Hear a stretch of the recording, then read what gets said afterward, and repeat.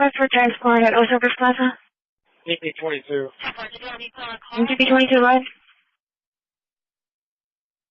The people was transported to shoreline. I added comments. We'll be clear. By the way, can I get a script, please? We advised off on the, I know the employees were just getting back there from a meeting. It could be that. I just literally passed by there. 358 eastbound at the Flower Bluff exit. George 3, boy 1324. Government plate. 145. I'll be cleared from county. I'm clear from county. 142.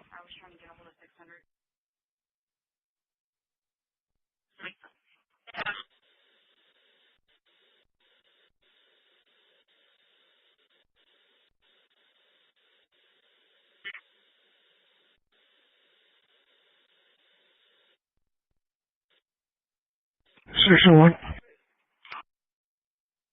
601.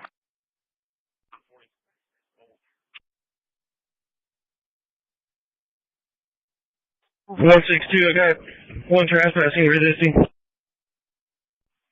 Transit 1010 radio check.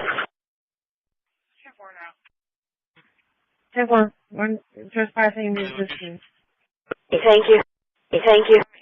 1028 on 8, John, Mary, David, 982. Not sure what state yet. It's a red Honda Civic. It's on his back. It's off of 1612 at this windmill. 205 en route to JP's office. 205. En route to JP. 319. Good traffic.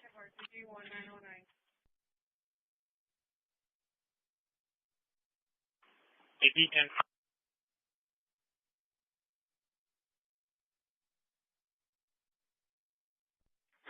Copy, please. Sam, X-ray Charles. 10. 8908. Shall we clear and out to 4445 Silver Hollow Drive?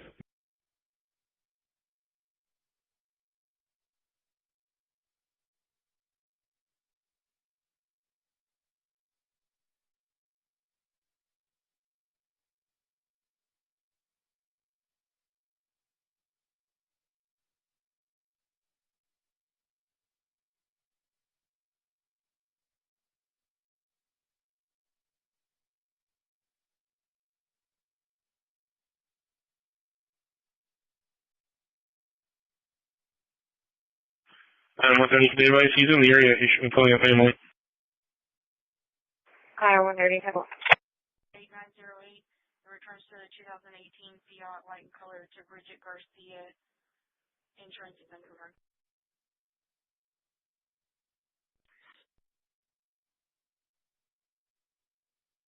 CP22, go ahead.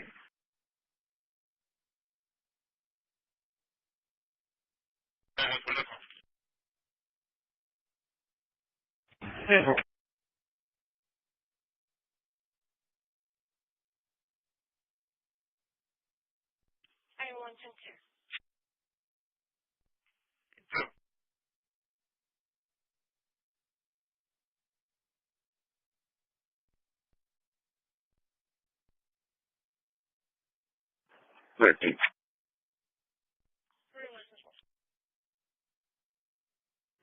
Go 3 Northwest Garden 0.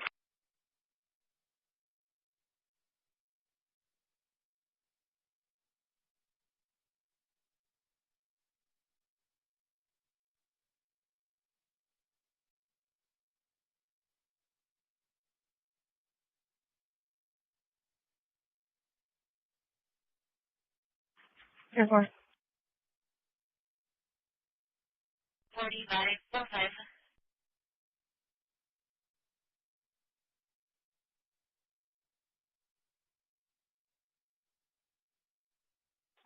600.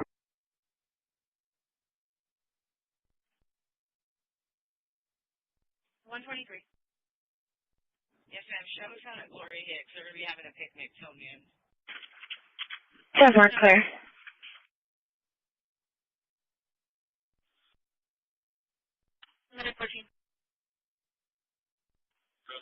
203. 10-4, did you want to be on a call or out of service?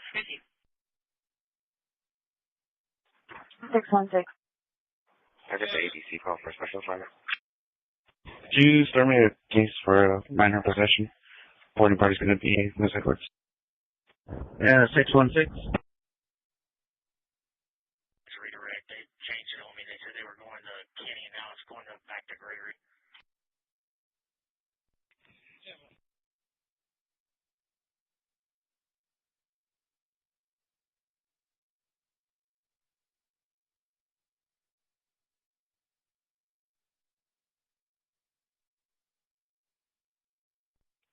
Engine 1.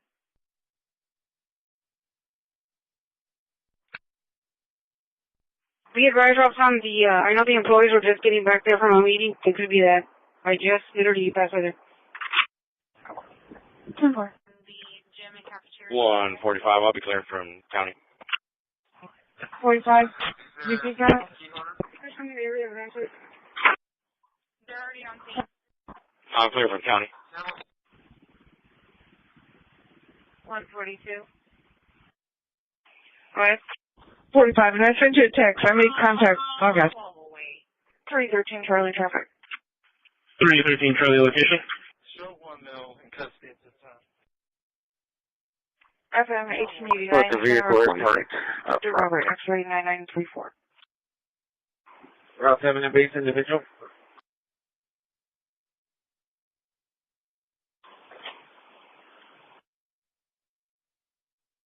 One 16.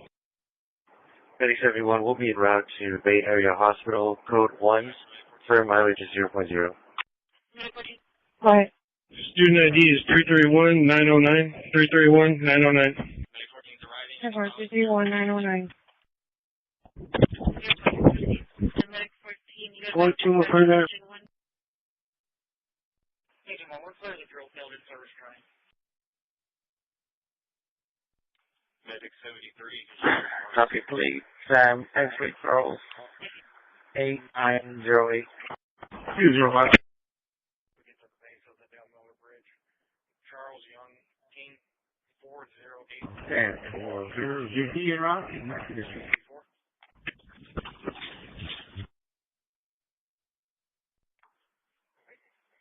Jason answer through dispatch.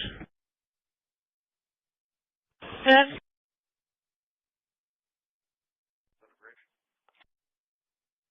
Show me clear and then out to 4445 Silver Hollow Drive.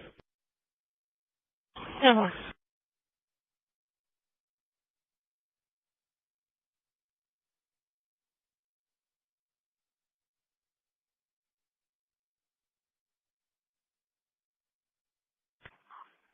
$323, return on Sam X-ray Charles 8908. Returns to the 2018 Fiat White and Color to Bridget Garcia. Insurance has been confirmed. 7-1, go ahead. King 8653. Sorry.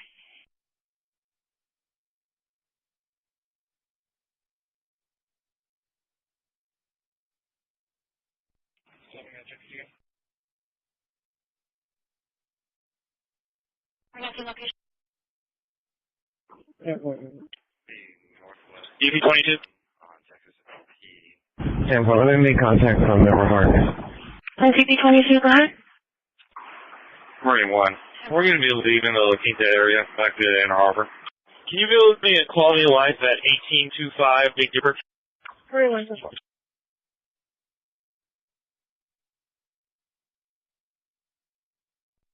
Right, Michael. Is there a county supervisor?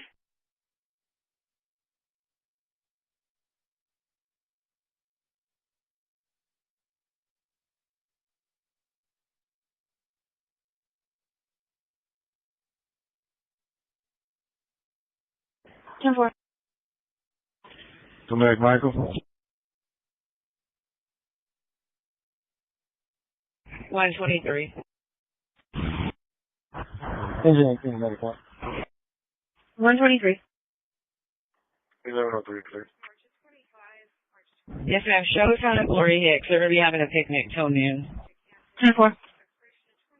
Yes, National 914. Yep.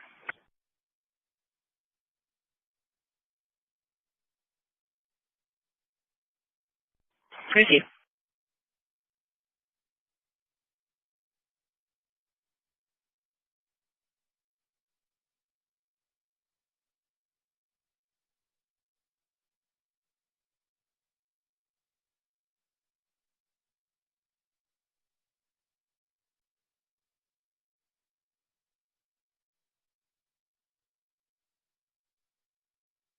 Six 61623.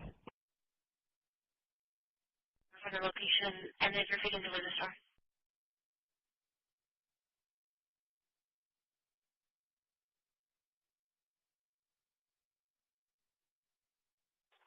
Engine 1.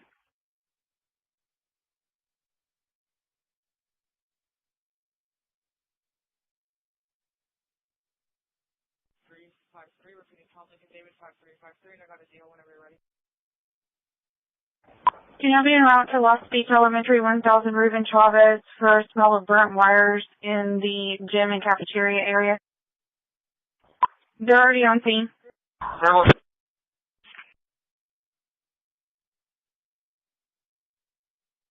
12-8.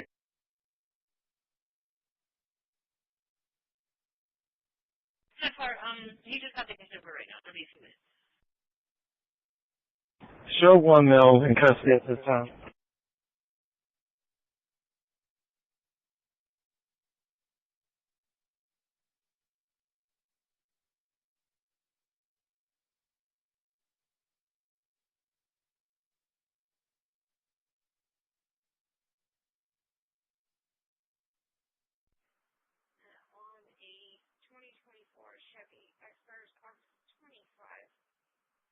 Dispatch engine 1. 24. But the vehicle is parked. An OB code. UC is 9012 at 401 Junior Bike. 401 Junior Bike. Still working off of Amos 1 on the 14. Yes, sir. You need to do an incident report on that person drinking alcohol at the stop when you come in. Medic 73 can show us on scene.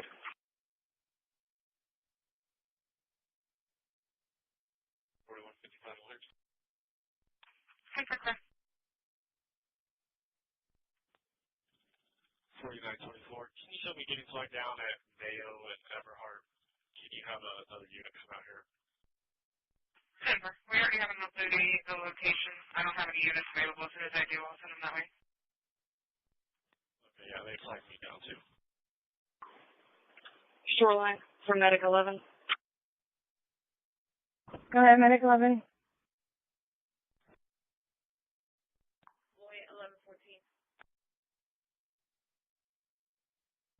I'm going to try not to back up the off-duty. It's going to be at 4730 Mayo.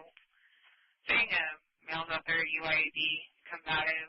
173, show me how to get. Just not cooperating. They started a medic also. Hi, boy, back.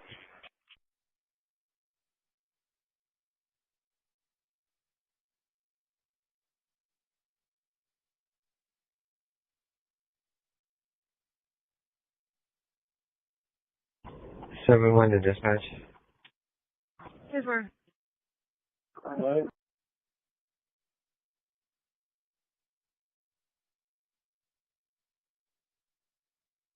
Okay, you asked me to make contact with 917. I'm having trouble reaching him on individual line. 917. 208.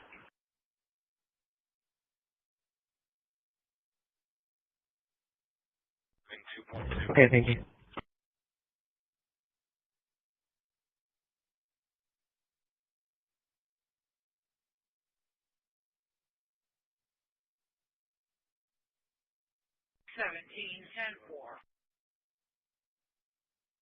We're shooting for your 4942 Blankoski. 319. Do you have to back up 313 on that Berkeley alarm? In the Gardens.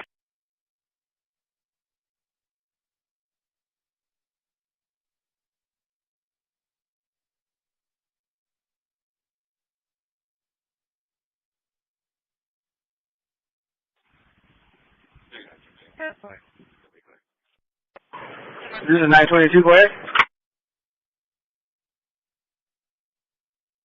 Sarge, I'm gonna grab this light. 10-4.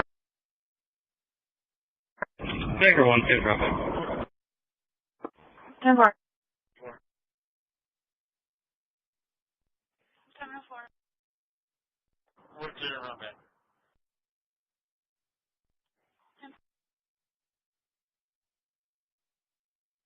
What is this with the 59? 505, 10-4.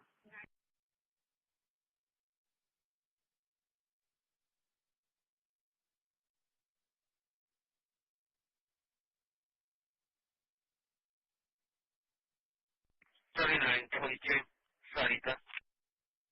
10-439, 223.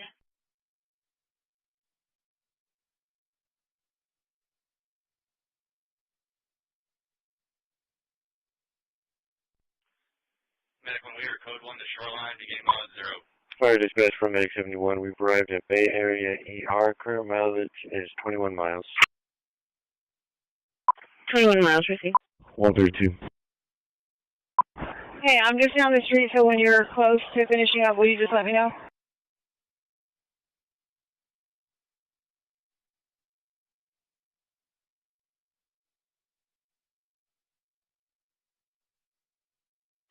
Yes, 10-4.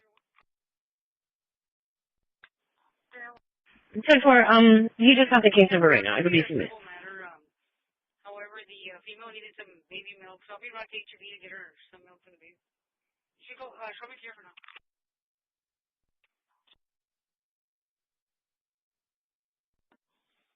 920, got one from the cottages to Walmart. 10-4.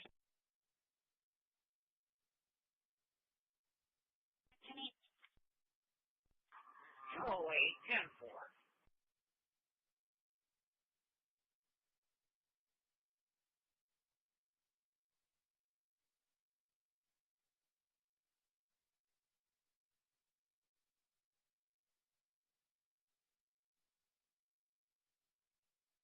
Yes, so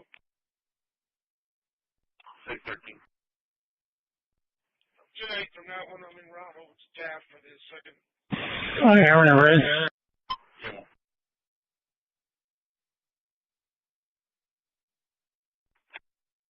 6-1.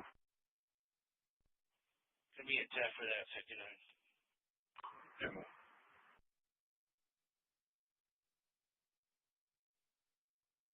Awesome. 621, 10-4.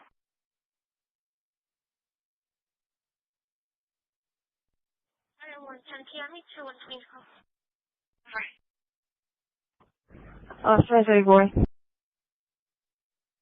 Boy, 1114.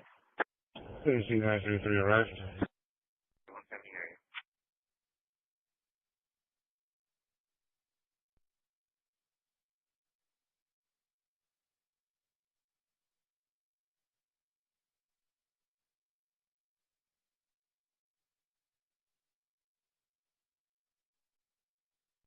Charlie 155, sir.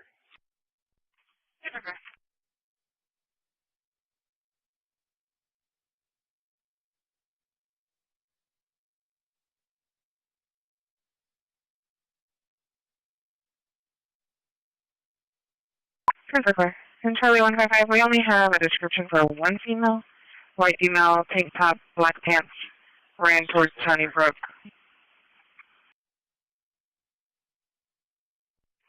643. 18 for the 59. 10-4. Medic 11 arriving 2.2. 505, 10-4.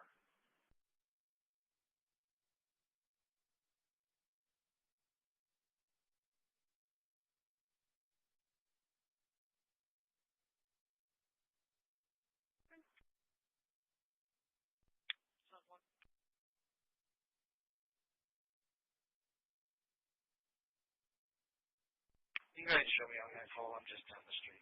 I'll advise on it. Minister? Yes, ma'am. It's been pending for a while. 145. Charlie 145. 155. 145. 1205. Served. I'm arriving at 2009 Market. I'm going to do a welfare check. See if I can make contact. 10-4. 02. Third Husky and Route 2 SD. said for me, not the SC. 704. 704.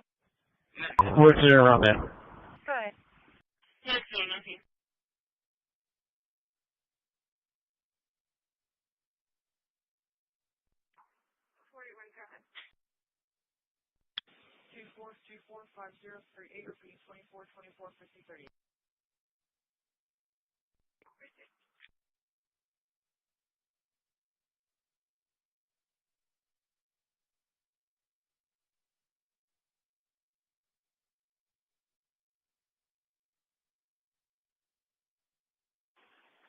Dispatch, medical on.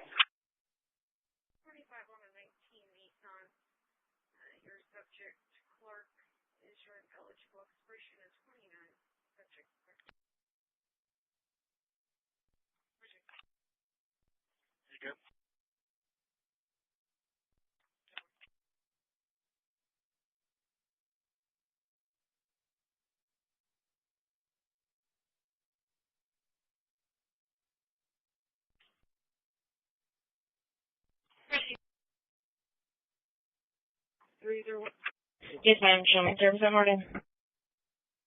10-4. Fire dispatch from Medic 71. We've arrived at Bay Area ER. Current mileage is 21 miles. 123 to 132. 132. Urgent for B10-4. It's going to be a civil matter. However, the female needed some baby milk, so I'll be right to HEB to get her some milk for the baby. You should go, show me here for now. Hey, I'm just down the street, so when you're close to finishing up, will you just let me know? Dispatch from Conrad. 10-4. Got a report that possibly Guardian may be en route. 6-4. If I didn't advise, I'm out of options. All right, 10-4. We'll be en route that way. 10-4. 605. 10-4. Hey, what do you think, Chris? I didn't hear. Medic 73.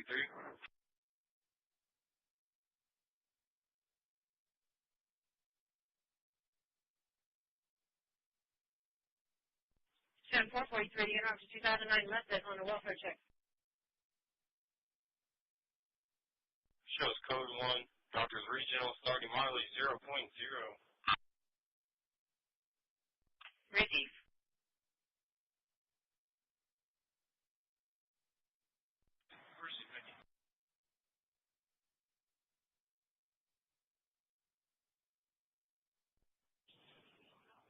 One 45, 119. 145. Can you call me? 10-4.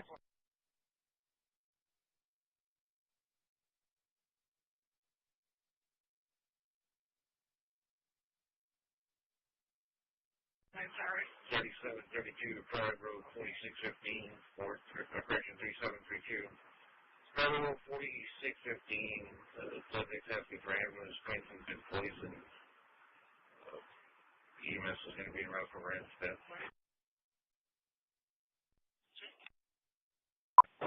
717 to dispatch. Passed up a passenger. He was not at the bus stop at Holly and Inglewood.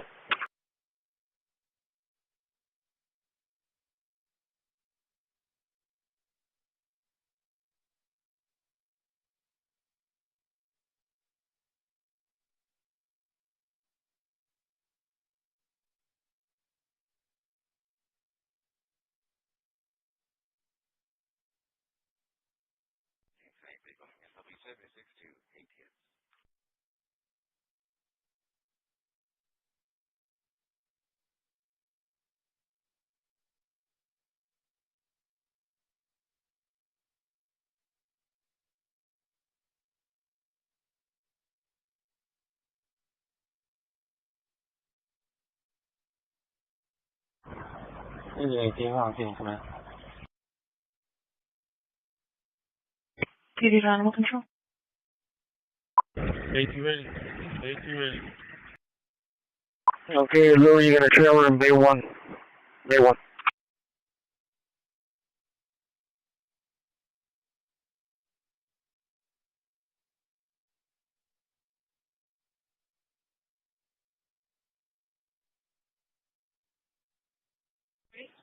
Medic 7 on scene. 145. 145.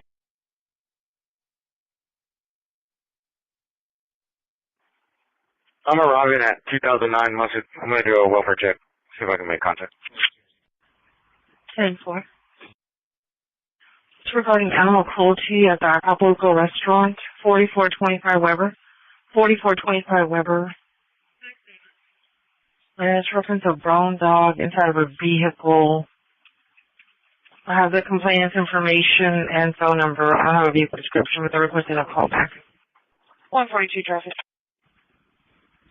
Go ahead.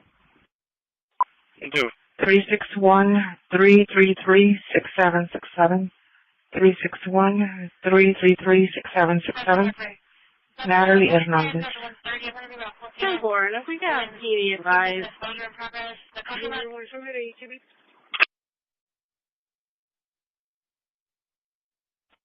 Available in quarters.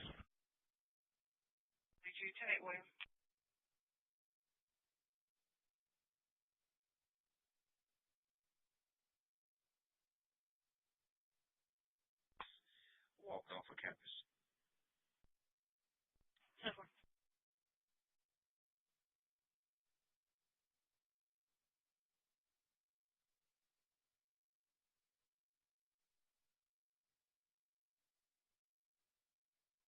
To 701 North Water.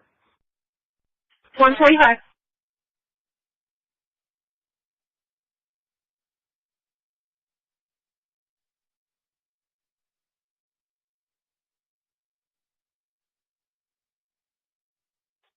Three 304.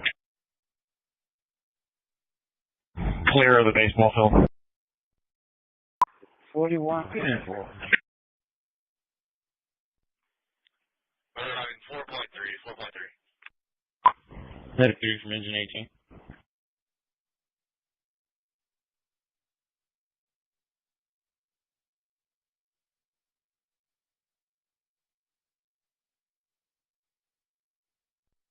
Dispatch 142, copy 27.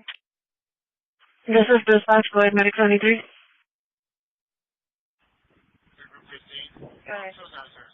Shows code 1, Doctors Regional, starting mileage 0.0. 2933-6770.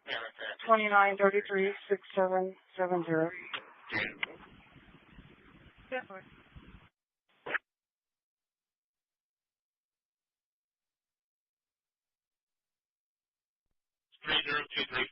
Can you call me?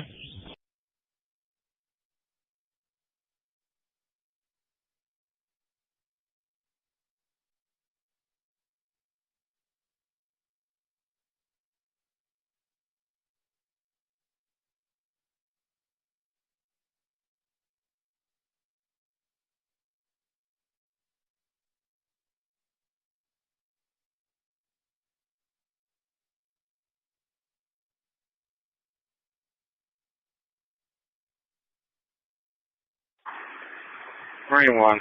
We're going to be back in the Inner Harbor.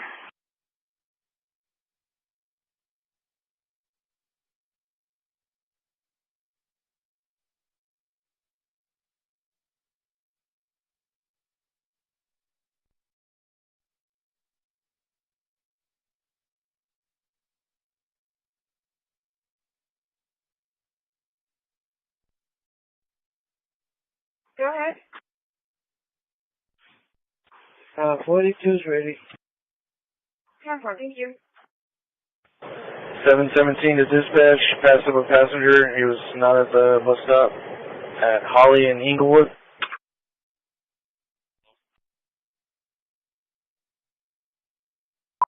10-4. Cheryl.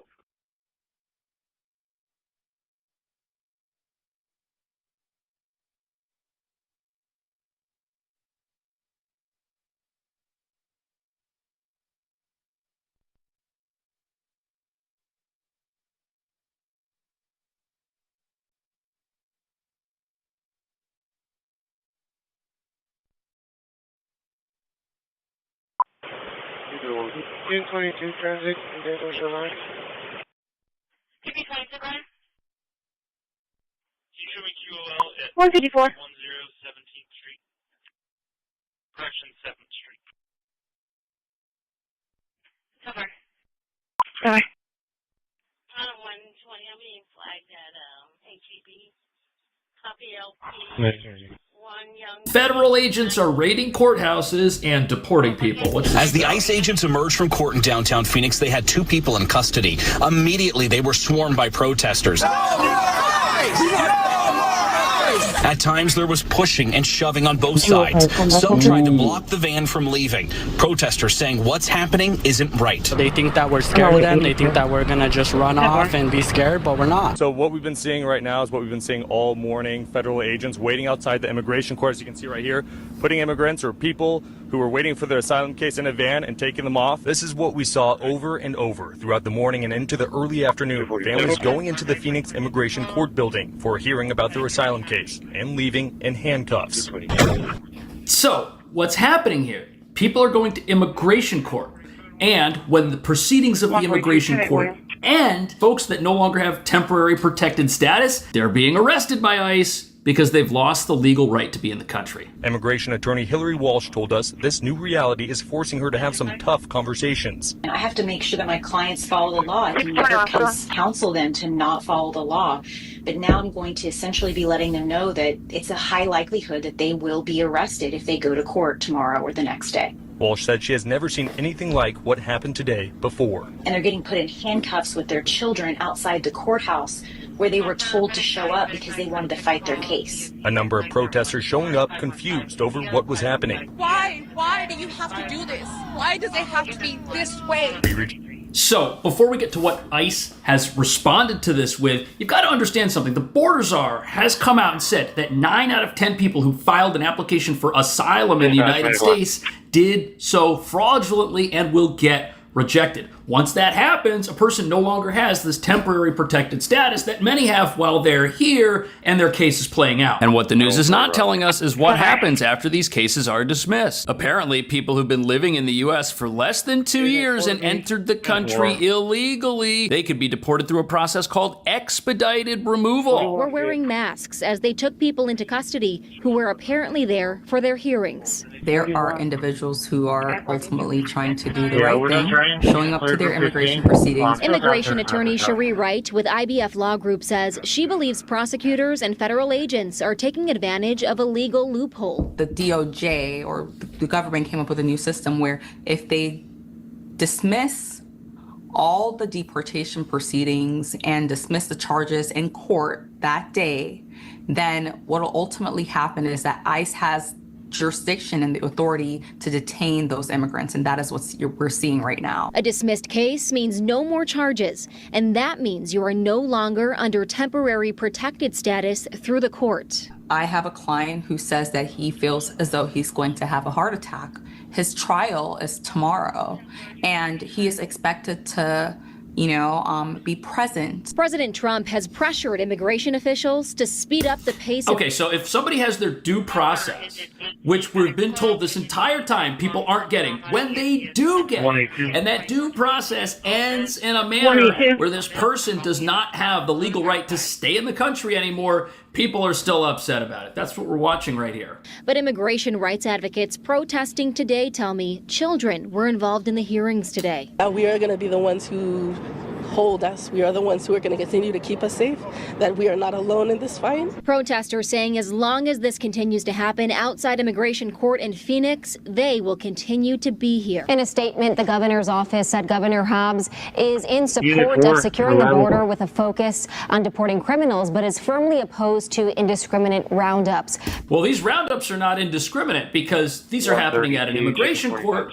where the people who are being taken into custody may go back to their own community if they're not taken into custody, which would be a violation of the law, and they no longer have permission to be here. But we know ICE has limited resources. They've only got about 6,000 agents that can even act in a deportation capacity, and there's something else going on at this courthouse because as you can see here, they've got the whole thing staked out. You can see those federal agents standing up there. They've been standing here now for maybe, 12 20, 30 minutes, and it does look like they're just watching, waiting for maybe something to happen, somebody to come out. So again, we're keeping eyes on this. We're going to be following this. Yeah, well, have you looked inside? Okay. Oh yeah, there are people in the van. Because you said earlier, reportedly here. They were using that van to take away, some of these folks, and so I'm just wondering if there's been, any activity lately, because clearly they look like they're waiting.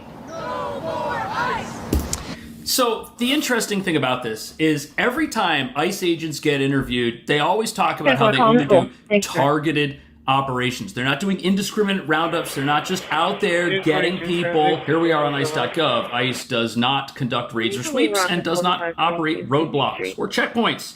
The use of these terms evokes images of indiscriminate targeting of neighborhoods and spreads fear in immigrant communities. ICE focuses its limited resources on those that pose the greatest threat to public safety, and they do not target people indiscriminately. That means the folks getting picked up here are on ICE's radar already for reasons that would probably terrify all of us. In a Fox exclusive, you're watching an incredibly rare interaction as the jail in Los Angeles transfers an illegal alien to ICE custody.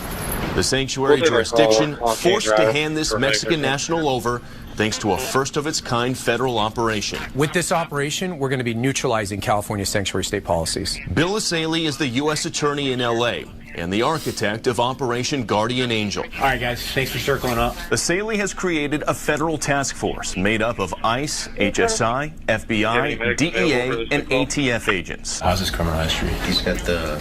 So, remember, limited resources, they can only go after the worst of the worst, and that's also what they're doing here in Los Angeles, picking people up at the jails of a sanctuary city that doesn't want to hand them over. They scan these criminal databases daily to find illegal aliens in local jails who have been previously deported from the United States. We have a warrant for your arrest. If they've returned to the U.S., they've committed a federal felony known as illegal reentry, and Asaley's office will immediately seek a criminal arrest warrant against them, which, unlike an ICE detainer, jails and sanctuary jurisdictions can't ignore. We're going to flood the system with warrants for criminal illegal immigrants that are in county jails. They can ignore a detainer, but they cannot ignore a criminal arrest warrant. So an ICE detainer, this is something that you hear a lot of controversy over, especially in New York where I'm from, where the local police, they'll arrest somebody who's very dangerous, they'll have them in custody, and ICE will say, hey, can you hold on to them? Can you detain them? So we can go and pick them up, and the NYPD is barred from doing that. So what happens? They release these people. LA, it's the same thing. They're releasing dangerous people back into the communities, and this is a way to pick those dangerous people up, in spite of the fact that their jurisdiction wants to let them go. Federal task force brought us with them as they went to Twin Towers Jail in downtown LA to take custody of a previously deported alien they found in their database and filed a warrant on.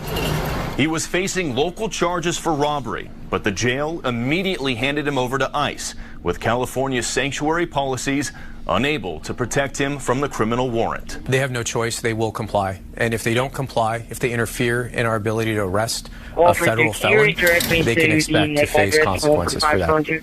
And task force officials tell us once they're up and running at full steam, they project they're going to... So I guess sanctuary city officials only care about protecting dangerous felons and gang members up until their own freedom and their own ability to live their own lives are at stake, because that's what's happening here. These people sell out the second they might be faced with a consequence. But speaking of consequences, we've also got footage of the Wisconsin judge who was arrested for helping people the federal government was after escape her courthouse. This is insane. To that new video obtained by 12 News just today, it's giving us our first look at the confrontation between a Milwaukee County judge and federal agents inside the county courthouse. Her actions that day leading to her arrest and indictment in a story that's now gone national. Judge Hannah Dugan is accused of trying to help Eduardo Flores Ruiz evade ICE agents. He was scheduled to be in Dugan's courtroom in a domestic violence case. 12 News Nick Sounds like a great guy, domestic violence. For the first time, we're seeing Judge Hannah Dugan outside her courtroom April 18th, wearing her black robes, appearing to confront several federal agents there to arrest Eduardo Flores Ruiz, a Milwaukee man and Mexican national charged locally with 3 counts of domestic battery. 3 counts! This video, released by Milwaukee County through an open records request, is part of the evidence in the case against Judge Dugan, who's charged with obstructing a federal investigation, concealing Flores Ruiz, allowing him to leave her courtroom by a different door after sending the agents to speak to the chief judge. Flores Ruiz, dressed in black with his attorney, is seen in several of the videos leaving by that other door. One prosecutors say was used by jurors and not open to the public. As he leaves, though, he is seen in the hallway, followed by another agent. As Flores Ruiz gets into the elevator to leave, the agent slips in as well. According to the criminal complaint against Dugan, that agent followed them down. The agent got them out of the building downstairs, and once backup arrived, they tried to arrest Flores Ruiz, who another video shows ran north out of the courthouse for nearly a block before agents caught up with him and arrested him. Federal agents arrested Dugan herself a week later. So that's absolutely ridiculous. We've got people all over this country who just do not agree with the idea of dangerous people who shouldn't be here losing their ability to stay here. And that, to me, is very bizarre, because this shouldn't be a partisan issue unless, of course, you hate the president who, in your mind, has brought about all this. Even though President Biden deported people, even though President Obama deported millions of people, for some reason, you think this is a new thing going on in this country and that it's all because of Trump. This quickly, or even when they're a part of an open investigation, particularly a federal investigation, do you know why the county released that video now? Well, that's unclear. We did ask, of course. We made the request immediately when the incident happened here at the courthouse. We did ask the U.S. Attorney's Office, which is prosecuting Dugan, about that video released today, whether they signed off on it or were even aware of it. They responded, though, with a no comment. More live outside the Milwaukee County.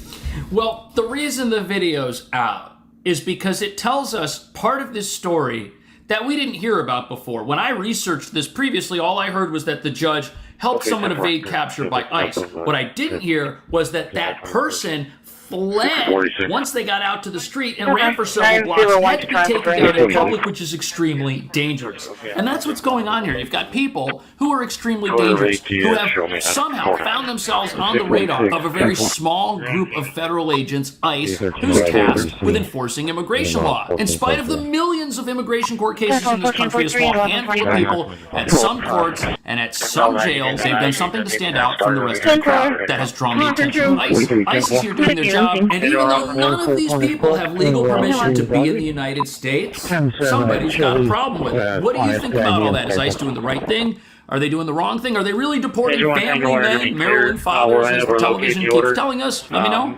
I'll see you in the next video. Going to be taking care of the call. They're here on scene.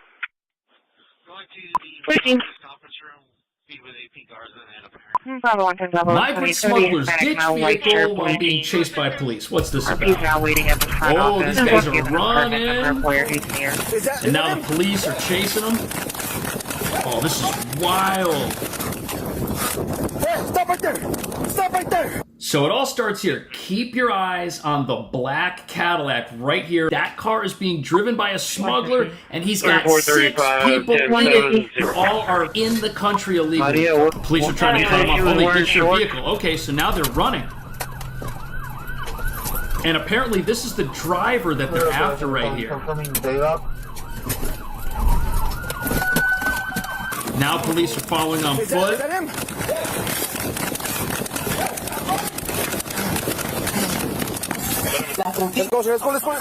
What? A citizen assists the pursuing trooper in apprehending the smuggler. Thank God, people in this country that are sticking up for law enforcement.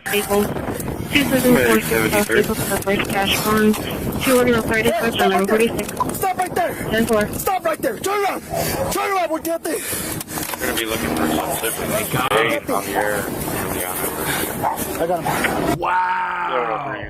So they didn't just catch the smuggler. These are the 6 people that were in the car with the smuggler who all just crossed in. Look at this guy right here. He's got the camo shirt. This guy, some of these other gentlemen, you can see their clothes are heavily soiled, like they were just coming across the border, sneaking into the country. This is what happens. You have people, they make their way inside a vehicle right after coming across, and the goal is for them to be driven to a safe house somewhere where they can disappear into the rest of the country. This kind of thing is happening. However, this is what happens after a smuggler drops off people they've been paid to transport to another part of the country. Here you've got a helicopter watching this silver car right here. Look at this. The passenger door's going to open up, and who gets out? So 2 people just got out of that car, and now they are hiding in this area right here behind this truck. They're not in the truck. They're trying to conceal themselves, and now the smuggler in that silver car is trying to drive away. There they are. Advising vehicles getting back on frontage. Black t-shirts, blue jeans. So they probably think they can blend in with all of this activity at the truck stop, but these guys ended up getting busted. However, the smuggler at this point is still on the loose, and here he is. Look at him speeding, driving into this residential neighborhood. Oh, that is so dangerous. Guy is all over the road. Look at this. This is just mayhem. Okay, that right there is somebody's front yard. There could be small children. This is incredibly awful, and it's disturbing that people are running operations like this in our country. This guy should be hit with the book when they catch him, if they catch him. 718 radio check. 718 radio check. They were waiting for him. Yeah, for the just crashed. I don't know how much more that car can take. Okay, no audio here, but that large SUV just ran him off into the road. Now we're switching angles. He is still moving. This is crazy. Look, he's drifting through that parking lot.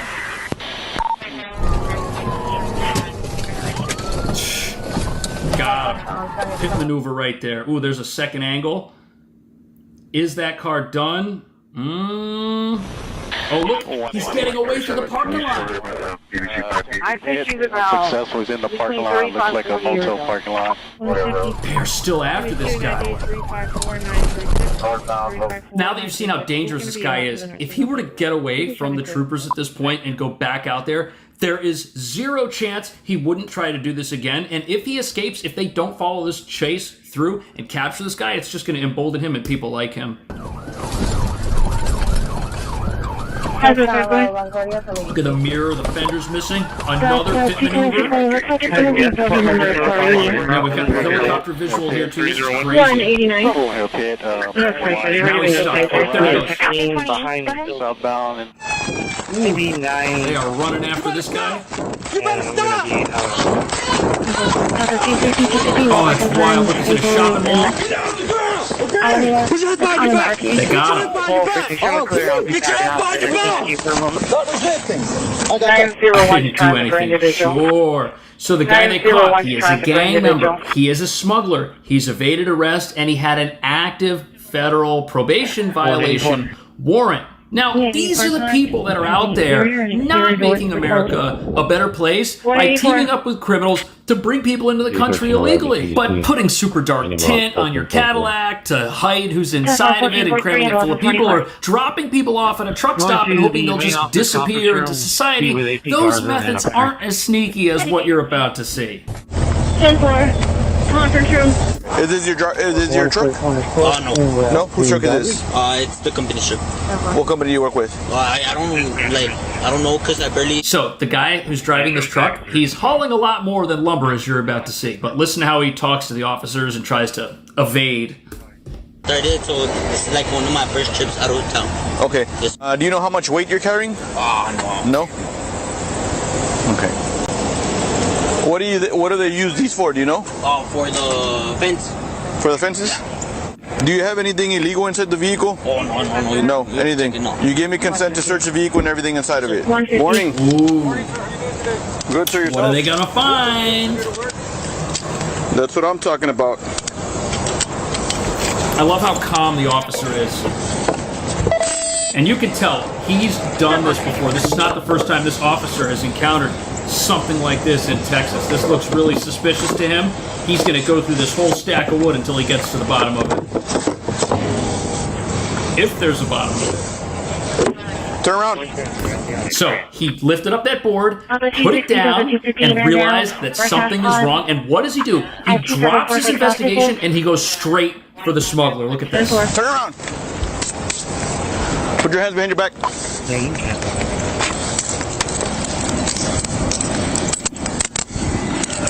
You're under arrest for human smuggling. So you can see here there's somebody else that's watching. I can't tell if that's another officer or not, but this guy's under arrest and there's people hidden in that truck. 1,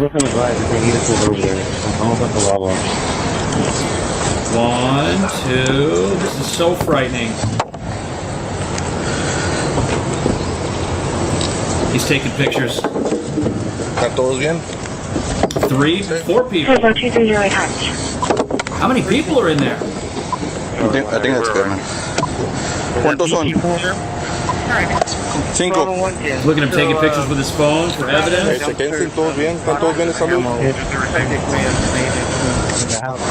Aquí siéntate enseguida, por favor. Wow. Estírese los pies. And here's the angle from the trooper's car. Now, this is incredibly dangerous because it's very hot out there, and when you've got people and they're hidden in some sort of compartment or some sort of enclosed space, there's not a lot of ventilation in there, that can be extremely dangerous. These folks look like they're okay, they're physically moving out of this pile of lumber. But as you're about to see, this next smuggling bus has even more people involved in it than anything we've looked at so far. Look at them, they're pulling over this massive trailer right here. Something must have alerted officers. You don't know where the insurance is? Is this your pickup? No, it's not mine. I'm Driving it for a buddy? Okay. It's a limo? Yeah, it's an older limo. Have you seen it? 97. It's all black, yeah. It's an all black, like a 97 Lincoln. So here's my question, man. Can I search that trailer? And the limo inside of it? Yeah. Okay, so what he's about to open up and find in here is absolutely shocking, but something must have alerted the officer to the fact that this was suspicious. There was something that he noticed that was just out of whack. He knew to pull this guy over. They must get so many smugglers here that even the smallest thing that doesn't seem quite right clues them in, but look at what he finds inside.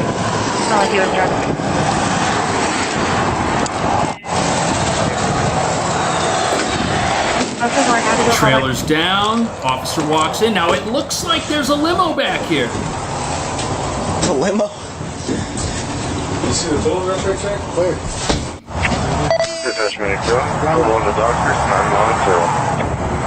They've got some device plugged in here. I don't know if that's part of the trailer. Oh, it's a drill. Hey bro, I need that square bit. So what they're doing now is they're using this drill to remove part of the wall of the trailer because the limo isn't what they're after. And there's nothing inside the limo that they're after. Instead, that dusty old limo and those tires that you saw, they are in this trailer to conceal something else.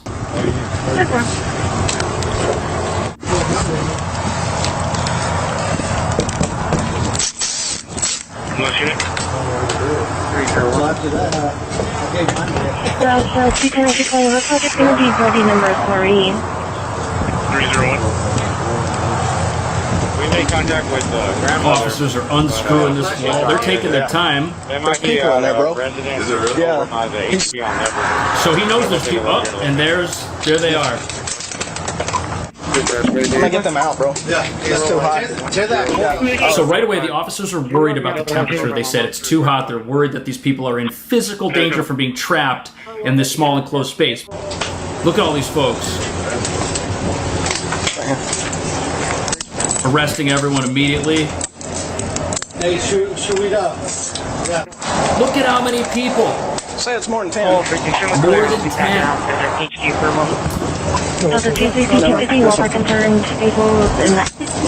Now, look at how dangerous that was. You can see the perspiration on some of their clothing. These guys were wearing long pants. They're in that very tight space. There were 16 people in the back of this trailer. That is absolutely ridiculous. That's cruel. Look at that. Look at the small space. 16 people in this very small compartment. What do they have here? They have a bunch of battery-powered fans, which probably aren't doing a whole lot. The temperature in there had to have been over 100 degrees. That is incredibly frightening. But even though all the troops we've sent to the southern border are doing a great job, and Texas Public Safety is doing a great job stopping this problem at the source, the real problem that we've got in America is that inside the country, you've got activists who think all of this is wrong. Say protesters at the site of a newly opened ICE detention facility in Newark. And Newark's mayor also condemning the opening. It's an issue of human rights. It's an issue of due process. Mayor Ras Baraka sounding the alarm over a detention center in Newark being run by Immigration and Customs Enforcement. It was recently leased for $63 million annually from a private prison group known as GEO. So the mayor of Newark is more worried about the quote-unquote inhumane conditions inside an ICE detention facility in a building in New Jersey built according to U.S. standards than he is the safety of the people who are being transported over here in the back of trailers or hidden underneath wood or crammed in the trunk of a car. And this is the same tactic that activists always use to shut down any kind of operation like this. They say it's wrong, it's inhumane, there's violations. First responders at risk, violations that put detainees or workers that are there at risk. And now Newark is suing, saying more inspections from the fire and city health department are needed to ensure the safety of those being held inside. ICE was previously on the record saying they are indeed housing detainees inside the facility known as Delaney Hall. Okay. So the mayor of Newark, I don't know if he's watching the same videos that you and I are watching, but the people that they're finding are people in a very dangerous situation. Border Patrol, Texas Department of Public Safety, they are rescuing people who are being brought over here for purposes that many of us will never fully understand. A lot of these people are being trafficked by criminal organizations into the clutches of criminals where they will be put to use for those criminals. But the only human right violations here, according to the mayor, and not just the mayor of Newark, mayors all over the place that are against this in sanctuary cities, are because of ICE. What do you think about that? Should people come into the country the right way? Is ICE the bad guy here, or are the smugglers building false walls and trailers the bad guys? Let me know. Thank you so much for watching. I'll see you in the next video. South of 1726. 77 southbound south of County Road 1726. What we got with Robert Paul. Thank you to American Financing for sponsoring this video. The attacker strikes at all times of the day across Brooklyn. Police say each assault is escalating, becoming more violent. This is exclusive. So Brooklyn is falling apart from a public safety perspective, and things just seem to be getting worse. Because over the last few weeks, there have been multiple frightening incidents, all happening one after the other, with police and investigators arriving on the scene in force, but only after everything's over. But the worst part is nobody in charge here seems to care, which makes it look like this is being allowed to happen on purpose. This is exclusive video obtained by News 4 of a man wanted by police. Watch as he walks into this Brooklyn store. The guy in those squeaky clean white shoes spends several minutes hanging around before police say he attacked a 60-year-old woman. Police are asking for your help to find 3 people they say are connected to a home invasion. 3 people entered the home and threatened a woman inside before stealing a safe containing around $15,000. Police remain here on scene, focusing much of their attention at this home here behind me. They say the incident stemmed from a domestic situation involving a 49-year-old man. There are now more burglaries, grand larcenies, and auto thefts being committed than there were a few years ago, and according to the NYPD, these crimes are being done by repeat offenders. Well, they've been terrorizing the streets of Brooklyn for years. But tonight, more than a dozen alleged gang members are under arrest. Gotta wait till 06. One of the teams goes to pick up one of the pre-indicted suspects wearing tactical gear and carrying special equipment.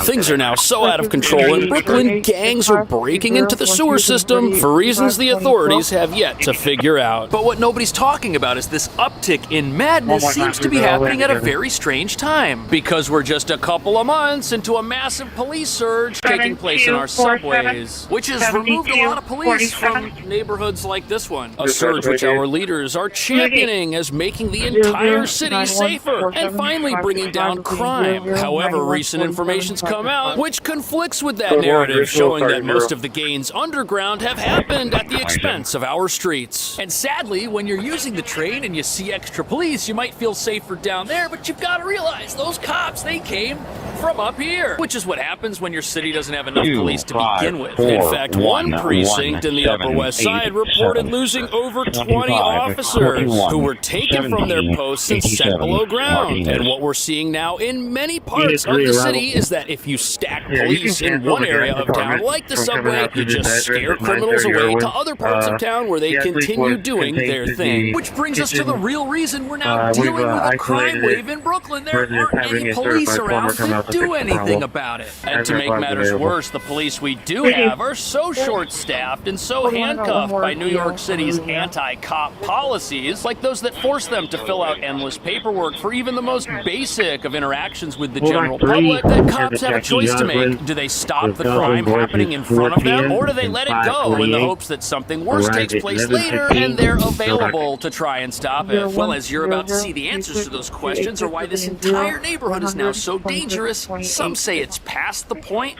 of no return.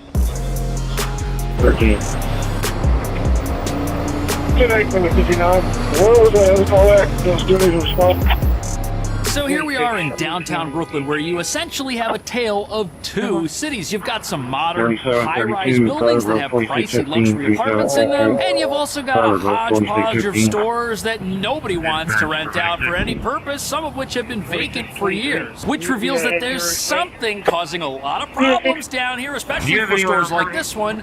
And that problem is a growing criminal underworld. This is exclusive video obtained by News 4 of a man wanted by police watch as he walks into this Brooklyn store. The guy in those clean white shoes spends several minutes hanging around before police say he attacked a 60-year-old woman near Fulton Street and National. So there's a lot of crime down here, no question about it. But what's most frightening is when you have individuals who aren't wearing any mask, aren't even trying to hide themselves, and they're out there just singling people out and going after them. That happened right over here by these stores. And although this might not seem as wild as some of what's taken place in this neighborhood over the last few months, you know a particular area of town has reached rock bottom when mopeds are riding on the sidewalks and when thugs prowl them as well. This 7-Eleven appears to be the store where this guy was caught on camera. And across the street, you got these high-end luxury apartments coming in, but on both sides of the 7-Eleven, you've got stores that nobody wants to open, and that's in spite of the city trying to keep this place clean, because you can spend all the money you want cleaning the sidewalks. That's not going to stop a crime problem, which our laws do not allow to be cleaned up, because by not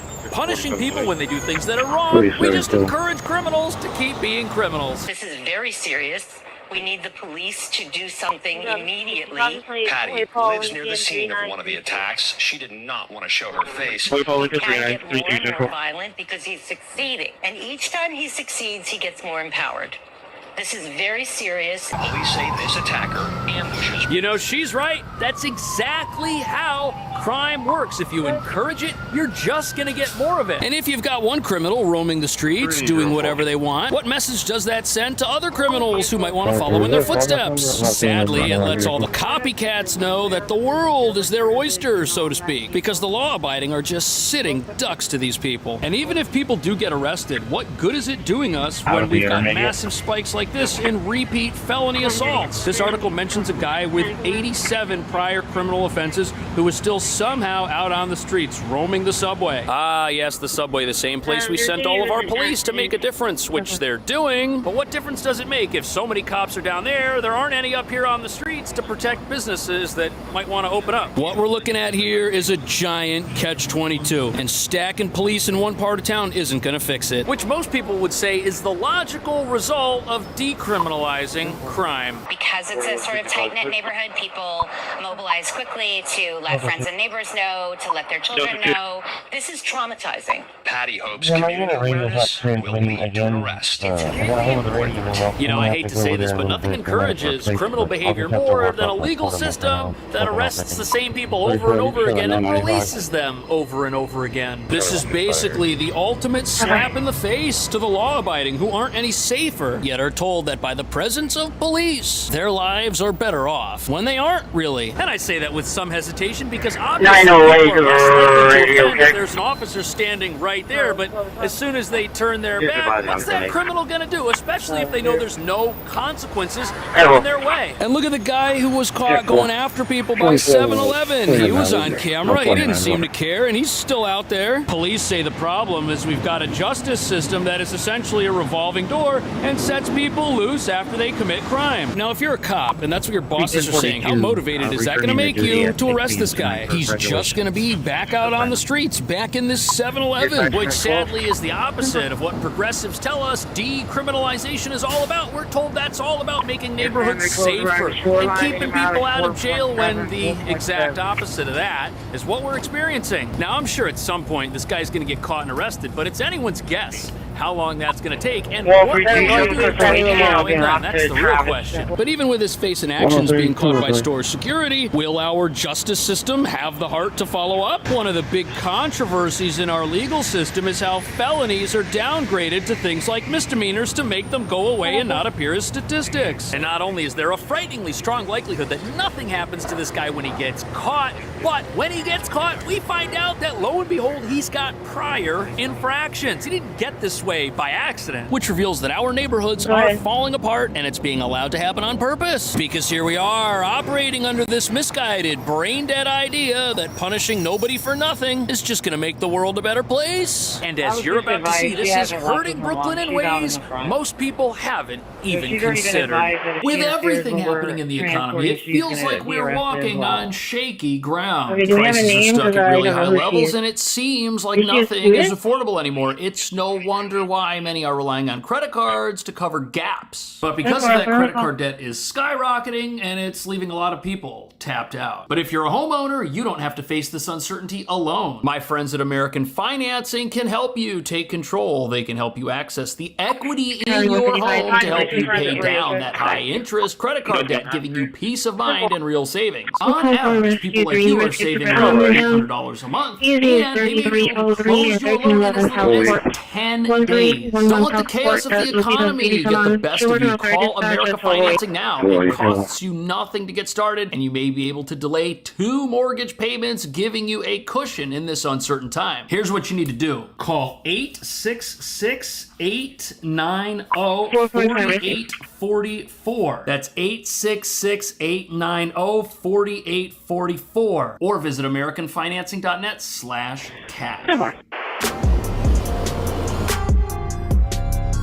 37 around 4.7.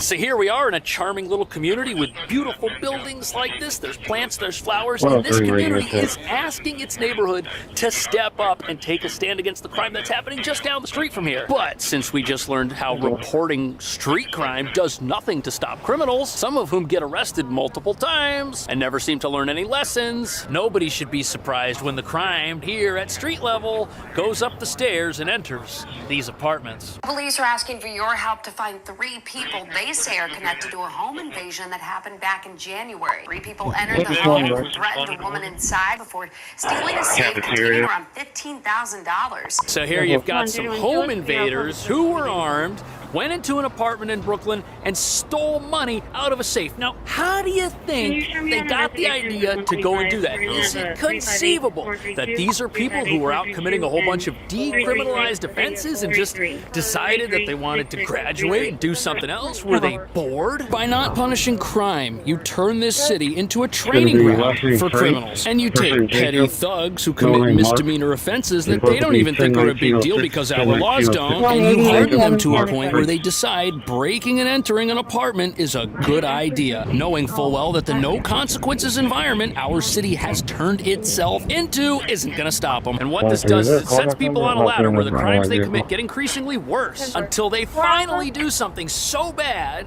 that this happens. Well, they've been terrorizing the streets of Brooklyn for years with guns and violence. But tonight, more than a dozen alleged gang members are under arrest. Our Lisa Evers was there for the exclusive takedown at an early morning raid. So a few months ago, this massive gang takedown took place, and everybody was cheering it. But the problem is, nobody was asking the right questions. Like, how did these people decide that becoming gang members was a good idea? Is it possible that since our justice system fights crime with one hand tied behind its back, that these criminals decided to terrorize Brooklyn because there was nothing standing in their way? This is because the real problem New York has is called recidivism. Look at this. Since 2018, offenders with 3 or more arrests in a single year for the same crime, numbers are up 147%. The only lessons people are learning is how to not get arrested next time and spend a few hours in the back of a police car. We're just teaching the criminals who invade homes or rob stores or go after others that they're allowed to keep doing it. That's why when you enter stores in this city, every single thing is locked up because no matter how much someone steals and how many times they get arrested, the stores know nothing's preventing them from coming back and trying again, so now it's on them. And the reason you've got gang members is because not everybody wants to steal from CVS forever and resell that stuff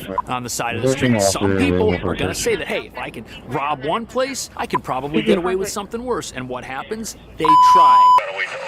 One of the teams goes to pick up one of the pre-indicted suspects wearing tactical gear and carrying special equipment. Returning to duty at 15 outside this apartment complex. Look at that. You've got half the police force out there with special equipment taking these criminals down. We're already short-staffed on cops. And what do? We wait until criminals do something really horrible and get really bad, and then we have to send extra cops to go get them. And what does that do? It just magnifies the staffing problems we've already got with our police, leaving more streets and neighborhoods unattended and unguarded, which just allows more of the same types of crime many would say are already out of control. The New York Post has a poll. Do you feel unsafe in New York City? Uh-oh, those aren't great numbers, but this is what happens when you hobble your cops and prosecutors by state laws meant to keep crooks free and happy. And if you thought it was bad enough that people get arrested and let go over and over again for the same types of crimes that are caught on camera,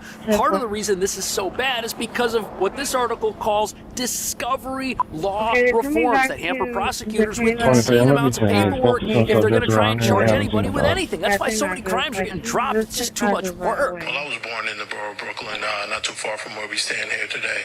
I have family that lives here.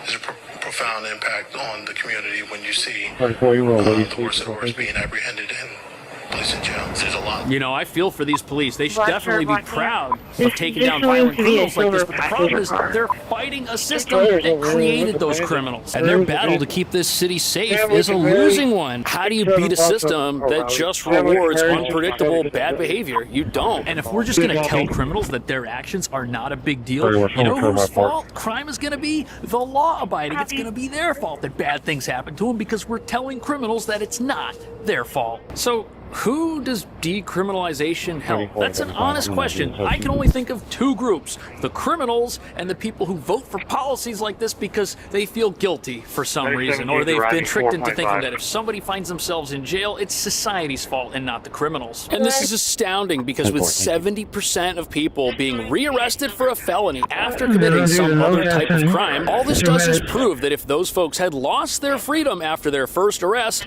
100% of their repeat offenses never would have happened. But the truly frightening thing here are charts like this that show major types of crime that people really care about all higher than they used to be. And this is happening in a very short period of time. But the real problem is as we dig and search for the root causes of crime, when we see actual crime, we don't do anything about it because we don't think it's the problem. And our city is so busy making up excuses for why crime here is out of control and getting worse that we just refuse to do anything about it. What should we do about it? Should people get released constantly? Is that how they're going to learn lessons? Or is it unreasonable to assume that you could stop 100% of repeat offenses by putting people in jail the first time they do something wrong? Let me know. Thank you so much for watching.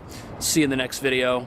Surveillance video shows the moment 10 to 12 teens ambushed 3 victims in what Police Commissioner Jessica Tisch described as a Wolfpack-style robbery. All of them are repeat offenders. So this video of gang members assaulting police and robbing people has many New Yorkers totally shocked. But they shouldn't be, as this is the very same gang that's been quietly taking over Manhattan for the last 365 days. And not only are all of these repeat offenders in the country illegally, as a sanctuary city, New York's laws actively help them evade deportation while continuing what some are saying is an unstoppable crime wave.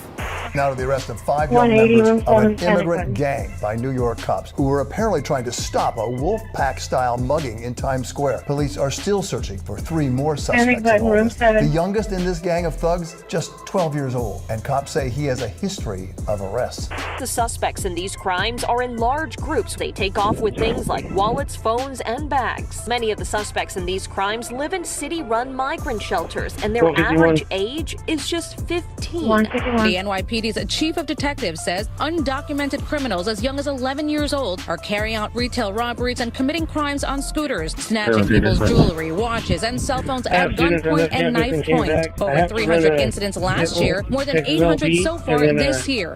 They're all said to be members of Tren de Aragua, the violent Venezuelan gang. Shortly after these latest arrests, ICE agents attempted to question the teens at the Midtown South precinct and were turned away. We'll see what's going on, see how things are. So New York is being taken over by teenage bandits who've been committing crimes ever since they came to America. But what nobody's talking about is this unstoppable gang of super soldier criminals are the product of two of New York's progressive policies. And the first of those is our sanctuary city policy, which allows gang members and dangerous individuals to live here without any worry of deportation, which explains how these thugs can walk out of their Midtown Manhattan shelters and commit crimes so easily and so regularly. But sanctuary policies alone don't tell the whole story. The other problem is New York City does not treat teenage criminals as adults, which is why they can keep committing the same crimes over and over again without facing any consequences. And these crimes keep happening on a regular basis right here in the middle of New York City, Times Square, where you can't walk more than 2 feet without seeing signs telling you how safe this place is supposed to be. Except it's not, and anyone here could be targeted by these criminals who law enforcement knows are out there roaming around right now. And that brings us to the real reason why this gang is such a problem. Our laws not only created them, but our humanitarian asylum crisis continues to enable them. Because as a sanctuary city, the two hotels these thugs operate out of, the Row Hotel and the Roosevelt Hotel, ban police from coming inside, unless they have a warrant for a specific person, who in this case would be a teenager recruited by upper-level gang members, specifically because they can shoplift and steal as much as their gang demands, and there's no law that can stop them. And as you're about to see, this signals to criminals who want to live in America as long as possible and never get deported that they too should come right here to America's largest sanctuary city.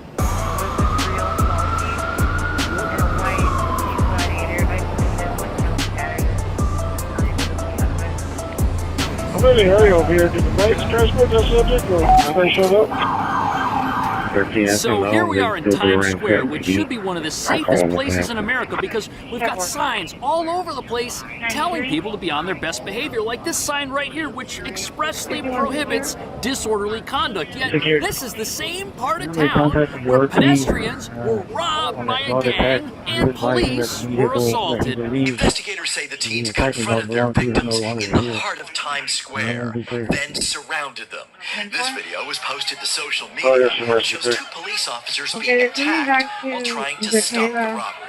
The officers engaged the group and attempted to break up what appeared to be a Wolfpack-style robbery. Instead, they were ambushed. So once you understand how unbelievable this recent event was, you'll also realize why New York City will quickly become the criminal capital of America if it hasn't become that already. Right now, you've got gang members singling people out and surrounding them in massive groups. Groups that are so large, no escape is possible. And what are these victims to do? They've got no choice but to surrender and hand over their belongings, in spite of the fact that there is a police station here, along with the offices of some of the biggest news organizations in America, whose local affiliates have been televising this gang's reign of terror ever since it started 1 year ago. A reign of terror our police, sadly, are powerless to do anything about. 4 are under arrest. 3 others are being sought tonight.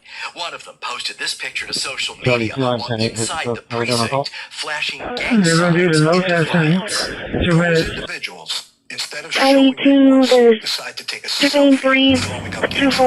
So right over here, this is the exact spot where those teenagers went on their crime spree. But my question is, what exactly do they have to be remorseful about? Yes, they obviously did something wrong, but in their minds, since there are no consequences and these are all repeat offenders who keep getting let out of jail, how bad can it really be? Our city is telling them that their actions aren't that big of a deal. Winding up in the back of a police car, that's just not that big of a deal to these guys. boys, they've experienced that before and nothing's come of it. All thanks to New York's decriminalization policies, which let people off the hook time and time again for offenses that anywhere else in America would land you in the slammer. But it gets even worse because all of these criminals came into America without permission. How the teens managed to use a cell phone while in custody is being investigated.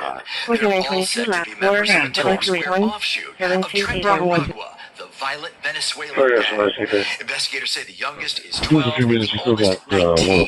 The gang's 37 alleged members have been arrested. Now you'd think this would be a giant I told you so moment for the city of New York, because if you're going to harbor federal fugitives and you're going to decriminalize the actions of people under the age of 18, you've got a recipe for a disaster. And nobody should be surprised that criminals have figured out this is how our laws work and have found a way to exploit this by deliberately recruiting people who can commit crime and never be punished. And in New York, it's the law that these criminals who are attacking groups of people have their cases automatically sent to family court because of their age, which gives adult gang members the ability to recruit people who are essentially super soldiers with get-out-of-jail-free cards that never expire. And now we've got a situation where the adult Tren de Aragua gang members New York has moved into its asylum shelters are recruiting in those very same places. All the teenagers that live there, these are the folks that are joining this dangerous gang. Make no mistake, this is not low-level crime. It's organized violence carried out by gang members that we've already taken off the streets for preying on New Yorkers. It's what happens when repeat offenders are allowed to cycle through arrest after arrest without meaningful accountability. It's what happens when there are no real consequences. So that is the chief of police, and she's right. The no consequences environment here has created the nightmare that is unfolding before us. But it gets even worse because ICE tried to deport these people, and guess what happened? Shortly after these latest arrests, ICE agents attempted to question the teens at the Midtown South precinct and were turned away. The NYPD does not participate in civil immigration enforcement. Immigrants' rights advocates. Well, I guess the NYPD can participate in rearresting these guys again as they've been doing, because you heard it right there. No consequences, and these guys are being protected by New York's sanctuary city policies. And it's maddening to anybody with even an ounce of common sense that criminals can be attacking people in what is supposed to be the safest place in America, only to get released after being arrested before ICE can even pick them up, essentially allowing them to stay on the streets forever. And activists are so proud of this. They think every single time gang members get released before being deported that they've somehow figured out a way to stop Donald Trump and his evil agenda for America. When the reality is we have super soldier criminals roaming our streets and nobody can stop them. And as you can imagine, our leaders here are embarrassed by this. They're under an immense amount of pressure to do something to keep the general public safe. The only problem is the plan they have won't be allowed. Testify later.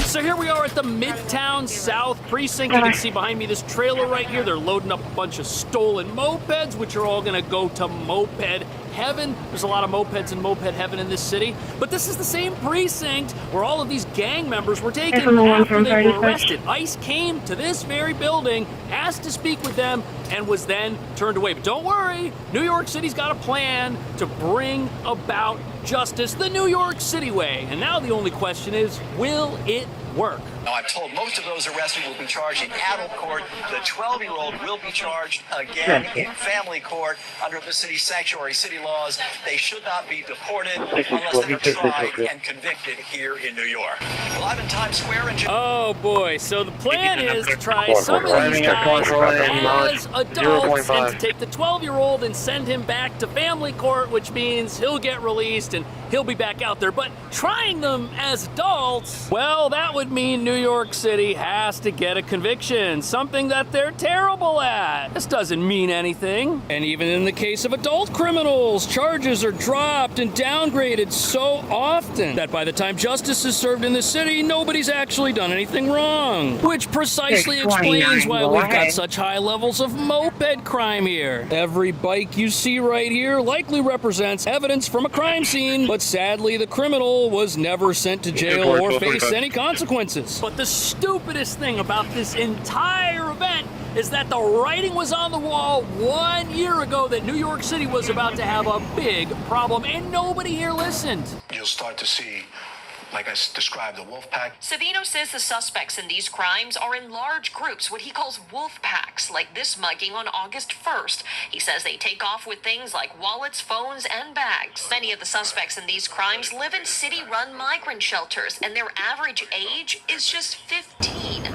Police arrest. So the thing that makes me doubt New York City's ability to bring about justice is these guys have been on the street last year committing crime. In fact, some of the same people associated with this gang that attacked cops in Times Square are pictured on these wanted posters from Central Park a year ago. These guys apparently live at some of the nicest asylum shelters in town, like the Roosevelt Hotel and the Row Hotel, two former luxury hotels plagued with violence, which are safe havens from police and ICE, as nowadays, because of our laws, cops can't go in without a warrant. They can't run the halls policing it, stamping out gang activity. Oh no, because for some reason in this city we somehow believe that immigration and law enforcement are toxic to one another. The NYPD's chief of detectives says undocumented criminals as young as 11 years old are carrying out retail robberies and committing crimes on scooters, snatching people's jewelry, watches, and cell phones at gunpoint and knife point. Over 300 incidents last year, more than 800 so far this year. When we do make arrests and we're able to charge them on 4, 5, 6 incidents, when they go before a judge in New York City, they're released on their own recognizance. They're not offered bail. So the same justice system that's proven itself incapable of stopping these criminals for a full calendar year is now going to take it upon itself to stop them. I don't think that's going to work. And we've got articles detailing the exploits of some of these teenage bandits who have been in and out of jail more times than we can count. And the article specifically mentions a 2018 New York law called Raise the Age. And it was back then when our laws decided nobody under 18 was responsible for criminal behavior. Which explains why these teenage criminals have never faced justice. They keep getting their cases kicked out of court because they're too young. Which means our legal system has concluded boys will be boys, and there's nothing anybody can do about it. But here's the thing, if ICE were allowed to come here and do their job, we wouldn't even be having this conversation. ICE officials stressing that in some local jurisdictions, they refuse to honor immigration detainers, releasing alleged migrant offenders back into the streets. But for his part, Mayor Eric Adams argues that a large number of New Yorkers here believe that those convicted of dangerous crimes should be deported and that he fully supports. So ICE is here. They are in New York City, but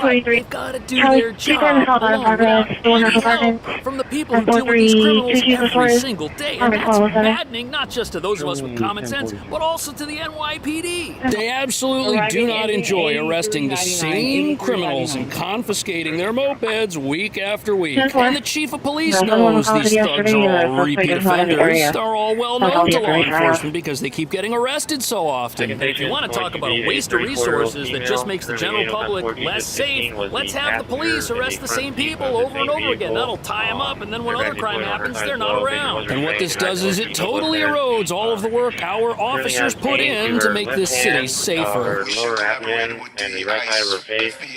Vitals 130 over 80, heart rate And you know, something that I think we really mix up in this conversation. ICE is not a criminal organization. ICE is a law enforcement organization.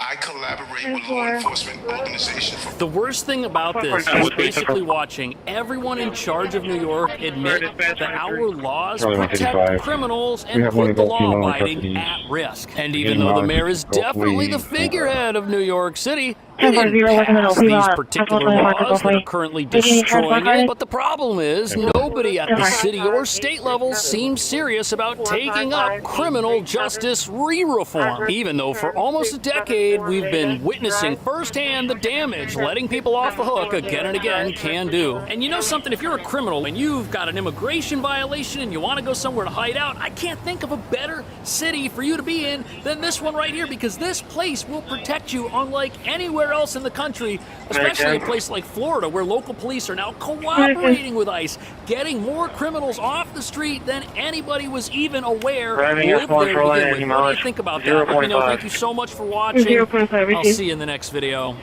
The Trump administration is handing down another congestion pricing ultimatum and funding threat. He is not playing around anymore. In a letter, he threatened to pull funding for road construction projects, not just here in the city. So President Trump is making good on his promise to take back these streets and eliminate New York's hated driving taxes once and for all. But New York has refused to turn off their money-generating cameras, which toll every car on the road in what many say is a socialist redistribution scheme to take away the freedom of drivers while forcing them into our crime-ridden subway. Something the president says overwhelmingly hurts New York's middle class to unfairly benefit the rich.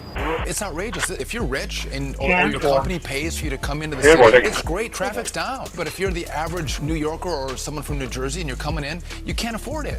Supposing you worked in a shoe shop or you worked in a restaurant as a waiter and you have to come into Manhattan and they're taking, many dollars out of your pocket, can't afford to do it.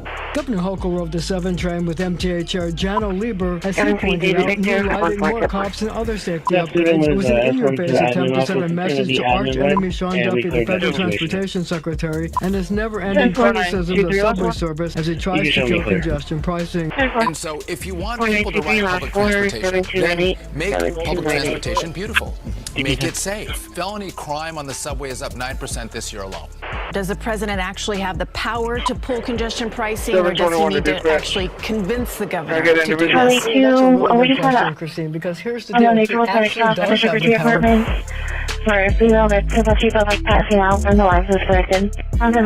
So New York City is now suing to stop President Trump from taking away their loot machines, which have been up and running for several months. But what nobody's talking about is that although these driving taxes have been rolled out and put into effect, none of the promises they were supposed to deliver have been kept. First, people were told that in exchange for paying to exercise one's freedom of mobility in a car, the MTA would get all those taxes and make some big changes, which would involve turning the subway into a shining public transit system the world would be jealous of. But anybody who's visited the subway recently will tell you that those promises they haven't happened at all. In fact, things down there are getting worse. And it's not just the infrastructure which continues to rot away and collapse on a daily basis, in spite of the fact that New York City has been taxing cars to fix this place for the last 5 months. No, it's also becoming less safe, and today assaults are 50% higher than they were just 5 years ago. And that brings us to the real reason the president has to step in and shut off these cameras. They were turned on in exchange for promises that were either fake to begin with or that our leaders have no intention or ability to keep. But they are keeping the money these things make every single day, which the Trump administration now wants permanently disabled, threatening not just New York City, but the entire state with a funding freeze on infrastructure projects if the city doesn't stop stealing from the poor to improve the neighborhoods of rich people by reducing traffic and pollution in Manhattan at the expense of every other borough in New York and every city and town across America. Because as you're about to see, these driving cameras, they don't just pose a threat to New York City. Oh no, they pose a massive threat to our entire country.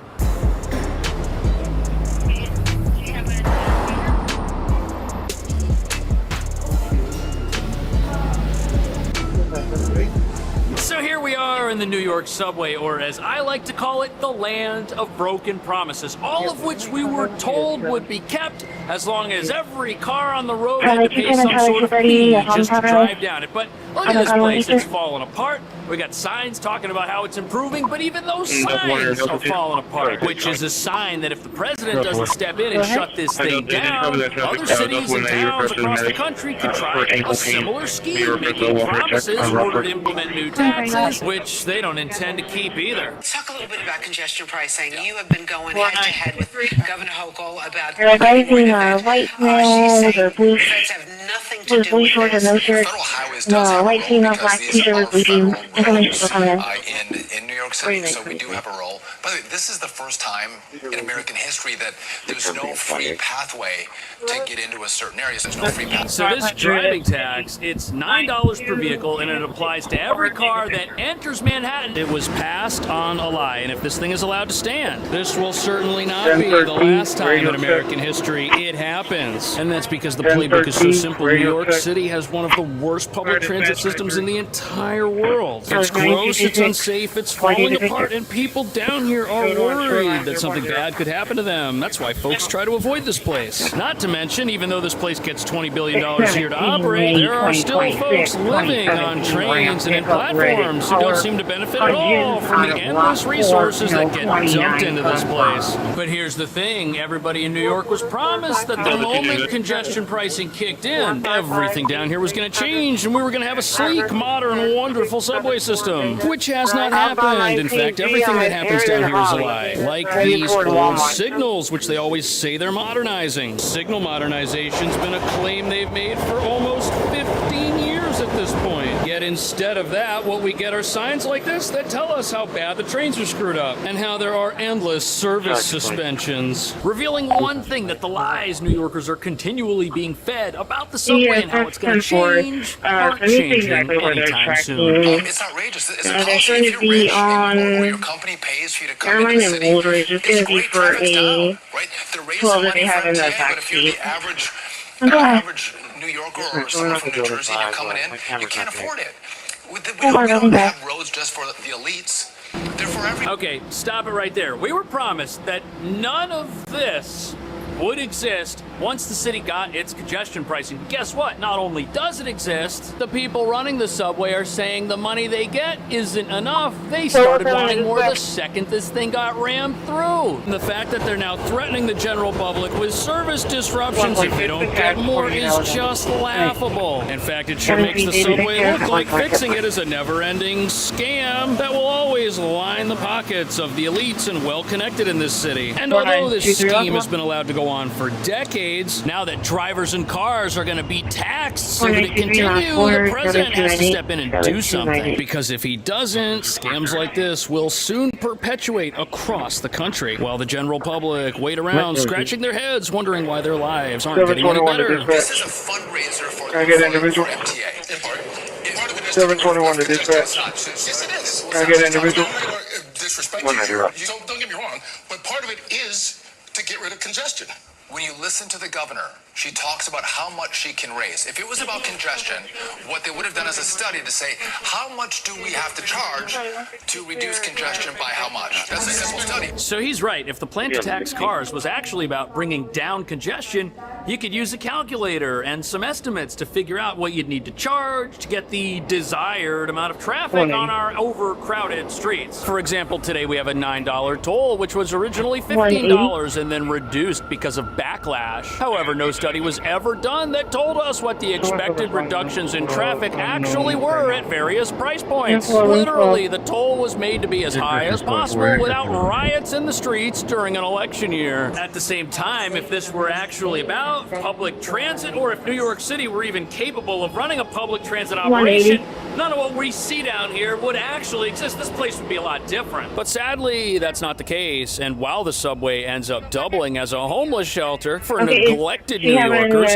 felonies and assaults are also rising through the roof. All of which should be a huge red flag for anyone considering a car tax to fund this place. It's been obvious from the very beginning that every promise from a politician about this rotting hunk of junk would be broken. Or just flat out unkeepable, because a system underneath all of this exists which just takes every cent it gets and throws it right in the garbage. However, the federal government is ultimately in charge of the streets of New York, which means they've got the ability to step in and dictate what happens up there, even if the city says it needs the money for down here. If they don't, those in charge of other parts of America are going to figure out how this scam works, and pretty soon all of us will be afflicted by what you see right here. Again, federal roads, right? Federal permitting, right? So the federal government has a role in saying what is legal and what is not. And the bottom line is you can't just use your roads for the elites. And that's what we have right now.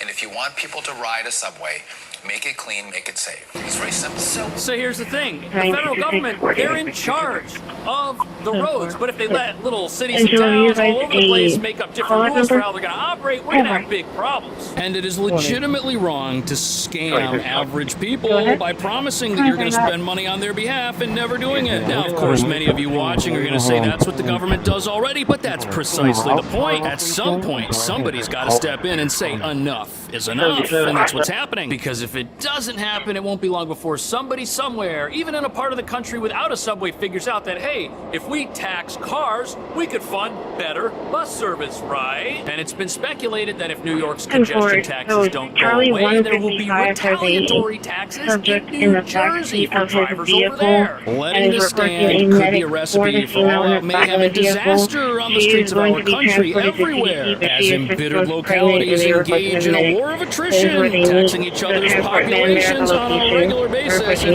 pocketing everything. Now sure, token amounts of money do make their way into the subway to give us things like this flashing light seen through the window of a relatively new subway car. But even though the promise is for 80% of the taxation money to come down here and fix this place, it looks like 0% of it is having any effect. All while individuals living in the richest, nicest, most exclusive parts of New York benefit from quieter streets and less vehicular pollution, which, as you're about to see, is the other part of the reason why the federal government has to step in and end the games New York City has been playing. 4130805. Here's another string of these cameras right up here, and as you're about to see, these things benefit wealthy parts of the city in more ways than just traffic congestion. They outsource all of the issues that were taking place here to other parts of the city, which just so happen to be less affluent, like Queens, the Bronx, and Brooklyn. But our leaders have a problem. They don't have enough money, and they never will. And every single year they get boatloads of it from the federal government, who also approves what they do on our streets to begin with. And before we get into how these things hurt neighborhoods where the rich don't live and will never visit, we've got to look at how the Trump administration wants to shut them down for good. Tolling must end no later than May 21st, 2025. And Duffy today adding a new threat. If congestion pricing remains, no further advanced construction authorizations for projects within the borough of Manhattan. So this is where push comes to shove. The federal government isn't gonna allow the city to do any more advanced construction projects here whatsoever if they keep these things up and operating. Because as you're about to see, not only has the implementation of these never been about congestion, which you see right here on the screen, the promises delivered by these cameras are a one-way street of benefits that just go to areas rich people live, like the people who live in these high-rises in Manhattan. Their lives are a little bit better off, as there is considerably less congestion going on here on 42nd Street than there ever was in the past, along with less road noise from massive trucks like this idling all over the place. But here's the problem. All of that pollution, all of that congestion, all of that road noise, it's got to go somewhere. And if it's no longer happening outside of these apartments, where is it happening? Well, as you're about to see, the answer to that question is one our leaders desperately do not want you to know about. The face of chronic respiratory illness in the South Bronx. A lot of people mention the Bronx and we don't know what a computer looks like, but we do know what bad air quality looks like. It looks like this. 1 in 5 school children in the South Bronx have asthma. Stephanie Polanco watches her child struggle with respiratory issues. She thinks it's normal to have asthma because that's how frequent it is. So look at that. Well, people in Manhattan get to breathe cleaner air and have less asthma. People in the Bronx get to have more. What a great trade. Oh yeah, and if the people in the Bronx need to drive into Manhattan, they have to pay for it. So they're paying for all of this extra pollution. So is everybody. everybody in every outer borough. And while they're paying for it, New York City is not keeping its promise of creating the best public transit system the world has ever seen, that's for sure. Somebody left the president a thank you note on this barrel, which has a sign talking about construction projects. I wonder if this means something. The barrels also say power on the sides of them, perhaps referring to the power the president has to cancel congestion pricing and future New York construction projects, which is pretty much the only hope people living in outer boroughs actually have. If this doesn't happen, pollution in working class areas is just going to get worse. Those neighborhoods are going to suffer. Property values could even decline because of all the increased traffic. But the worst part about this is it was never a secret that the pollution of the rich was just going to be sent to other parts of town. And part of the way congestion pricing got through was money was going to be sent to the Bronx for things like air quality monitors that were supposed to keep an eye on how sick all of the extra traffic is actually making people. That's like saying you're going to open a dental clinic at a candy factory where people are just ingesting sugar constantly. That's not really a fix. Sure, you might fill people's cavities faster, but people are getting cavities. You see the problem? Reduce congestion? Please do it here. Environmental justice organization South Bronx Unite Thursday displaying its arsenal of air quality monitors with the state's plan to reduce. You know, at least the city kept its promise to install the air quality monitors, but that's not necessarily a good thing. If we're monitoring the quality of the air in an entire borough, we know there's going to be a problem. Studies have already shown a giant cloud of smog is just headed over to that area. That's terrible. But here's where this is headed as smog, pollution, and vehicular congestion go up in areas of town that don't have these cameras. Do you know what our leaders are going to propose? Well, it's simple. These cameras work so well to eliminate those things down here in Manhattan. Let's just roll them out everywhere. We already know the people running the subway want more money, and we already know that people are complaining about pollution. Well, the fix is so simple. It's right over there. Just put these on every single road in the entire city and then the entire state, and then roll them out everywhere to save the planet and take people's money and give it to the government for dubious reasons. And let's say you work and you have to commute by car every day. Well, that's your fee for driving to your place of business. $2,300 is the fee you pay not to risk your life on the subway or to take a car if maybe the subway you live near doesn't have an escalator or an escalator that works. Does that sound fair to you? What do you think? Let me know. Are these taxation cameras coming to the rest of the country at some point if they're not stopped here and now? Is the president doing the right thing by taking back control of New York City's roads? Let me know. See you in the next video. Thank you to American Financing for sponsoring this video. 1-3-0-8-0-5-5 impersonating NYPD 21 30 officials say that they flashed a gun and even tied a worker up at the shop. And you know, this video is wild. So a gang of thieves recently dressed up as police entered a store like this and raided the entire place. However, this is just the latest assault on a small business in New York, many of which are utterly defenseless in the face of laws that encourage shoplifting and crime. And now that there are more criminals dressed as police than real police entering these places, local business owners are begging our leaders to do something.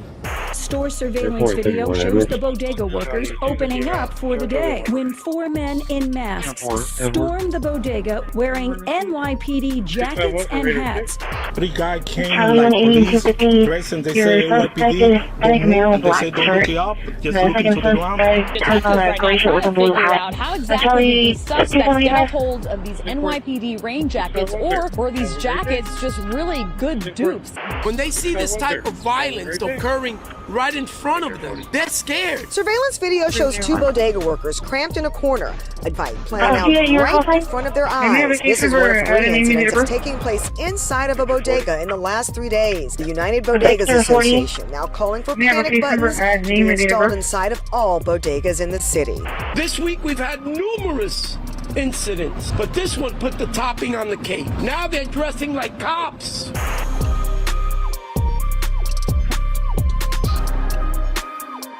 So all year long, stores in this city that sell basic items have been targeted by thieves. But what nobody's talking about is this problem is just getting worse because this state only has laws that encourage the type of crime that's ending these places. Now, of course, stealing is illegal, but the reason our stores are full of anti-theft devices like product lockers, cameras, security teams, and even locks on refrigerators of ice cream is because nobody goes to jail for theft here. Instead, people get released oftentimes with fines that are less than the value of whatever it is they stole. And in this city, every single store, no matter what it sells, has a problem with theft, even if it just sells food, because there are so few police around that opportunistic criminals like this guy wait till the right moment, reaching into open cash registers or tip jars, taking wads of money before vanishing into a crowded street or subway. But speaking of opportunistic now, we've got criminals dressing up as cops, entering businesses, and cleaning them out. And that brings us to the real reason viral escalations in theft are happening here on a regular basis. The police who are supposed to stop these guys,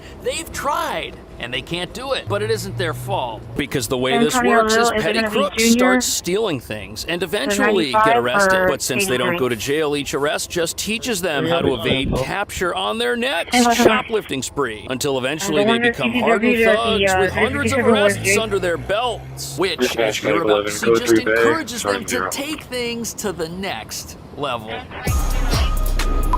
And more. Location. 1249 Manchester. Bay Area for medical level. If one more person steals something, they're gonna run out of room on their wall of shame. That's ridiculous. It's a little fruit market. But the sad truth is, every store like this in town is dealing with these same problems. A lot of them are cash-based businesses with just 1 or 2 workers inside and no security team, which makes them sitting ducks in a crime wave this city is powerless to stop. It was about 8 o'clock Sunday morning. Store surveillance video shows the bodega workers opening up for the day when 4 men in masks stormed the bodega with a gun, wearing NYPD jackets and hats. They also surprised. So the wild details of this robbery are more than just the fact that we had fake cops. They came to that store right when it opened on a Sunday morning, which is not usually when you'd expect a place like this to have a register full of money. And it's also not when most of the winners on our wall of shame here wake up to come in and steal petty things. Detergent, consumables, baskets even, that's crazy. But in a city that never punishes criminals, some of these people are gonna graduate. They're gonna get sick and tired of ripping off vegetable stands. And as you're about to see these fake cops on the news, they were not interested one bit in the products on the store shelves. They also surprised 2 employees before grabbing cash and a garbage bag full of lottery tickets. Enough is enough. So after this gang of 4 overpowered every single person in the store, they stole whatever money they could find, along with a massive trash bag of what they thought were lottery tickets.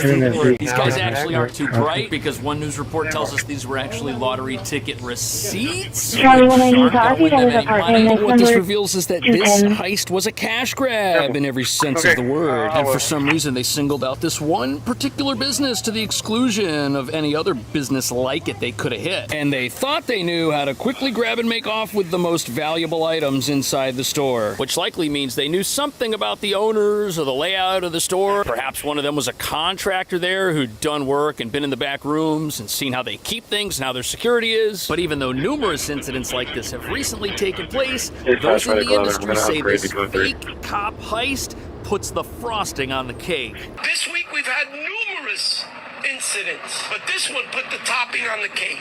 This was the frosting on the cake. Now they're dressing like cops. Now there is yet another push to install panic buttons inside bodegas. Governor Hochul. So, this incident has resulted in renewed calls for government money to install panic buttons inside all of these little businesses. Now, that's probably because the people running them know that calls for lawmakers to put people in jail and pass laws that protect people aren't going to happen. But you got to wonder, if the owner of one of these places is getting robbed, then he starts hammering on his panic button. Are the police who show up going to be real police or fake police? You've got no idea who's walking in the door of one of these places. But speaking of police, look at this. We're going through a major staffing crisis at the NYPD. Experienced officers are leaving the force in droves, and they can't seem to replenish their ranks. And installing panic buttons in every single one of these stores, well, that could just result in extra work for the few officers that we have left. After all, even though these things are supposed to activate in-store security cameras so police can see what's going on, even if officers don't see anything on the cameras, if a button was pressed and they don't go by, whose fault is that going to be? That's just going to be the fault of the cops who got an alert and didn't show up. Revealing that even though everybody wants panic buttons, those might not actually solve our crime problem or our fake police problem. But before we get into real solutions that might actually keep our stores safe, we've got to answer the question, how did these fake cops even get these authentic-looking police uniforms to begin with? Wear that type of gear. Deputy Mayor of Public Safety Kaz Daughtry wouldn't confirm whether the rain jackets were real or counterfeit. What is the policy when it comes to making sure that apparel doesn't end up in the wrong hand? I'm gonna need to call the Secretary of Department. I'm gonna transport it to the hospital.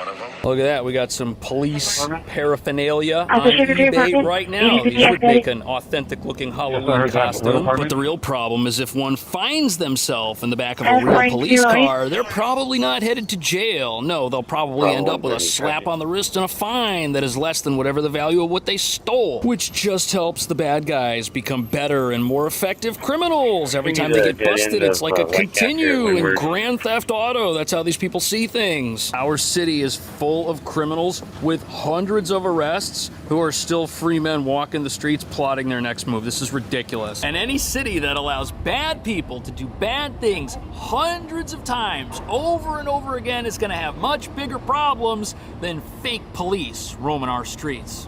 With everything happening in the economy, it feels like we're walking on shaky ground. Prices are stuck at really high levels, and it seems like nothing is affordable anymore. It's no wonder why many are relying on credit cards to cover gaps. But because of that, credit card debt is skyrocketing, and it's leaving a lot of people tapped out. But if you're a homeowner, you don't have to face this uncertainty alone. My friends at American Financing can help you take control. They can help you access the equity in your home to help you pay down that high interest credit card debt, giving you peace of mind and real savings. On average, people like you are saving around $800 a month, and they may be able to close your loan in as little as 10 days. Don't let the chaos of the economy get the best of you. Call America Financing now. It costs you nothing to get started, and you may be able to delay 2 mortgage payments, giving you a cushion in this uncertain time. Here's what you need to do. Call 866-890-4844.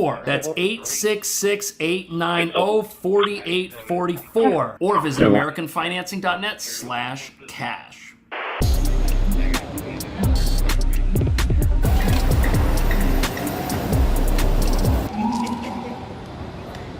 So, a city that rewards criminal behavior by not really doing anything about it, allowing criminals to just continue doing their thing, that city is going to shed police, and that's exactly what's happening here in New York. And every year, the stories on this just get worse and worse. The numbers never seem to improve. And without laws to back up the hard work that police actually do, their existence is somewhat pointless. I mean, yeah, they can arrest people, but we're not going to arrest our way out of this crime. Arresting people does nothing. But some city officials hope these panic buttons result in more arrests. Tonight, it's a drastic step to keep customers and employees safe at bodegas all across the city.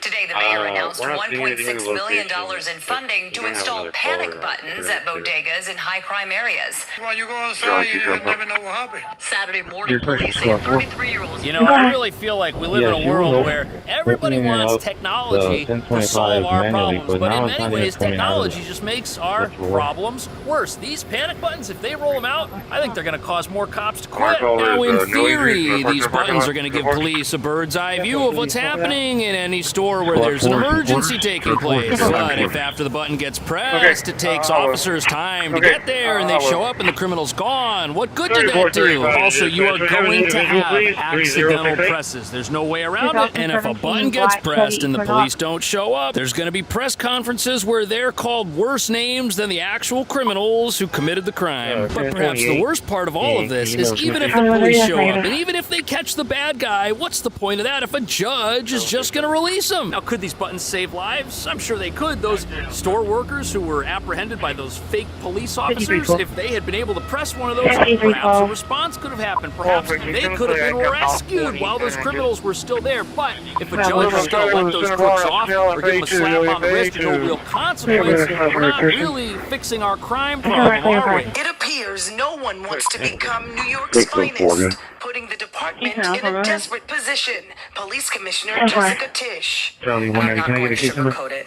The NYPD is in a hiring crisis, and this is not a budget problem. The PC has a few ideas and is taking a three-pronged approach, including lowering the education standards. You know, this is so sad. The police, they're in a no-win situation here. Every time somebody's experienced quits the force, you're going to need 2 or even 3 greenhorns to come in and make up that lost ground. It's hard to replace experience, and as the overall experience level of officers drops, the force as a whole is going to be less effective. At the same time, how do you expect to find new officers in an expensive, progressive city like New York, where apartment rents are through the roof? We're talking $3,000, $4,000, $5,000 a month for a 1-bedroom apartment. Starting pay for an officer is not going to get you there. And when you got new cops making $54,000 a year starting, they couldn't even live here in the part of Brooklyn I'm in right now and even be able to police their own community. No. Yet they're going to have to get up every day, put on their uniforms, and put their lives on the line for an amount of money that doesn't justify the risks they take. And then they get to arrest the same criminals over and over again every single week because they keep getting released. If you see the same guy in handcuffs on a regular basis, how are you going to feel like you're making a difference? Maybe the pay's not there, maybe the job conditions are the greatest, but if you felt like you were making a difference, some people would still want to sign up for it, but they don't even get to see the difference they make. It wasn't that long ago when people would wait years to get the call to join the academy, and every incoming class was full to capacity. Now we are practically begging people to take the exam. When you look to the low level of recruitment numbers, it's a testament to the NYPD not raising commensurate with the wage that runs consistent with the rest of society.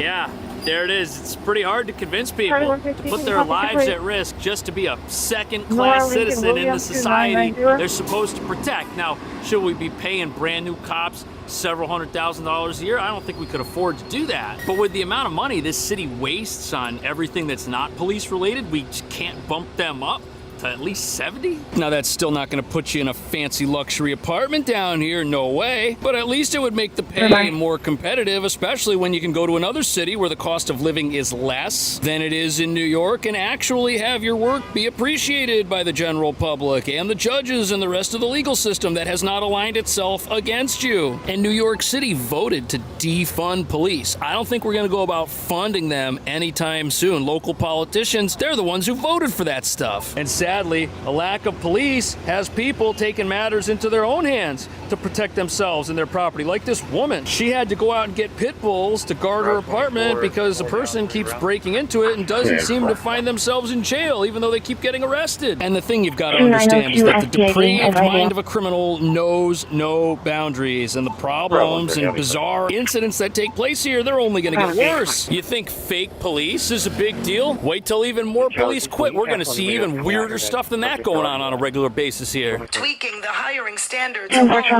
solve the NYPD's staffing crisis. New York City is competing with other police departments that not only have lowered education requirements, but also offer better... So here we are in an ultra-expensive city with a super high cost of living that treats its cops like trash. How many do we expect to actually have here? How many people do we think are going to be willing to sign up for that? Very few. And I get that we want to lower standards. We want to make it easier for people to take the police exam and get into the academy. But if nobody wants to go into the academy, this isn't going to do a whole lot at all. Instead, if you were to pass laws that threw people in jail when they stole something or attacked somebody else, then when police make arrests, they'll see that their neighborhoods get safer. The general public will be happy to see them around because the creep they took off the street doesn't keep coming back. Instead, we live in a place that's got policies that disable the police. And when you disable what your police can do, they become the enemy of the law-abiding, because every time they see a crime, they say, well, what's the point of arresting that guy? He's just going to get let out. Or I arrested him for that just a couple of days ago, and here he is back on the street. That hurts everybody. That destroys our society, and that's why we got situations where people are getting fake police uniforms, busting into stores. These criminals, they know they can get away with whatever they want in the city, and it's probably only going to get worse. What do you think about that? Thank you so much for watching. See you in the next video. Body camera of protesters brawling with ICE agents has been released. What's this about? So New Jersey Democrats are defending their actions of storming Newark ICE facility on Friday that ultimately resulted in the arrest of the city's mayor. DHS says more arrests could be coming as they accuse 3 Democratic members of Congress of assaulting federal agents at an ICE facility in Newark. The lawmakers say it's the agents that escalated the situation. Yeah, that's what they always say. It's always the police that make things worse. Can you imagine if these were Republican lawmakers who attacked police for some reason? The story might be a little bit different. People just are afraid of this un-American hyperactivity, un-American weaponization of law enforcement, and the consistent lying.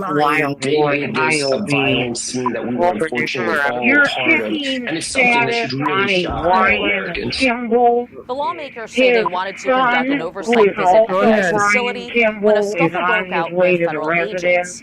DHS is pointing to this video that they say shows at least one representative. Okay, look who's doing the pushing.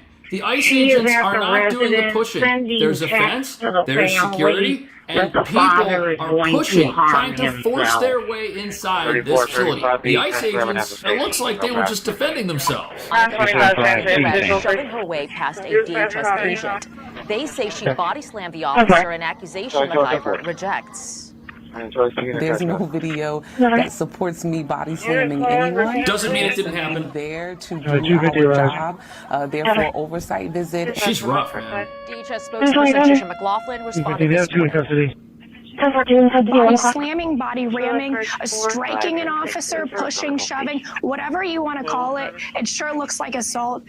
Okay, so she may not have, you know, WWE style suplexed this person, but she was really rough. She was pushing people, and that's technically assault. They assaulted these ICE agents. If any of us did that to a police officer, we'd be in jail. Newark's Mayor Ras Baraka, who's running for New Jersey governor, is facing trespassing charges for allegedly ignoring warnings to leave the property. Baraka argues he was on public property when he was detained. The lawmakers were eventually able to tour the ICE facility after the confrontation. McLaughlin says the situation could have been avoided had the members of Congress followed protocol and given 24 hours notice at a 921 to transit for a radio check. Okay, so what these people did, they knew that they were showing up to this thing to get on TV and show the people that they were standing up for who they say are all Americans, even though the people in that detention center were in the country illegally and in many cases are the worst of the worst. ICE isn't out there picking people up off the street for no reason. They're looking for people with criminal records, and that's who's in this jail. There's nothing to be ashamed of. Oh, this is inside this place. So clean. It has, all kinds of recreation facilities, outdoor soccer fields. Soccer field! Domino tables. It also has telephones everywhere with signs next to them of how they can, the phone numbers to reach their consulates. It also has legal facilities, computer, webcams. There are doors on the bedrooms. Honestly, this is going to backfire in the faces of all of these quote-unquote protesters because this is a nice, clean facility. Yes, it's a jail. Yes, the people in it weren't supposed to be in America. Yes, this is technically a consequence of breaking the law, but look at it. This is not that El Salvador prison. Here's a clip of him telling me the kind of person that comes into this facility. You can't come here, you guys, just because you crossed the border illegally. You have to have committed another crime. Oh, really? The person who ends up in this facility is not just that they crossed the border illegally. No. You've had to have done more than that, correct? Right. So currently today, as we're walking through here today, there's 152 detainees. 75% of those have committed crimes, been convicted of crime, or have pending criminal charges.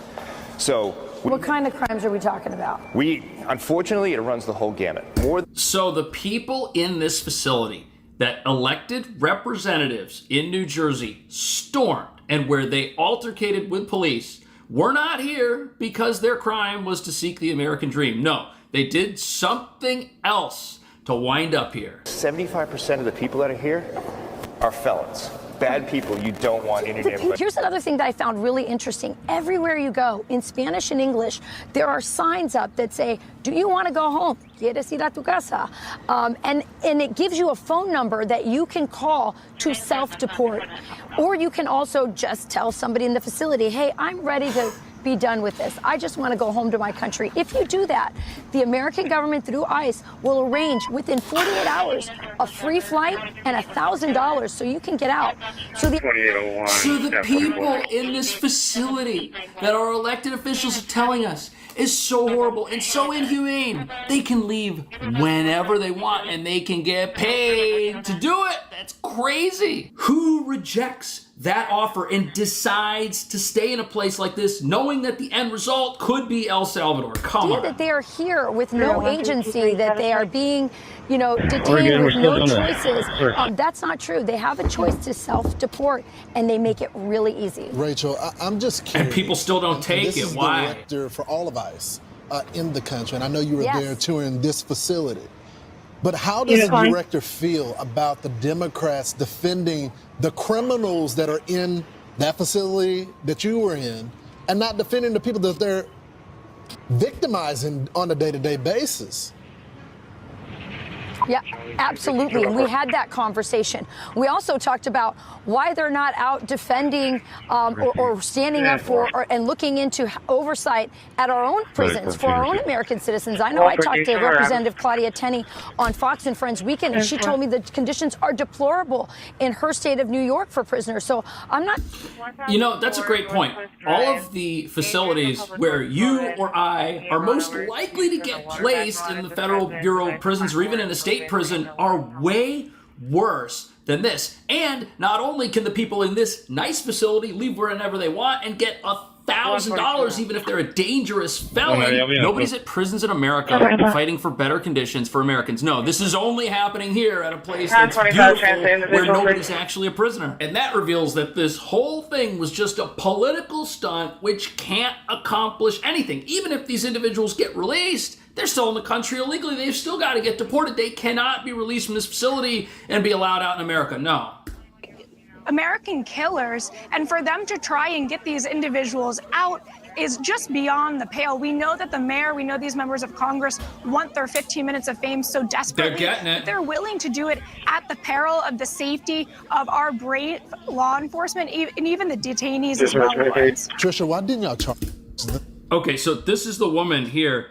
You can see her getting really up in the faces, screaming at people. And these are the people saying that the ICE agents made this whole thing worse. They're the ones that broke into this place with no achievable goal whatsoever. And the reason they did it is because they see these ICE troops and they think that these are Trump's troops. They think that this is some awful thing. They think that Trump's the only president that ever deported anybody, that President Obama never deported anybody. Even President Biden deported some people. But to me, the most fascinating thing is that the $1,000 self-deportation bonus even applies to people who are in a detention facility awaiting some type of proceeding. We are making it as easy as possible for illegal aliens to leave America.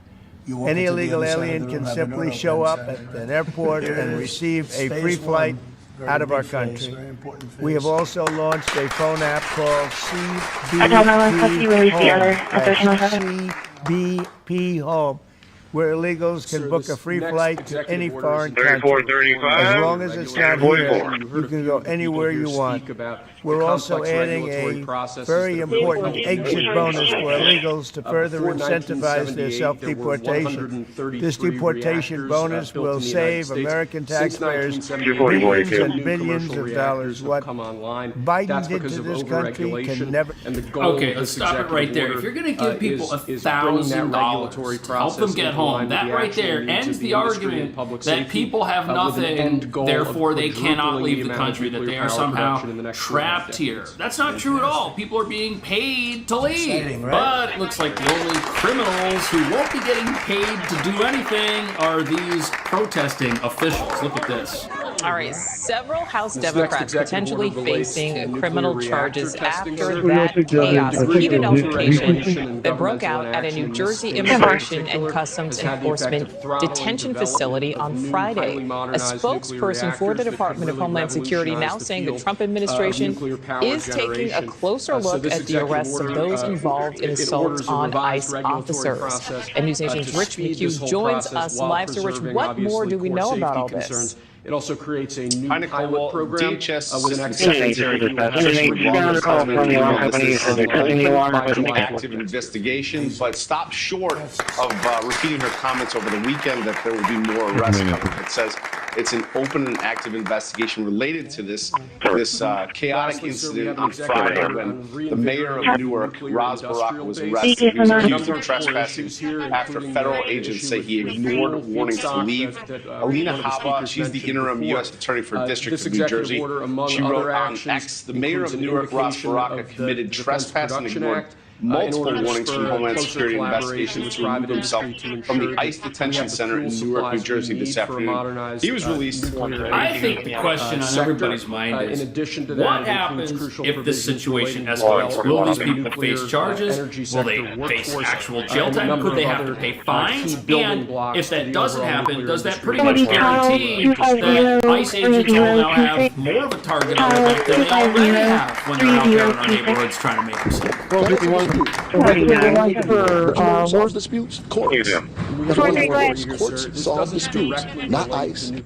So you wanted to get arrested? But now the attention turning to the three Democratic members of Congress there with the mayor. Let's take a closer look at that ICE body cam footage in that chaos. Yeah, the question is this woman going to be in trouble? They say the video shows the representative LaMonica Ivor, she's the one in the red, pushing and elbowing her way past Homeland Security agents to get through the gate into the property. The three members of Congress claiming they were assaulted and deny that they tried to storm the facility. You can see them screaming at one point in the video of the faces of the DHS agents. And to ensure that when Department of Homeland Security tells you that this is an open and active investigation, but wouldn't go far as to say there will be more arrests coming. All right, and Rich, it's not just there in Newark. We're also seeing some chaotic footage of arrests in Tennessee and other places. How many people? Yeah, we're seeing this nationwide. There's this tension between local officials, local elected officials, and ICE agents. And over the last week, we saw this happen in Worcester, Massachusetts. We saw a raid there. Police union in Massachusetts wants criminal charges now against the city council member after this chaotic protest. Look at how dangerous this is for ICE agents. They're here. They're trying to do their job. Their operation gets leaked, and a whole bunch of protesters and people show up with cameras in their faces, just like their elected officials are doing. Our elected officials are not setting a good example at all, and their actions may have just endangered all of law enforcement, which is why some people say something. This raid in Worcester, agents were trying to detain a woman accused of violent crimes. When about 2 dozen people blocked this unmarked car, a woman even stood in front of it while holding her baby. They're defending criminals. They were assaulted, that the council member helped stir everything up. So look at many residents in Worcester right here fighting. This is a trend that we are going to be seeing, likely going to be seeing, continue throughout towns across America. Unless somebody decides to do something about it. And now the question is, what should that be? Should people like this mayor of New Jersey, who attacked ICE agents along with other Democrats who were elected, have some sort of consequence because of this? If they don't, are we just going to see more protests? Is the country going to head into a summer of aggravated activity led by quote-unquote activists who just want to defend people who shouldn't even be in America to begin with, let me know. Thank you for watching. See you in the next video. Shocking new video from New York City. This is in the lower Manhattan area, and you can see two people defacing a Tesla showroom with spray paint downtown Manhattan, a bright red paint. So over the last few weeks, there have been protests and attacks on Tesla dealerships over Elon Musk's support of America's 47th president and his efforts to dismantle corrupt government entities that fund programs which are not making the world a better place. And because of that, progressive outrage has reached a new level where a total ban on Tesla sales in New York is on the table. New video tonight shows NYPD officers arresting protesters at a Tesla showroom in the West Village. Hundreds gathered today for a sit-in protest there over Elon Musk's role in cutting federal jobs. Police say 5 people were arrested and issued summonses. Well, the FBI has created a task force to crack down on violent Tesla attacks, in particular that the FBI is designating as domestic terrorism. But both violence and vandalism against Elon Musk's car manufacturer have been on the rise. Every single day you wake up, it's some new horrible thing. Every time I listen to the radio, I start yelling at it.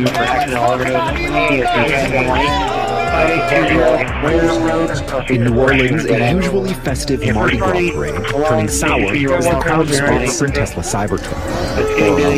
Others booing, jeering, and pelting the vehicles with beads usually tossed forever. Just the latest sign of backlash to Elon Musk's central role in the Trump administration, now affecting his car company and those who buy his car.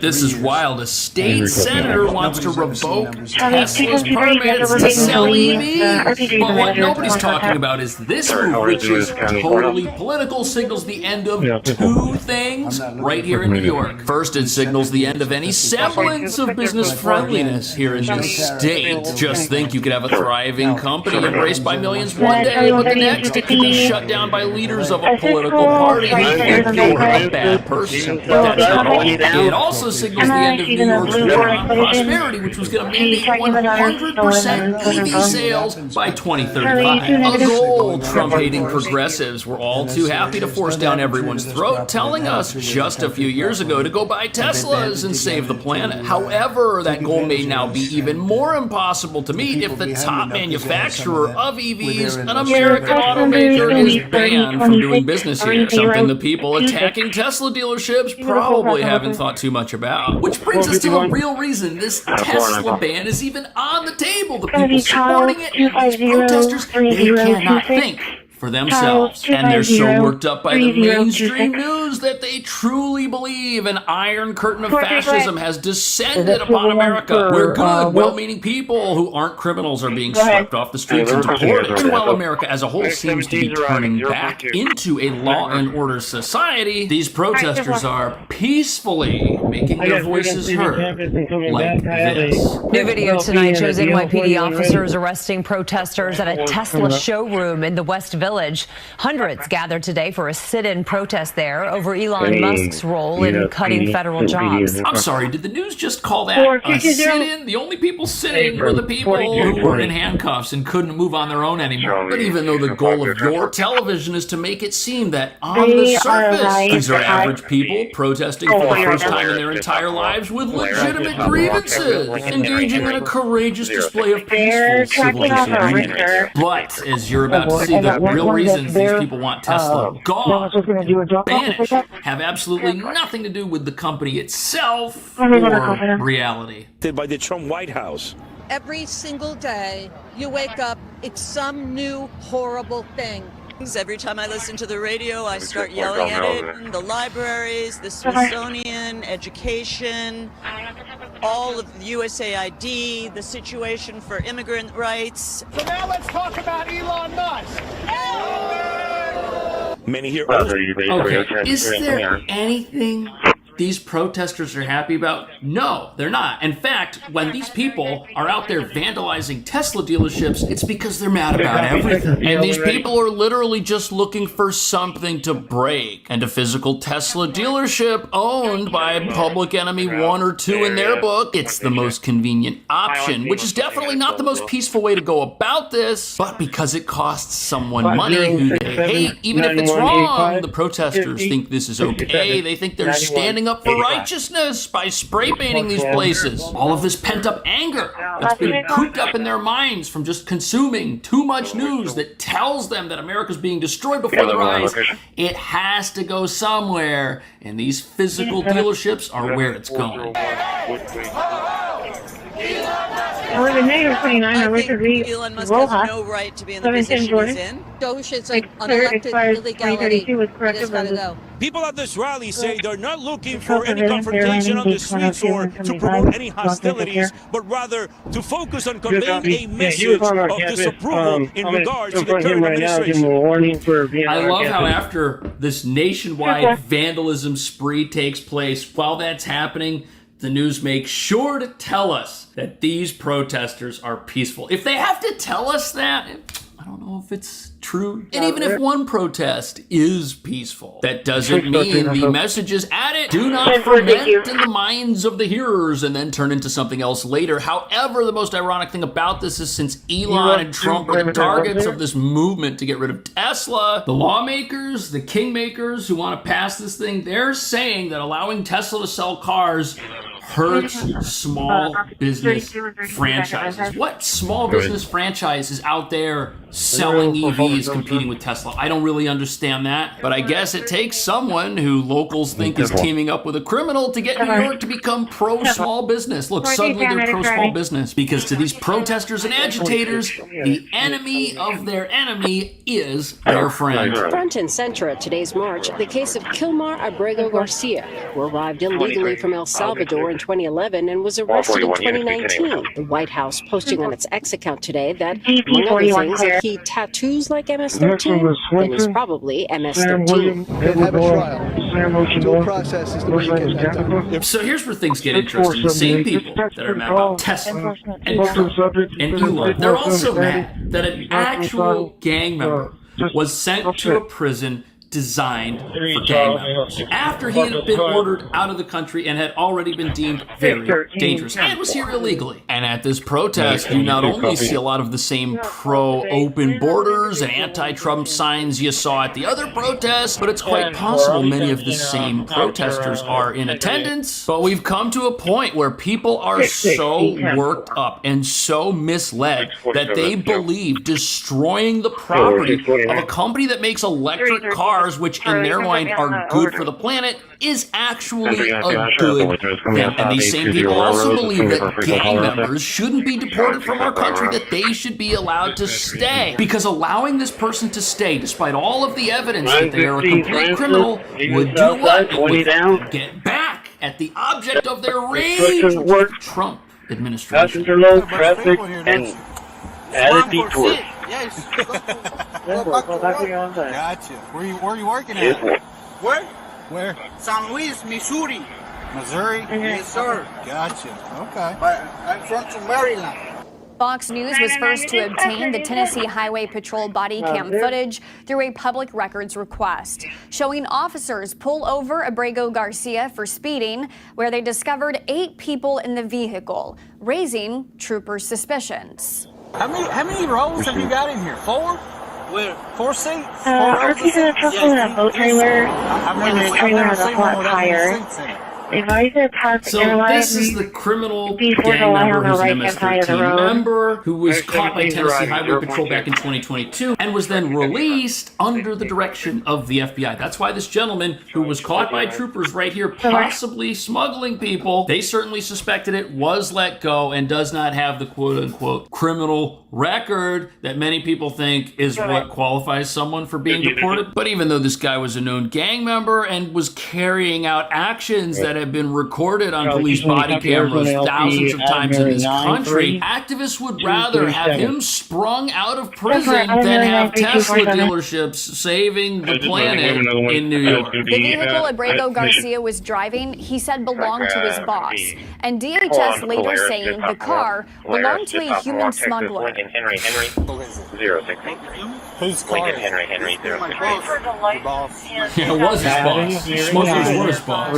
And according to a source who spoke with Fox News Digital, when authorities ran his name into a database called the National Crime Information Center, a warning popped up. 3237. So what does this mean? This guy is a known gang member. He was committing illegal activity when he was stopped. Yet people are out in New York carrying signs that say Trump's a big meanie and that this guy needs to be freed. What does that tell you? It tells you one thing. People's politics have become so twisted that one moment they're buying a product which they think is making the world a better place, and the next moment they are destroying the business of the company that sells those products. And to be honest with you, had Elon Musk come out against Trump, his sales might actually be up. Think about that for a second. If he were an anti-Trump CEO, his company would probably be doing just fine. Better yet, why not make this guy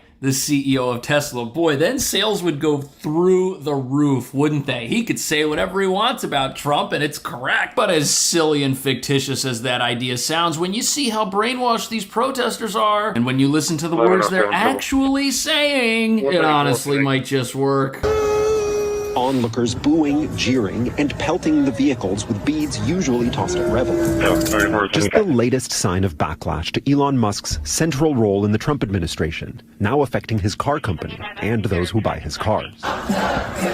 Recent protests erupting outside Tesla dealerships in Manhattan, Boston, and Tucson, Arizona. These people really think the Iron Curtain has descended once again upon America. Look at this. They think that the country's been taken over. They think this is a coup, a civil war. And these protesters have been brainwashed into believing that the president and anyone working with him just want to throw good, well-meaning people in jail for no reason, along with anybody who disagrees with them politically. Something literally nobody's afraid of except these very same people who are out there attacking Tesla dealerships and live in a world where fear governs every single one of their actions. This is a protest against Trump and Musk, mainly because they're trying to take from the poor to pass a tax relief, they call it, for the wealthy. And even an alleged arson attack targeting Tesla charging stations under investigation in Massachusetts. At the same time, posts on social media from people who say they're trying to sell their Teslas because they don't want to be associated with Musk. What's fascinating about this is these individuals have zero loyalty. One day they're out there trying to get everybody to drive an electric car, and now they don't like electric cars anymore, or at least these. Maybe they're going out and getting other EVs, but just as they went and bought these Teslas to try and save the planet, didn't anyone tell them how bad it is for the environment to junk them and abandon them? Each one of these things is a truckload of dangerous e-waste that could combust at any moment, not to mention the ingredients in the lithium-ion batteries are obtained through a process that is not exactly humane, and they're getting rid of perfectly good cars, wasting money requiring the purchase of new cars, all of this. And it's what, activism? That's what they're saying? They're saying, oh, I'm doing this because I don't like Elon Musk. They're going to destroy the earth. These two suspected vandals now wanted for carving onto the door of a Tesla Cybertruck in Brooklyn. It happened on Monroe Street early yesterday morning. The NYPD's Hate Crimes Task Force is now fully involved and investigating.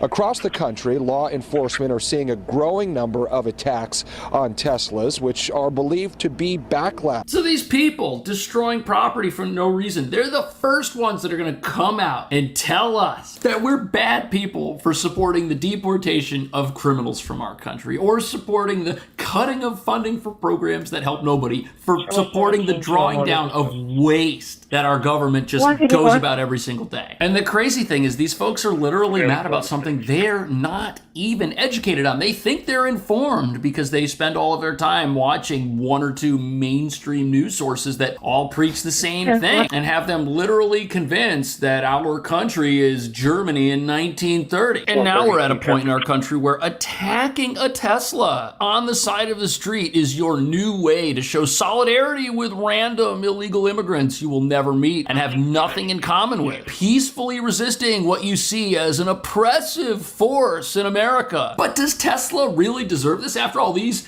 protesters, they're mad that somebody with no prior criminal history, who is a gang member and a human smuggler and was in the country illegally, was deported. But Tesla, do they have any prior criminal history? Do they really deserve the outrage and the ire and the hypocrisy of these protesters? What do you think about that? Should New York ban Tesla? Is that going to kill their ability to mandate electric vehicles statewide if they ban the largest producer, the best maker of these things from a state where that's all you can buy? Is that going to sink the EV mandate here? Let me know. Thank you so much for watching. I'll see you in the next video. One problem that's been persistent: homeless on trains, making passengers feel uncomfortable. We're going to put in some welcome centers, let people have a place to go to get warmed up, take care of them, and then be persuaded. So the newest plan to fix the subway involves building shelters for the homeless inside terminals like this one. And with thousands living in the subway on a full-time basis, proponents think building places of refuge down here is a no-brainer. But this is going to mean anybody who wants to ride the train has to venture through a permanent homeless shelter. Beneath the glimmering sidewalks of Herald Square, homeless outreach workers are pleading with a man with bare feet. Others approach another man who refuses to move. Even though ridership is up and crime is down, subway commuters stay vigilant. I feel it's safe. However, there are some times where you see someone acting not right. According to the most recent MTA police data, felony assaults on the subway are up 56% from 2019. As of today, $45 million continues to keep the National Guard in the subways and $30 million for homeless outreach support, including the creation of designated intake centers. This breaks my heart right here. This is a guy, he's got a Skittles box on his head. Look at him, unkept. This is a picture-perfect example of why we should not be saying he has a right to be out there. He doesn't know he needs help. And today, even as the governor took questions from reporters, we saw a man stretched out sleeping at the other end of the subway car.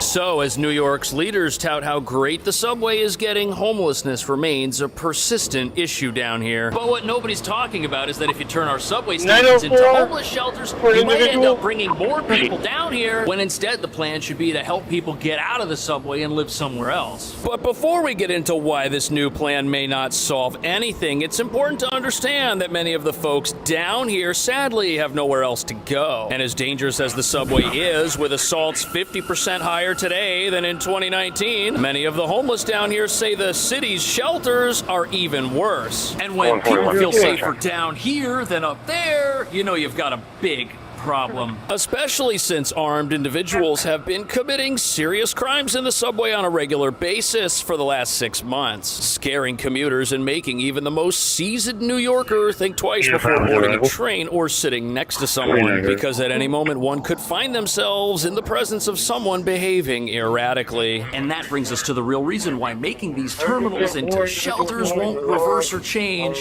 any of the subway's problems. The issues down here exist because our whole city is falling apart and nothing's being done about it. That goes for the streets as well as the subway itself. And critics say the whole reason folks live down here is because our laws force them to, because they make it impossible for the billions New York City has access to actually help those displaying obvious signs of mental illness, leaving them down here to fend for themselves. But there's a problem. The city's options for building shelters or outreach centers in subway terminals are severely limited. And as you're about to see, there's nowhere to put them except right in the path of everyone trying to ride the train.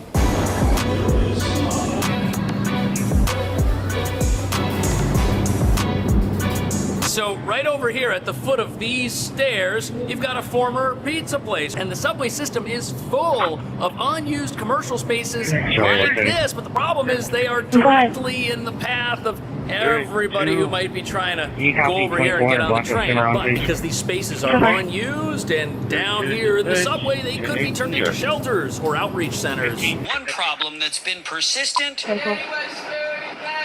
homeless on trains, making passengers feel uncomfortable. We're going to put in some welcome centers, let people have a place to go to get warmed up, take care of them, and then be persuasive in saying, now, we have a better option for you. Governor Hochul. Okay, so details on exactly which subway terminals are going to get these outreach centers, as they're being called, haven't been revealed. But if you need a place to warm people up and shelter them and help them, this is probably the best bet. There's really no other place to put them that will have heating, plumbing, and its own electrical and its own entryway. Now, the governor has said the goal of these facilities will be to give people an immediate level of care, help them warm up, take a shower, feed them. But then, as you just heard her say, they will be forcefully, how shall we say, convinced to take up full-time residence in another part of the city, not the subway. She did not say that people would be forcefully removed or taken to a place against their will. However, critics are saying that setting up places of refuge inside the actual subway could just make the whole humanitarian crisis down here worse. Because even though the purpose of these readily accessible facilities will be to put someone in the path of an outreach worker who can hopefully convince them to live somewhere else after attending to some of their immediate needs, the whole reason we're even having this conversation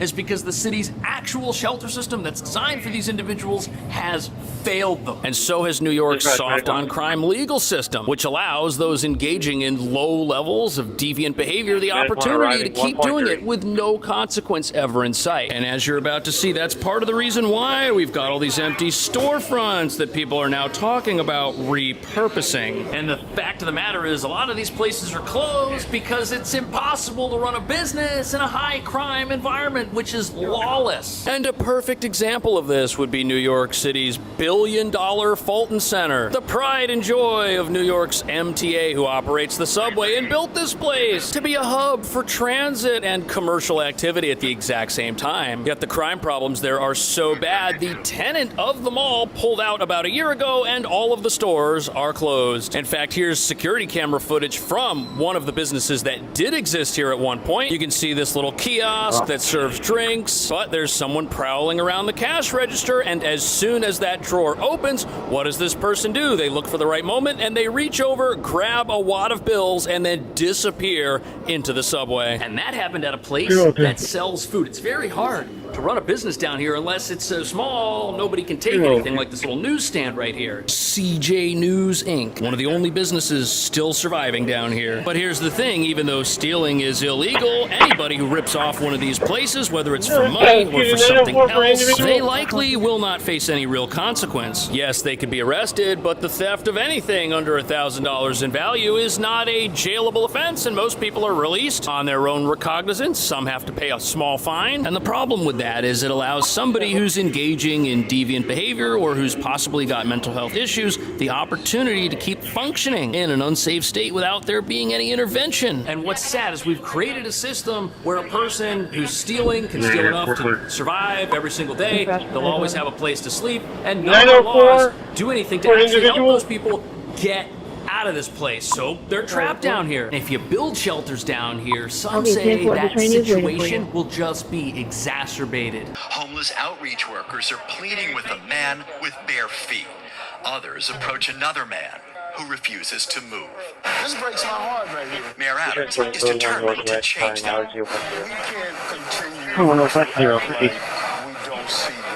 The mayor invited us to tour the Herald So here's where we get to the part of the story that reveals our laws are the problem. They mandate that nothing be done about people who might be sleeping down here, possibly in an area like this, in the name of humanity. But there's nothing humane about allowing somebody who's in dire need of medical help and treatment to exist in that state without some sort of intervention. And for years, the city has been blocked from committing people for a period of time long enough for them to actually receive meaningful help. In many cases, those who do need long-term help just get a short-term solution, which isn't a solution at all, and in many times makes their predicament worse. And if a person falls on hard times and they experience mental health problems and end up on the street, loopholes in our legal system may perpetuate their sad predicament instead of stopping it and redirecting it, which is what a legal system is supposed to do. And even though we've got laws that prohibit loitering and lounging around the subway and sleeping on the trains and living in them, there aren't enough police or resources in the city for anything to actually be done about that and for these folks to actually get the help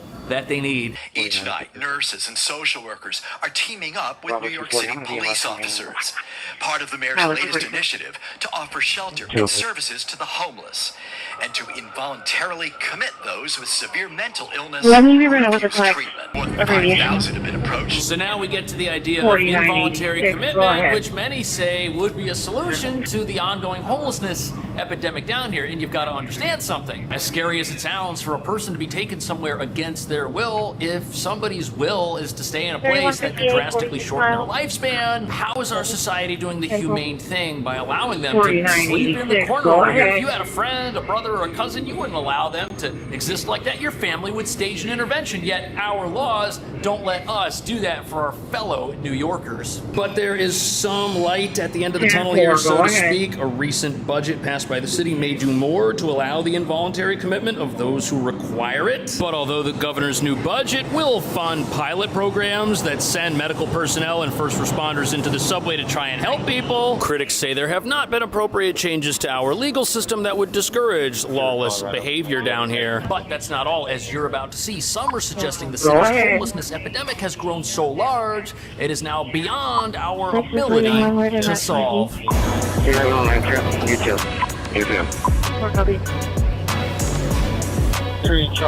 So just down this hallway right here, you've got 5 different people who are sleeping. It's really sad. And this is one of the stations that's always on the news every single month, where this crisis is documented over and over again. Yet our city's laws, according to critics, just seem to make everything down here perpetually worse. And you've got to wonder, as you look around down here, if we can't help people get off the streets when they don't know they need that help, how on earth are building centers of refuge in the subway itself gonna change any of that? Well, as you're about to see, they probably aren't, and this was all very apparent during a recent photo op the governor took in the subway itself. Last month, we saw 2 panhandlers on the same morning train within minutes of one another.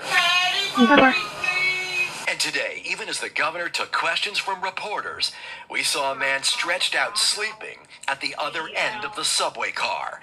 The MTA chairman admits that enforcement is a struggle. There are more interactions. So here you have the governor and the head of the MTA taking a trip on the subway to talk about recent improvements that have taken place down here. And while they're filming this, there are people sleeping, possibly living in the very train car of these news interviews. But you've got to understand, it's not the governor's sole fault that things are like this. We could pass laws. We've got a city council. We've got a state legislature. There are a whole bunch of parties that could fix this and just haven't really been able to get their act together. But one thing's very obvious. The situation down here is becoming so glaring, it's impossible to hide from. It's everywhere. It is inescapable. And there are those who say that at a certain point, adding resources that are supposed to help those in this crisis without adjusting our legal system, our laws, and our rules may have the opposite effect and may just end up making everything worse. And the city's already got outreach teams that approach those who are living in the subway and talk to them about treatment options that are available, other places they can stay. And let's say you were to build some sort of refuge center in this old storefront right here. Well, all that's going to mean is the folks who are sleeping out here end up sleeping over there. Yes, it will be better for them, but there's no way doing that or building these facilities is going to change what we see down here in any meaningful way. Critics say that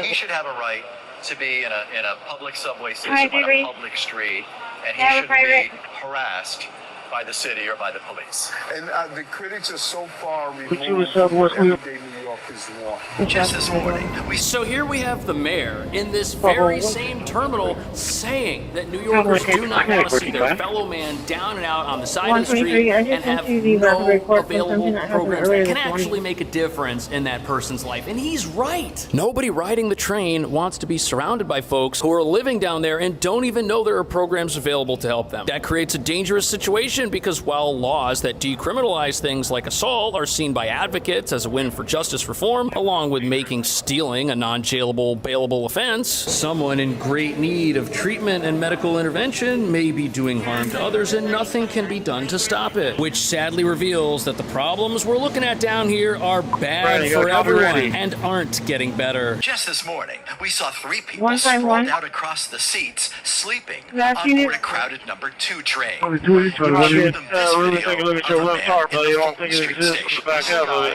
he's got a Skittles box on his head. Look at him. There's going to be a famous being coming. Example of why we should not be saying he has a right to be out there. He doesn't know he needs help. We have to give him that. Crime is down in the transit system so far this year.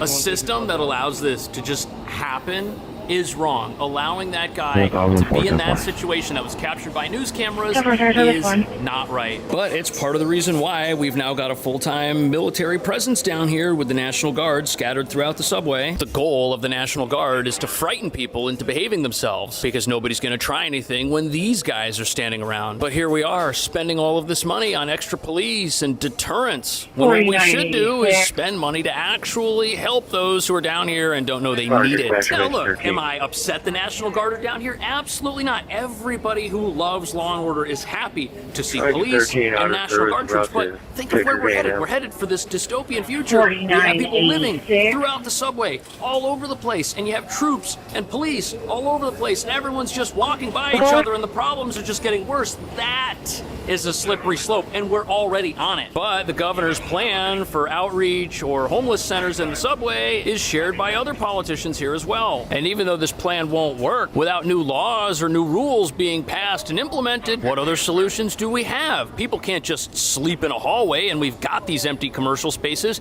It almost makes sense once you realize New York isn't going to pass anything to actually help anybody. Brian Stead is the Deputy Mayor for Health and Human Services. It's about understanding our responsibility to help people who are in desperate need but just can't recognize it themselves. There's nothing respectful about leaving somebody to rot.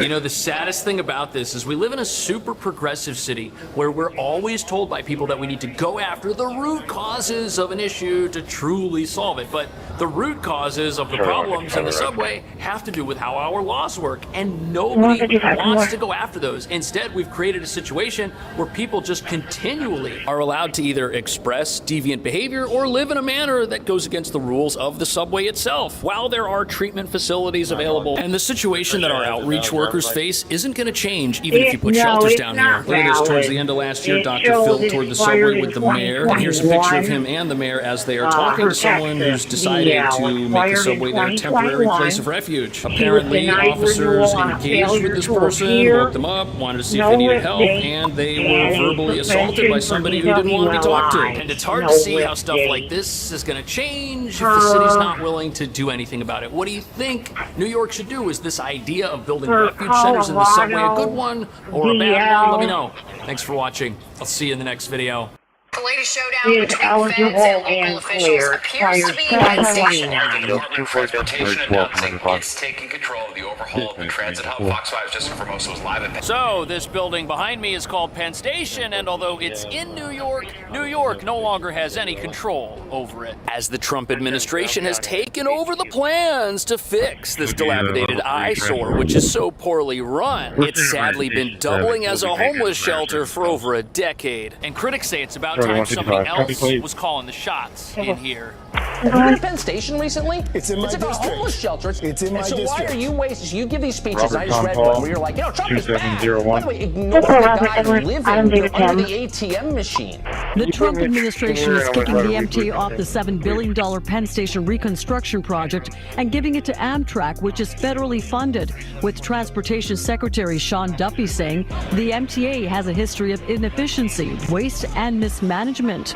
MTA Chairman and CEO Janno Lieber reacted to the decision, saying, as the major leaseholder in the station, we expect to participate in the redesign. The plan includes a 250,000 square foot facility that will have more room for passenger circulation, more elevators and escalators, entrances and exits, plus better retail space.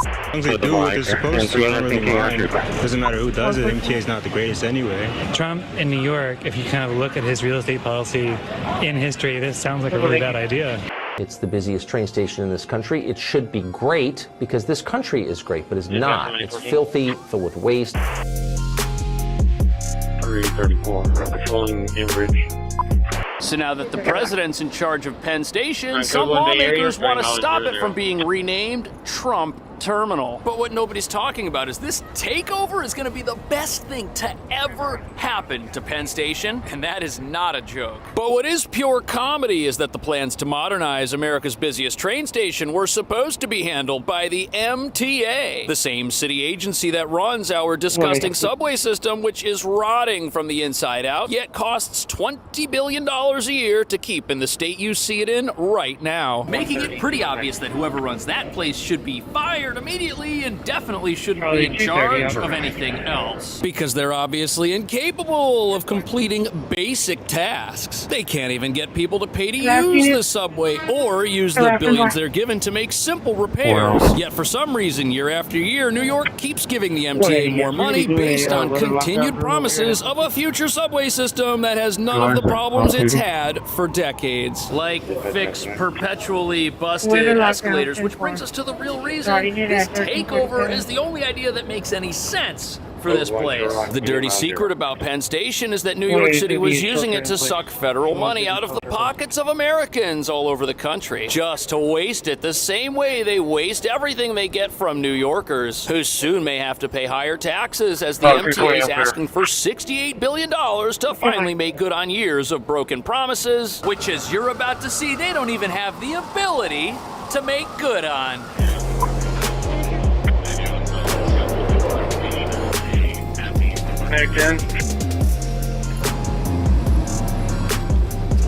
So as you can see, Penn Station, it's got a lot of people inside of it, but it's also home to a lot of problems. It actually looks better today than it did just a few weeks ago when the temperatures were a little bit lower and when there were unfortunately many more people living inside of the station. Here, you just see people passing through on their way somewhere else. But that could also be because there are now police barricades in places where folks with nowhere to go used to be, which is how the city and the MTA go about fixing most of their problems, by hiding them and moving them somewhere else. But now that the Trump administration has stepped in and taken control of this facility and is actually going to do some good down here, local officials are absolutely furious, secretly. The Trump administration is kicking the MTA off the $7 billion Penn Station reconstruction project and giving it to Amtrak, which is federally funded, with Transportation Secretary Sean Duffy saying the MTA has a history of inefficiency, waste, and mismanagement. He alone can get this station built after. So you just heard it right there. Generations of politicians have failed at fixing this horrific building. I mean, the ceiling above me is about to collapse right now. I don't even know what's holding it together. You've got missing tiles near some of the light fixtures, TV monitors that are improperly installed and probably cost way too much money to put up there in a place where nobody's even going to look at them. On top of that, there's not enough seating, and it makes you feel miserable down here. And in places where you'd think you'd be able to sit like on this ledge, you'll find anti-homeless architecture, which wasn't working, so now there are also metal barricades, and a rope. And teams of outreach workers, critics say, do more to harass people than actually help them. But the real issue here is the city's been trying for years to improve this place and has failed to do so. Failure which we also see down in the subway system, which they're also in charge of through the MTA. And if the city's MTA can't build and maintain a functioning subway system, why on earth would we trust them to fix this place up? MTA Chair and CEO Jano Lieber saying in a statement in part, as the major leaseholder in the station, we expect to participate in the administration's and Amtrak's efforts to ensure future plans.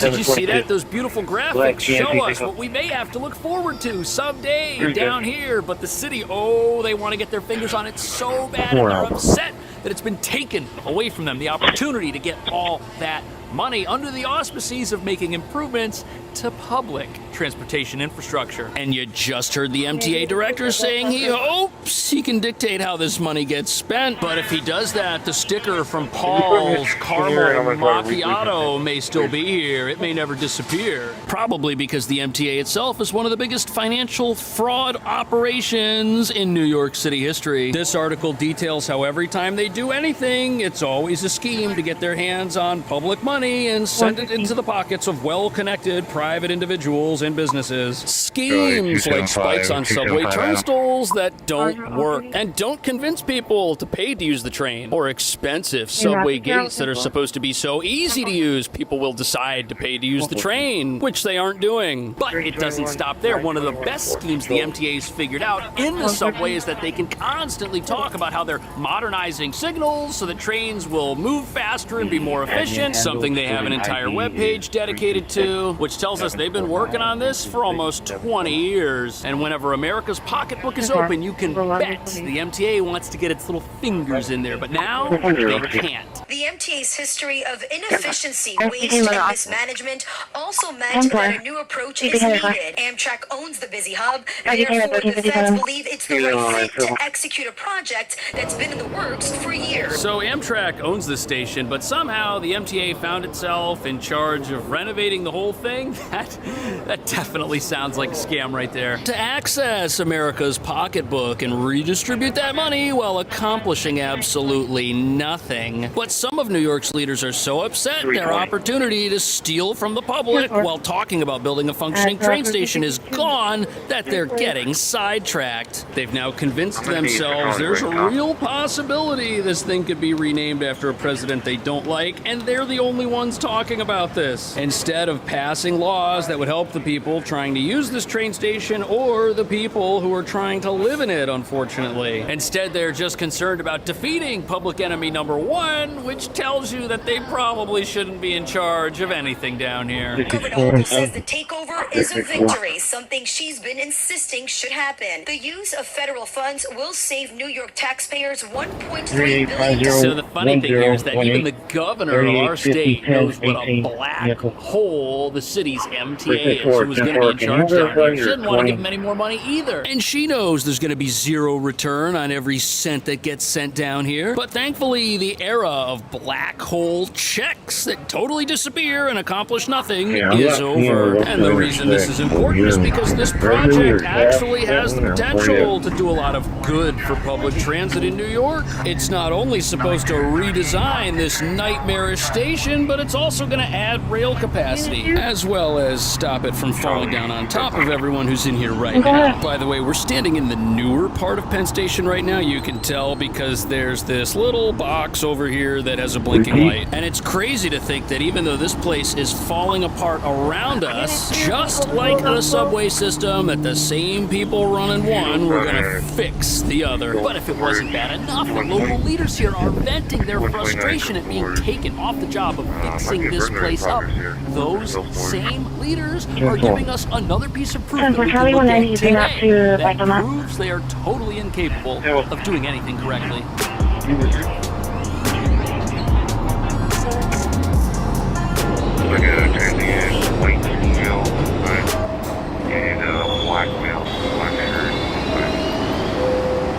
So here we are at the entrance to the subway where all of the problems with this place begin. Yes, it's got a lot of problems. Trains aren't all that reliable. This place is falling apart too if you take a good look at it. But the real issue is that people don't pay to use the train. And the city wants to spend millions of dollars trying to figure out how to get them to do that without arresting anyone. Fare evasion on the New York City subway isn't exactly rare or subtle. People are going to do what they're going to do. It's just mind your business. The MTA, though, is minding its business and employing new ways to stop people from hopping the turnstiles to avoid paying to ride. Monday, the agency revealed 4 modern fare gate designs that will be tested this fall at police stations across the city. So the city has a ridiculous new plan to spend untold amounts of money on fancy new gates that theoretically should make a dent in people hopping over these things, but they've already got a perfectly good working solution for that right here. In fact, these bad boys are 30 years old. They work. Look, you cannot get through this thing at all. Ain't nobody getting through that unless they pay. They work, but there's a problem with these, and that problem is that since these already exist, they won't earn or justify any new money being sent to people to come up with a modern version of the same thing, which, by the way, would be installed in an unmonitored subway entry point. It's going to look something like this, but New York is a city of savages. You're going to need something better than an unmonitored gate in a location nobody watches to get people to pay for the train. And that means anything that gets put here, if it's not one of these guys, isn't going to do anything. But as smart and practical as it would be to install more of these things, even they have a weakness. They use the most modern sensor, object detection, and machine learning technology to open and close only for fare-paying passengers. The MTA has already been testing other strategies, like adding so-called fins. Stop it right there. Did you see that? The camera just showed someone using the emergency gate to get inside the subway. The emergency gate is also a problem, and if you're not going to keep an eye on your subway by watching who goes in and who comes out to make sure people pay, people are always going to be able to get in that way. And what this reveals is how absolutely stupid it is to spend money fixing a problem that is unsolvable. Unsolvable by virtue of the city's unwillingness to crack down on those who break the law, even if it's a small law. And the reason that's a problem is because the subway isn't able to fund its own existence. And whenever it needs more money to fix itself, which is what our leaders keep telling us, they need more money, or the money's got to come from somewhere, and now it doesn't look like it's going to come from the people who ride the train. No, instead it looks like businesses are going to have to pay more taxes, which means hiring less people or giving out less raises. Everyone's going to take a pay cut because of this. All while the city keeps dumping money into the pockets of well-connected contractors to install contraption after contraption that is supposed to make this place profitable and never seems to be able to do so. Which reveals that on the one hand, we're wasting money while at the same time we're asking for more of it, saying that we don't have enough for some reason that we just can't seem to figure out. It's also important to note that any newfangled contraption that the city wants to roll out would conceivably be installed in a terminal like this where people are just jumping the train right in front of me and I'm down here with a camera. Look at this. There's no station booth anywhere. This is entirely unmonitored. It's well lit. The trains are right there. People are just popping and going right in. There's no accountability for these decisions, and that's the real problem.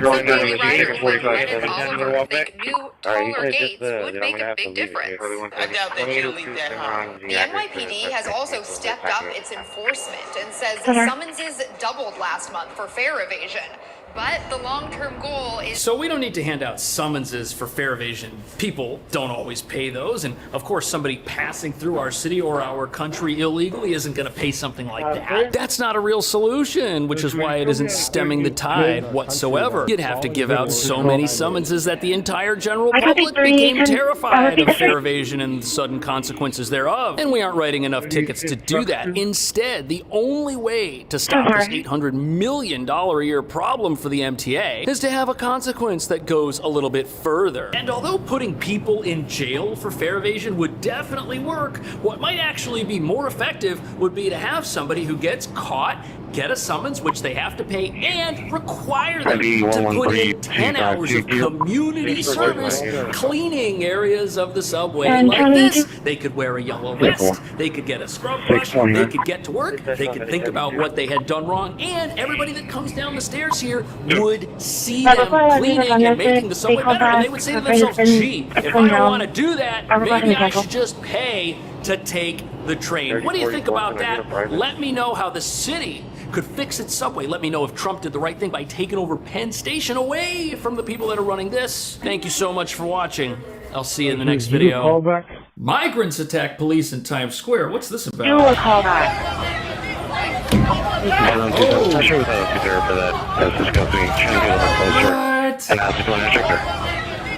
This is crazy. One of these guys just threw a basketball at police officers, and apparently these are members of the Venezuelan gang Tren de Aragua. Here they are posting pictures of themselves in handcuffs on social media. Gang sign, gang sign. They look really young, and the post goes on to say that not only are they teenagers, some of those arrested were part of the gang that attacked people in Central Park last summer. They're reckless and as ruthless of a crew as we've seen. They're young, some as young as 11 years old. Police say they first targeted Central Park this summer, and now Times Square is their playground. When you look at this group, core group of 20 individuals, this is their ground zero. Assistant Chief of Detectives Jason Savino.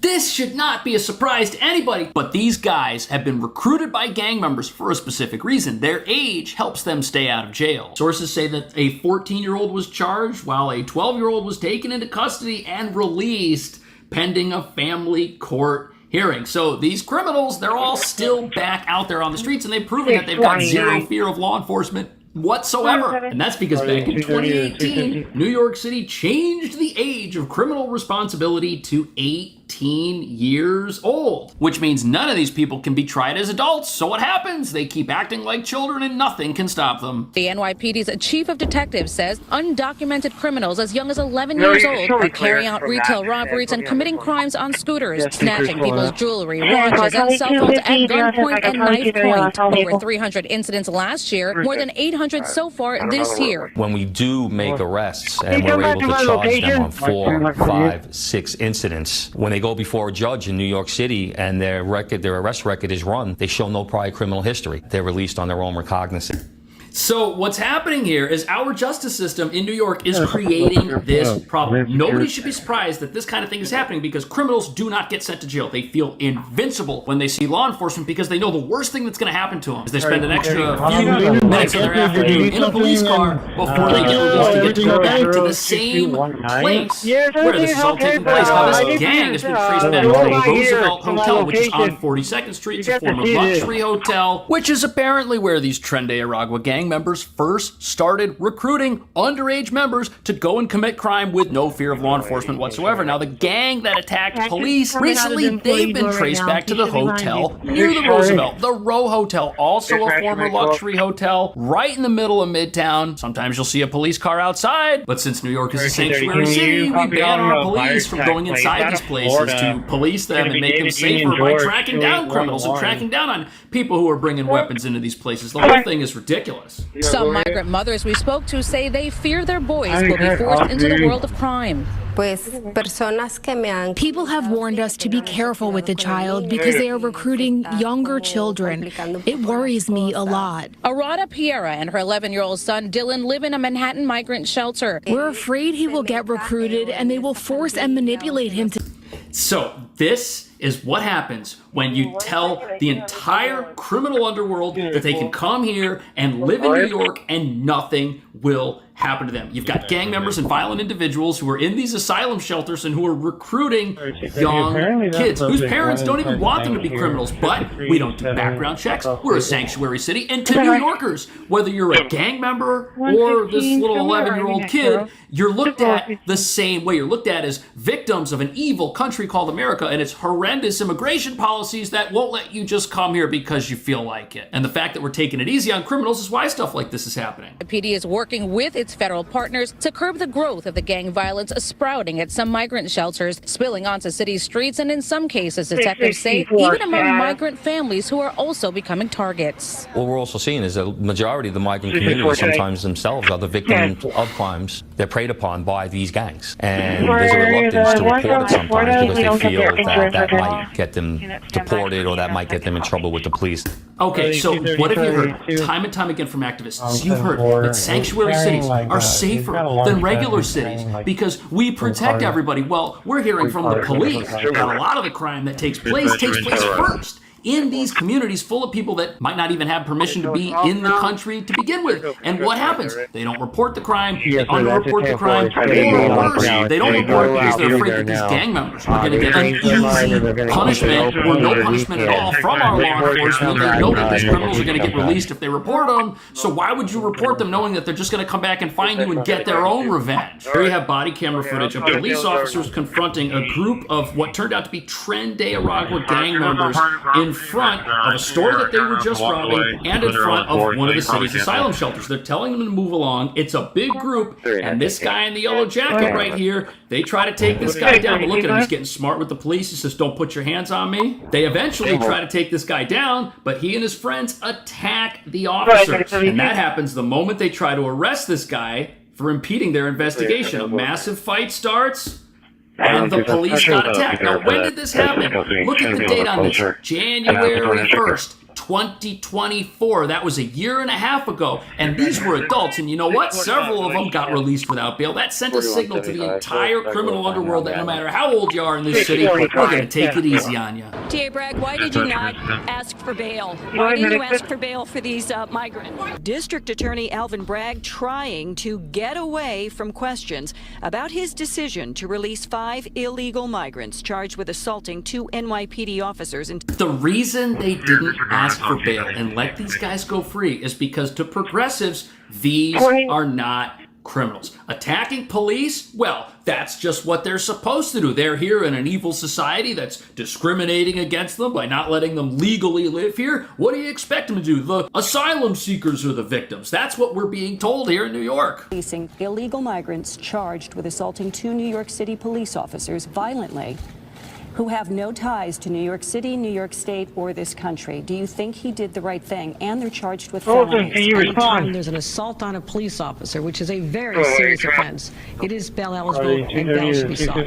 Right now, they should be sitting right. Okay, this is why Trump got elected, because you have stupid decisions like this being made by activist judges, activist prosecutors that go against common sense. Releasing gang members, all it does is tell people who want to come here and commit crime that New York City is the best city in America to do it. Not only are we a sanctuary city that won't turn you over to ICE if you do something wrong, we won't even turn you over to jail. We'll just let you go because we don't even think it's your fault. But what's really alarming is that when New York City first found out about this gang of teenagers, they did not have a good answer for how they were going to stop these guys. Look at this. Police say their crimes are becoming more brazen. The members even posting their weapons on social media. I mean, look at this picture.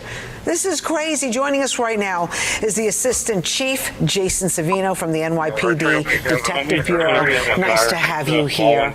So what are you seeing on the streets of New York City? What's the problem? Yeah, I mean, we have the same concerns. We look at those pictures, tremendously concerning. But right now, what we have, I like to call a perfect storm of sorts, where we have individuals tremendously brazen and absolutely ruthless individuals that have committed a multitude of crimes with basically no repercussions. You know, so what started out as a robbery crew, upwards of 50 robberies, 20 individuals arrested for upwards of 50 robberies. We've had those 20 individuals, every single one of them is on the streets today. That means that we don't have a law in this city that can actually stop these people. Since they're under 18, they're going to keep getting away with it. And the gang members that recruited them did this specifically because they know that they basically got these super soldier criminals that nobody can stop. If they need to go out and steal stuff or shoplift, no problem. If they want a hit put on some rival, they can tell these guys to do it and they'll probably get away with it because they can't be tried as adults. The repercussions don't exist for these individuals because New York has removed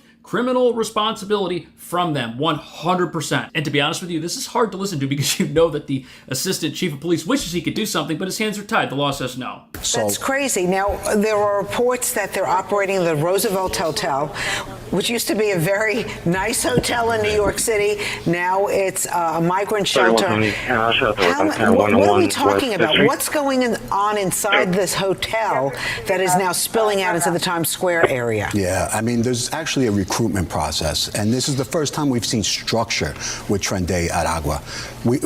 Formerly, it was kind of scattered all over the place, but now we're seeing that structure where there's actually kick-ups, where people are recruiting these younger members as young as 11, and they've been described in some of these robbery incidents as young as 8 years old. And when they're arrested, like I said, virtually no repercussions. You know, nothing's happening to them. Nothing happened to them 6 months ago, and that's why yesterday police were attacked in Times Square. It's horrible, and it's going to keep happening. What do you think about that? What do you think about this latest attack in Times Square? Do you think New York City is impervious to justice for minors because we've made their actions a complete wash as far as culpability is concerned, because they're too young to understand that when they were throwing things at police officers and attacking them in broad daylight, that they were doing the wrong thing? Let me know. Thank you so much. I'll see you in the next video. We begin tonight with the Queens woman. Robert King Boy 3258. Robert King Boy 3258. Going to be 1621-3501. 1621-3501. Osborne. 10-4. 132 back in service. Okay, I just got blanked down with a neighbor. Said she's the one who called and said her neighbor just collapsed. 10-4. Nice, something's right. Yes, we do have the medics coming to the Bishop address, correct? Charlie 230, is this a rotation or inbound? Can you come into the yard and get a van, please? I need you to review the values and PAs, please.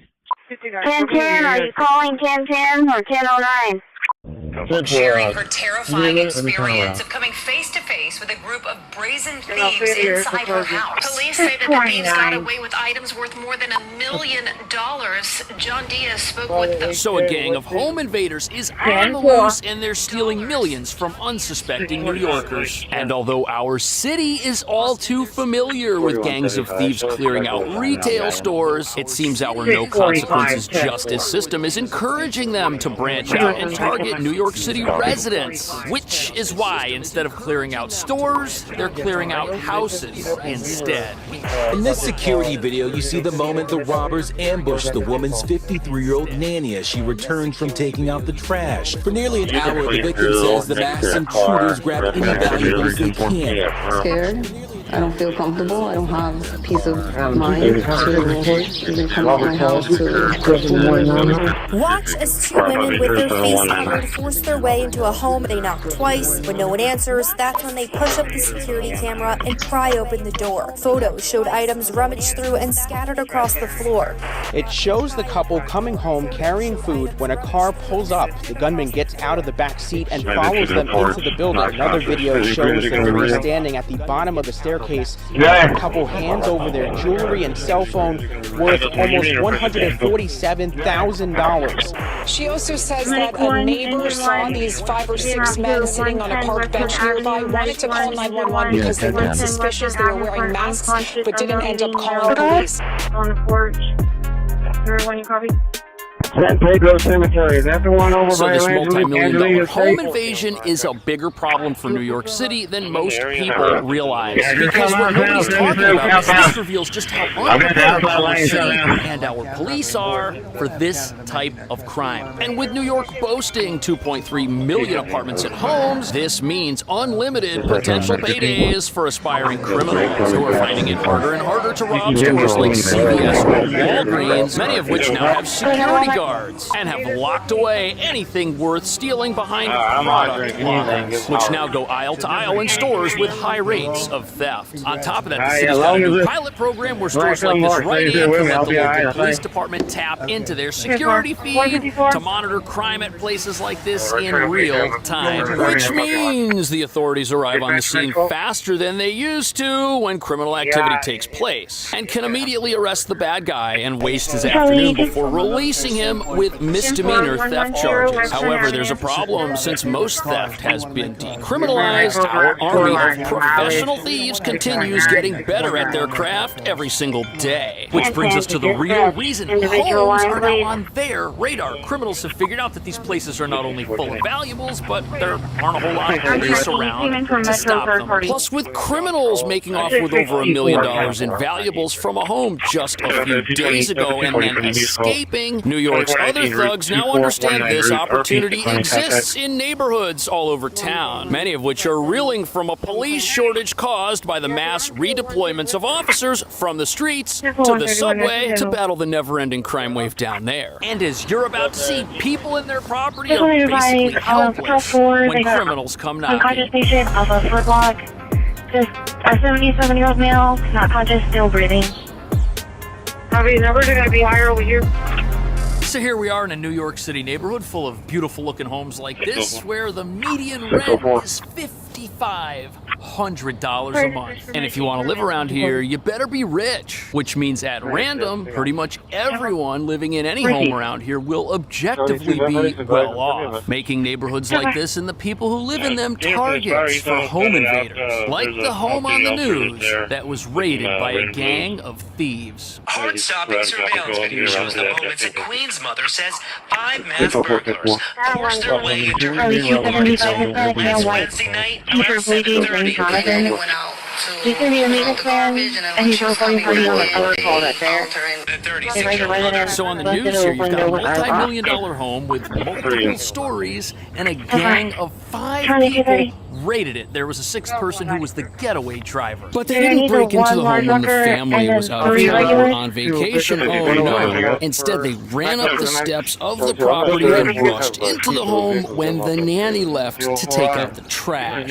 Something every homeowner does. Look at this. The trash is all kept outside. You've got to walk down the stairs, open a little gate, and then get yourself into the garbage area, which is accessible from the street. Now, in a law and order society, something like this is not a problem. But in a city that doesn't punish criminals, it creates an opportunity for the wrong people. And what's crazy about this is emptying garbage and putting it in an outside bin. That's something every New Yorker does, sometimes multiple times a day. And these criminals only need a split second of opportunity to make their way into someone's house, subdue the homeowner, and spend 45 minutes rummaging through it, stealing whatever they could get their hands on. And they made off with $1.1 million worth of valuables. But worst of all, the homeowner and the nanny were not the only ones inside when this took place. My son slept through the whole thing, but her 6-year-old daughter was wide awake.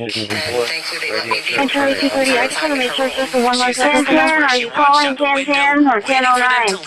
That's why the family was home, and apparently neither the homeowner or the nanny herself were able to call the police. So the criminals, they had free reign once they were able to get inside. And once inside, they went about committing crimes of opportunity, stealing handbags, jewelry, clothing, valuables. And this all happened because they saw the front door was open and decided to rush inside before it could be closed. But what's so bizarre about this is it took place in a residential neighborhood, and you had 5 people break into the house, 1 person driving a getaway car, and the question now is, were they spying on this particular home? Were they just in that neighborhood to rob any home? There's a lot of unanswered questions. Police say a 6th person waited inside the getaway car, a white Toyota RAV4, seen driving late from their home. The homeowner tells me that the burglars were inside her house for about 45 minutes. She tells us that they actually used her expensive luggage to carry out all those valuable items. Police are now trying to figure out if the family...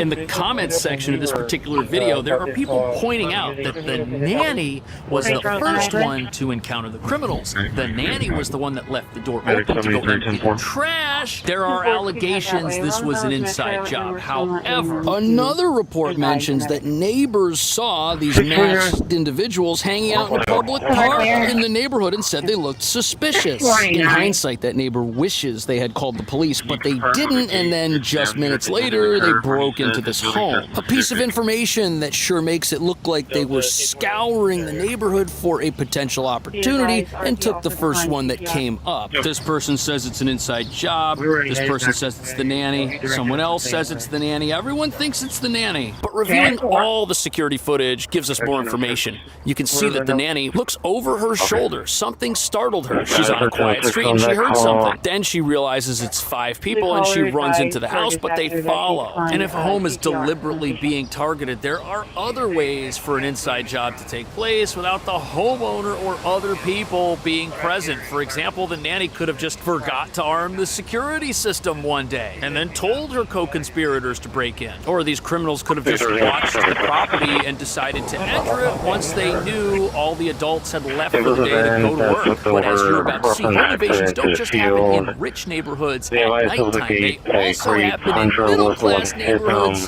during the middle of the day. Yeah, 10-10. You said there was a yellow generator and a black. So the trend of home invasions, this is becoming such a problem that our thieves, they don't even care if it's the middle of the day on a busy street. No, they'll target a house now in broad daylight. And the reasons for that have a lot to do with the way New York City apartments are designed. And when you combine the design of these places with the troubling lack of police most neighborhoods are now experiencing, since they've all been redeployed to the subway in many cases, you have a recipe for exactly the type of crime wave we are now witnessing. Watch as two women with their face covered force their way into a home in Morris Park. They knock twice.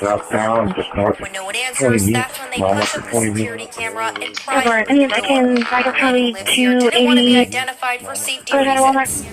So these women, one of whom's face covering kind of fell off, they entered a home that had a front door just like this little white one right here. And on the other side of that, there's usually an entryway that leads to a staircase, revealing that once criminals make their way past the exterior entrance of a property, any deeds they commit will happen in a private environment where the general public cannot see them. And this is true even in the case of an apartment like this one. You can see it's got glass, double doors, but then you can see here this other door, it's frosted over. Anything that happens on the other side of that, no one will be able to see, and therefore nobody can call the police. And the two women that robbed this house on the news, they were taking the place out. They knew when nobody was going to be there. Before ransacking the place, they did knock just to make sure that they weren't wrong, but once inside, they did exactly what the criminals in our multi-million-dollar home invasion did. They stole jewelry, they stole watches, they went into a safe to see what was in there. Why the safe wasn't locked, we don't know. But that's what makes home invasions so problematic. Even if you have a safe, you have to lock it. And in our homes, we are lulled into a sense of safety. We don't typically take our keys with us to empty trash right outside of our front doors. No, we just walk out, throw it in there, and head right back in. We're feeling safe because it's our home and nothing bad ever happens there. Speaking of which, in the internet age, packages, deliveries, those are a non-stop occurrence at most residences, which is why you better get yourself a camera doorbell set up like this. Because there are so many criminals out there that if you don't know who's ringing your doorbell, things could get ugly. Peering through the peephole, this Bronx man thought his insurance company was delivering much-needed help for his injured back. The 87-year-old, who does not want his face on camera, says he tried to defend himself, but was overpowered. These men... So this poor guy, his home ended up getting invaded when he opened the door for what he thought was an expected delivery of prescription medication. And in this case, criminals got inside this guy's apartment and started demanding that the victim turn over any money he had. Not finding anything, they ended up leaving empty-handed. Here's one of the men right here. This is not what delivery people from an insurance company typically look like. It says they made off with $28, a wallet, and a cell phone. So I guess they didn't leave completely empty-handed, but as you're about to see, sometimes criminals, when they take it upon themselves to engage in this opportunistic type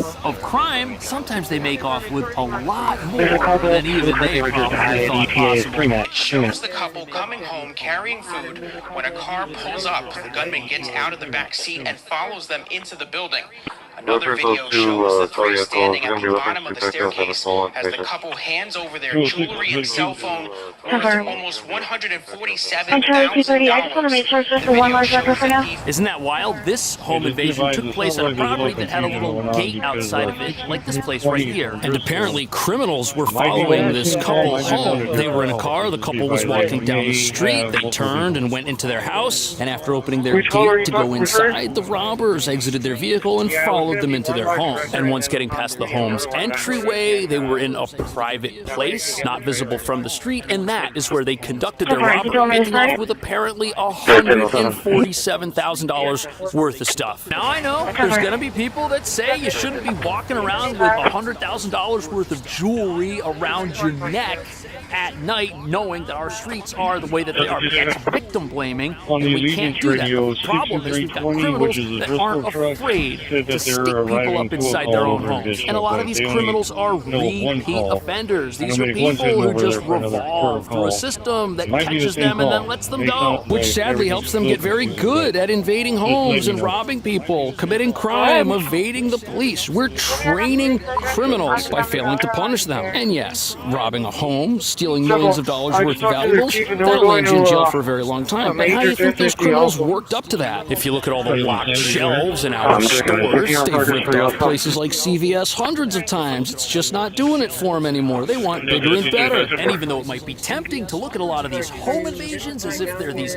complicated, well thought out inside jobs, that's probably not the case. No, instead you've got opportunistic criminals staking out a neighborhood. And when they see someone walk out their front door, descending along staircase, fiddling with the trash, they make their move. We know these criminals were hanging out in a park all masked up, figuring out what they were going to do. They probably didn't care which house they robbed, but they knew they were going to rob something. We don't know what types of tools they had in their getaway vehicle. We don't know if they were planning on breaking into a place and cutting locks, and if their plans changed when they saw someone open their door and figured this was the right opportunity for them. It's also frightening to think that these criminals are well aware of just how short-staffed our police force is and how stretched thin it is. Look at this. In January of this year, one Upper West Side neighborhood experienced a reduction in police as 15 officers who had just been placed there straight from the academy, along with 12 others, were redeployed to fight subway crime, revealing that as New York removes police from its streets and sends them below ground, the more crime, the more home invasions everyone is going to start experiencing, because there's nobody around to stop the bad guys who are willing to commit wild crimes of opportunity the second somebody opens their front door. Is that what happens when you defund your police and take them off the streets and send them below ground to another part of town full of repeat offenders who never get punished for doing anything? How is New York ever going to stop its crime problems if it won't send anybody who commits crime to jail? Let me know. Thank you so much for watching.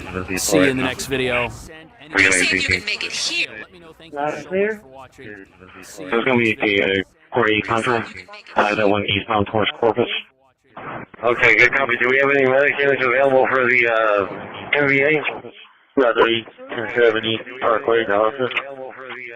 That's correct. Medic 73 is around for the NBA. Call your own. Cover.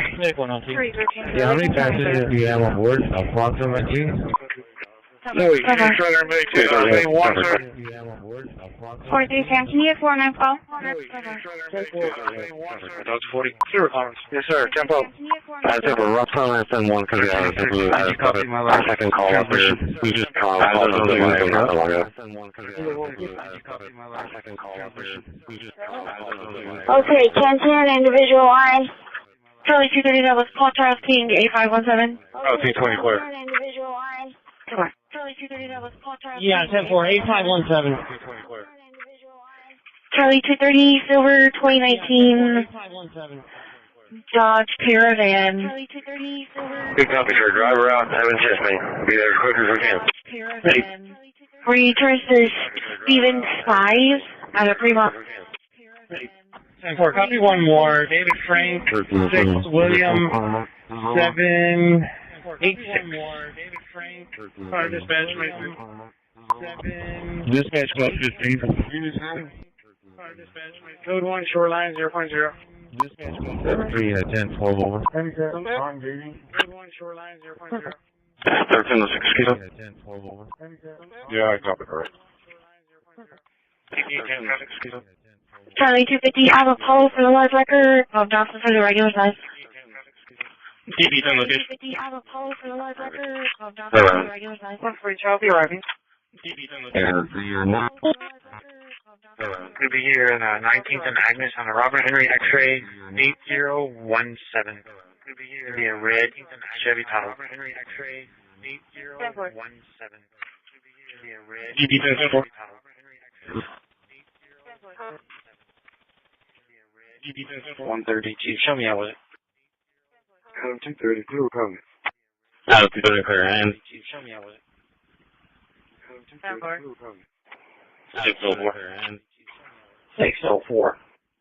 Yeah, there's no call next door. She's the one that actually called 911 and saw the subject here. It's called. She's the one that actually called 911. 10-4. Saw the Is speedy on this call? subject here. It's called. I think your partner's right. I saw some trails or some tire marks that went up the embankment of 234 and went up and over.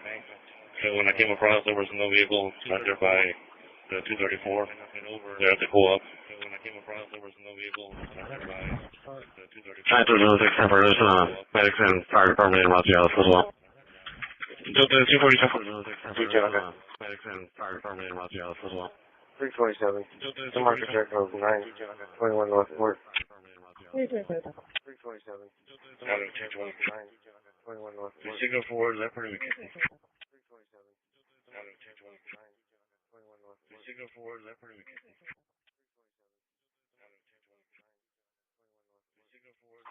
Dispatch information 31 shows en route to 5770. No, 250 clear. Dispatch information 31 shows en route 613. No, 250 clear. Dispatch information 31 shows en route 613. 1023 dispatch individual. 613. 1023 dispatch Delta 260. I'll be clear. So when I am arriving, where y'all need me at? So when I am arriving, Charlie 104108 clear. Just right behind 250. Just right behind. Dispatch 720, radio check. Loud and clear. Dispatch 720, radio check. It's 10-4, 720 clear. Delta 110, 130. I referenced your call. It was going to be a subject because he was trying to break into a vehicle and cause himself. He's walking currently on Staples, coming up, passing the RTA. It's going to be a Hispanic male, black shirt on Staples. Coming up, passing the RTA. It's going to be a Delta 110, 10-4. Delta 110, 10-4. 680, 10-8 from the store out at my residence. 680, 10-8 from the store out at my residence. Dispatch from 300, show me arriving. Alright, 1107 UTL. 300, show me arriving. Yeah, one vehicle roll over, vehicle's on the side, off the roadway. UTL 4. Standard 31 copies. Dispatch ready 15. I'm going to enter comment real fast. All occupants are out of the vehicle. Okay, we hit him with the knife right, sir? Yeah, 100. No, 7 here. This is rolling toward that, 315 and Charlie 220. Hispanic male took off from Walmart towards Galahad, riding on a bike. Hispanic male, red cap, t-shirt, black shorts. Show me 23 to the 1050. Yes, we have another showed up at this call. Show me 23 to the 1050. Yes, we have another showed up at this call. Max 73, so dispatch over rough time, send one to the second call up there. We just calls and said, I'm not the one. The constable on scene was asking for your ETA. The constable on scene was asking for your ETA. 10-4, yes, Victor Pena at building 8. 10-4, yes, at building 8. AC9 presented dispatch. I was just there and I was told he wasn't even there. I was just there and I was told he wasn't even there. I believe she's still at lunch. 10-4, yes, sir. 10-12 coming up right behind you. 13-7. Is it 10-4 next? Roller? Hello, I'm right there, so. 10-4. 10-4, let me get a hold of 10-12. Dispatch about 15. Yeah, we got one on the way out there to that location. Give me a second call for the neighbor's house for your all's call. We called Rob on the way out there to cancel that medic. They just got the report, they got the call. for your own call. We called Rob on the way out to cancel that medication. Dispatch, engine 34 en route to 75 and 70. Correction, 57 and 70. Medic on Rob. Be advised, we'll be transporting the shoreline and we'll be getting back to... Medic on Rob. Be advised, we'll be transporting the shoreline and we'll be getting back to... Virgin up to, I'm UTL tonight. Virgin up to, I'm UTL tonight. There's a mill on the ground in front of... There's a mill on the ground in front of... There's a mill on the ground in front of...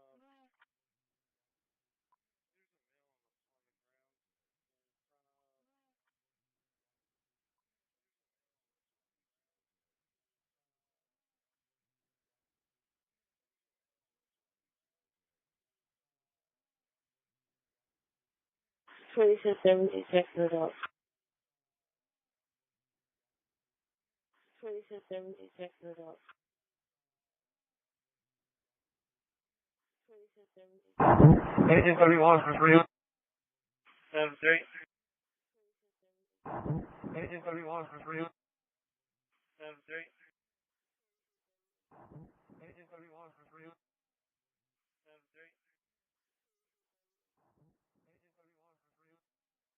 Copy, we'll hash the accident. Copy, we'll hash the accident. 3170, let me clear my part sickle. Copy, we'll hash the accident. 3170, let me clear my part sickle.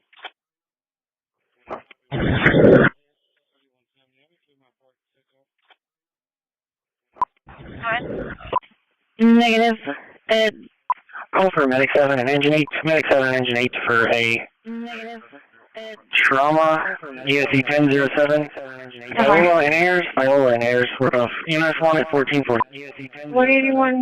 Does an elevator pass or my decline contact? 10-4. I'm not seeing anything out here. 10-4. I'm not seeing anything out here. They're advising that the lights are already at the intersection. The truck's not flowing the right way. They're advising that the lights are already at the intersection. The truck's not flowing the right way. They're advising that the lights are already at the intersection. The truck's not flowing the right way. They're advising that the lights are already at the intersection. Providing receipt. Providing receipt. 17 dispatch. 315 full. 17 dispatch. 315 full. 1107 UTL. 315 full. 1107 UTL. Side 120 on my Z58. 10-4, sir. The 2090 code 4. 120 on my Z58. 120 over. 10-4, sir. The 2090 code 4. 120 over. Disregard, I saw the check, but you're on my traffic. Charlie 220. Oh, go ahead. 1107 UTL. Oh, go ahead. UTL up. Agent 31 from 300. We got a small amount of fluid leaking. Not bad. No fuel. Agent 31 from 300. Yeah, you can close this. Agent 31 copies. Dispatch Medic 15. Different. We're going to add your comment real fast. Medic 15. Dispatch Medic 15. All occupants are out of the vehicle. Different. We're going to add your comment real fast. Be in a field on way so. Medic 15 transporting code 1 to Bay Area, starting mileage 0. Clear Charles 12-5. 120. Yeah, it looks safer than they slow up. 120. The elevator's clear. Go ahead and show me 23 to the 1050. The elevator's clear. The 315 and Charlie 220. Hispanic male took off from Walmart towards Galahar, riding on the bike. Hispanic male, red cap, blue t-shirt, black shorts.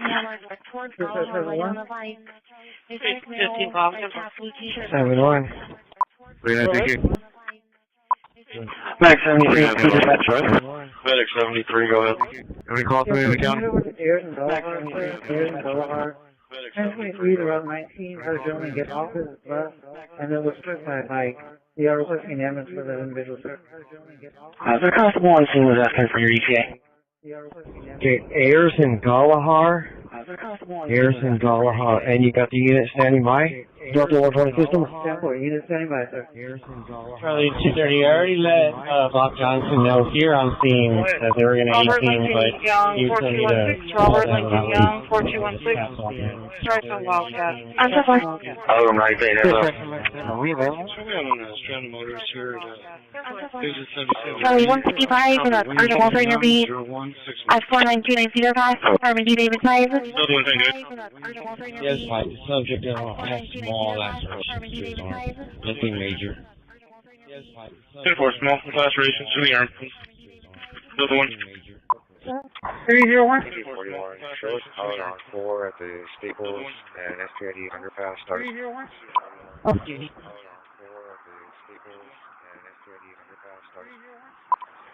4175 traffic. 4175 traffic.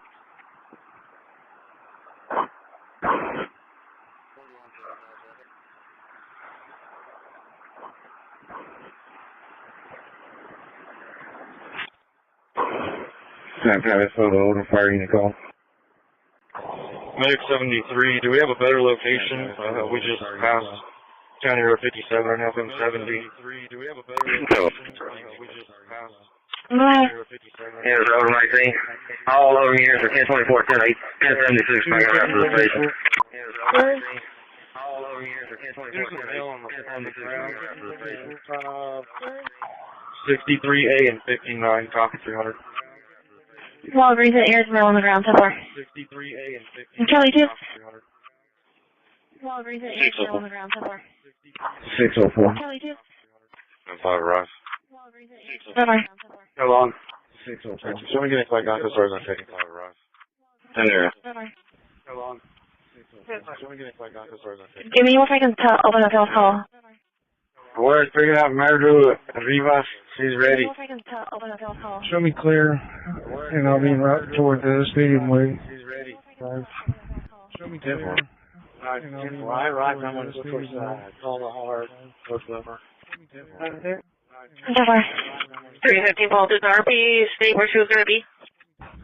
DB41 is on 5. Medic 73 from 300 is still pulling up behind my unit. I have the patient in the front seat. Passenger seat of my truck. Negative. Dead. 10-1, the unit number involved. 3 was a RP was a task or by decline contact. 313 Charlie, everything's 10-4. 3 was a Engine 34, 308, 73, pull up right behind your truck. Medic 73, dispatch, we're going to be on scene. You can make it anywhere. More and more millionaires and investors are moving into the city. It's putting a real squeeze on the middle class who are having to leave. We looked everywhere. We haven't found anything. So as more and more millionaires move to New York, the middle class here has fewer and fewer options. And as the middle class struggles with simultaneous cost of living and housing crises, it almost looks as if New York is replacing them with a new and growing rich class who are the only ones that can afford it here. And the worst part about that is nobody running this place seems to care. New study shows that the number of millionaires opting to rent instead of buying property has nearly tripled since 2015. The number of people making more than $1 million in household income a year who choose to rent instead of buy shot up 171% in just 5 years. We looked everywhere. We couldn't find anything. I was seeing things on the market for like $4,500. If I wanted to stay even in Bed-Stuy, I mean, this is not Midtown that we're talking about, right? Like, I'm talking about central Brooklyn. In 2022, people leaving New York at the fastest rate were making less than $172,000 a year. That's according to a report from the Fiscal Policy Institute. They also found that more than a third of those leaving New York State were moving in search of affordable housing. It's the wealthy moving into the bigger towns. There's no question, right? So the New York Yorks, the Chicagos, the Los Angeles, the San Franciscos. If you make $200,000, $300,000 a household income, you can't afford to live in the city anymore. Here's the simple truth that is underneath all of these sobering statistics. We simply have not built enough housing.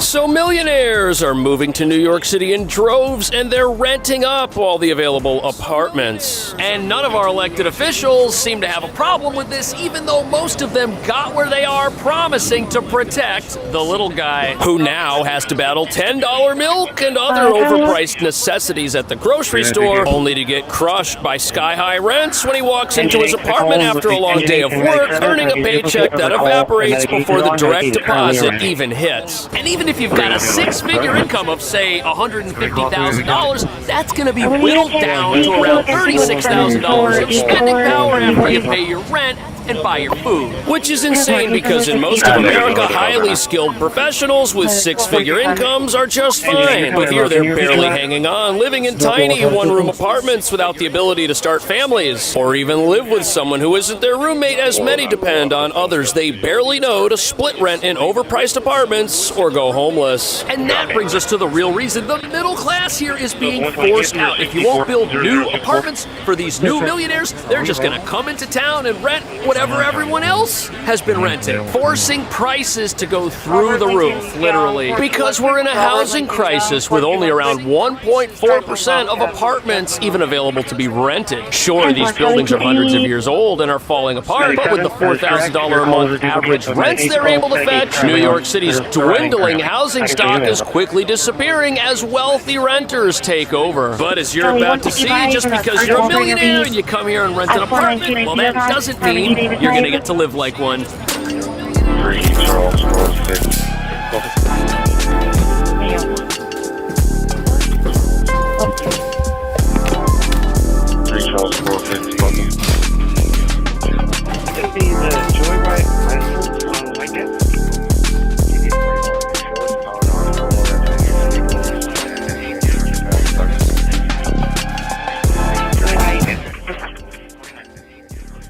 $41.75 traffic.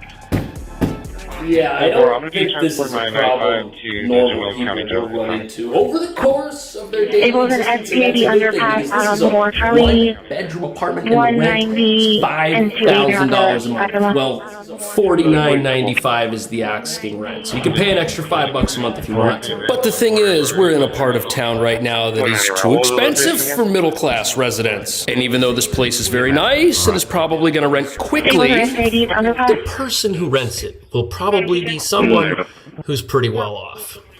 They report a 45% growth in millionaires in the last decade here, despite dire predictions during the pandemic of the rich fleeing New York. But while more and more millionaires and investors are moving into the city, it's putting a real squeeze on the middle class who are having to leave. Did you just hear that? New York City's experienced a massive rise in the number of millionaires living here. But as we're going to see today, it hasn't experienced a massive rise in the number of apartments available to rent. And that's certainly not the fault of this landlord. He already owns his building and renovated his apartment. But since the city restricts the supply of apartments by not letting anybody build anything, the prices on the places that are available keep going up. And in this type of situation, everyone loses. Wow, that is some water pressure right there. It's pretty good.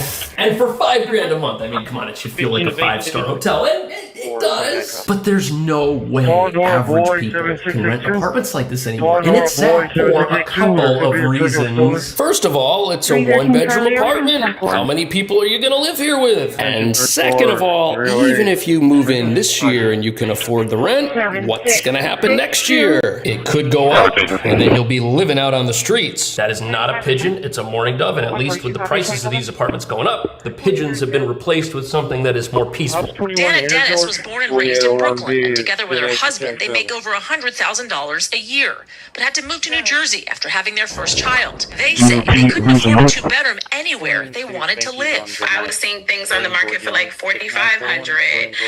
If I wanted to stay even in Bed-Stuy, I mean, this is not Midtown that we're talking about, right? Like, I'm talking about Central Brooklyn. And she's not the only one. In 2022, people... So this family, they're succeeding by all accounts, but the problem is, this city doesn't have apartments for people who succeed anymore.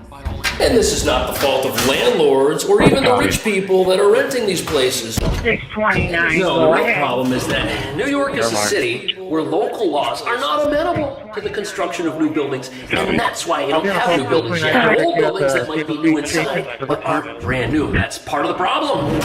And the other part of this problem is that many people who are rich, they don't want to buy property around here like they used to. This article features a quote from a guy who's a millionaire, and he pays $19,000 a month because he's disappointed in what he could buy with his millions. And not everybody wants to take millions of dollars and dump it into something that's just going to either lose value or cost them more money as a primary residence than renting something and just paying a one-time fee. No taxes, no maintenance, nothing. You just pay the rent. Exactly. But even though the rich might be surviving and complaining about it, as you're about to see, this housing crisis we've got going on here, it's too much for the middle class, and many people sadly have to leave the city altogether. 2022 people leaving New York at the fastest rate, making less than $172,000 a year. That's according to a report from the Fiscal Policy Institute. They also found that more than a third of those leaving New York State were moving in search of affordable housing. It's the wealthy move. So there's no affordable housing here anymore. And if that's what you want, then you're gonna have to go somewhere else and find it. That's how it works. We're in a housing crisis. We aren't building new stuff. Look out the window here. Is this charming? Is this quaint? Absolutely. But what's not charming or quaint are the fact that these 5-story buildings are forcing people to live elsewhere. And if the only kind of buildings we're allowed to have here are the ones that were built over 100 years ago, or are replacement buildings that come in and are also 5 stories, you're never going to have enough room for the number of people that want to live here. And although that might protect neighborhoods like this one from evil skyscrapers, while protecting the high prices of apartments from getting any lower, it does that at the expense of everybody else.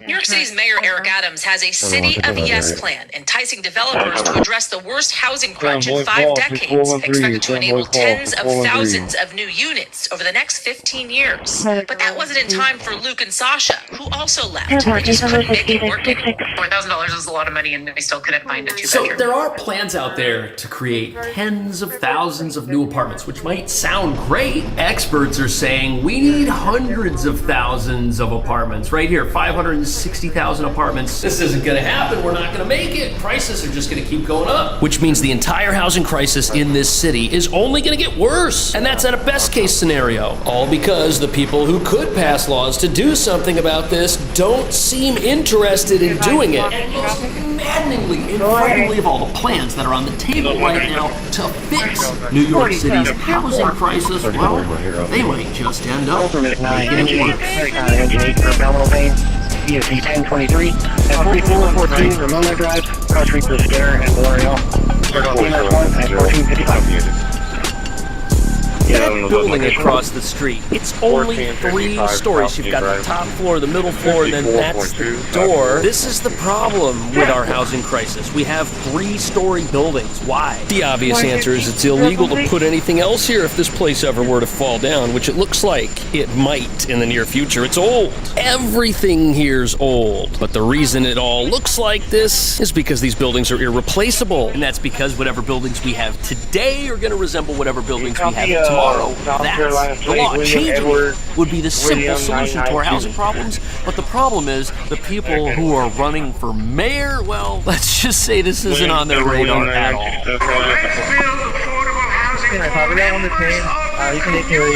Leaning into his experience as both governor of New York and former HUD secretary, Andrew Cuomo rolled out his housing plan, but others running for mayor were quick to pounce once the plan was posted online.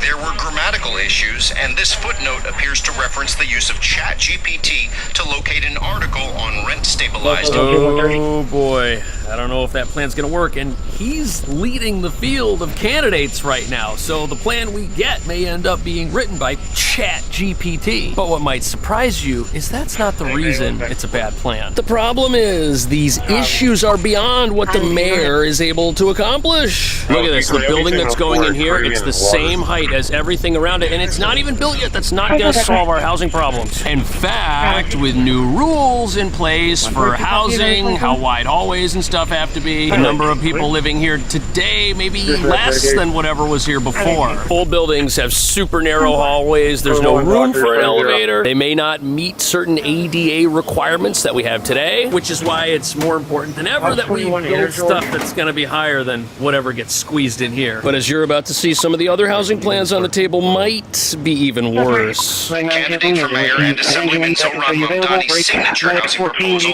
is to freeze the rent for the more than 2 million rent-stabilized New Yorkers. We asked him about using chat. Freezing rent. So in theory, this sounds good. If rent's going up too fast, stop it from going up, then it remains cheap.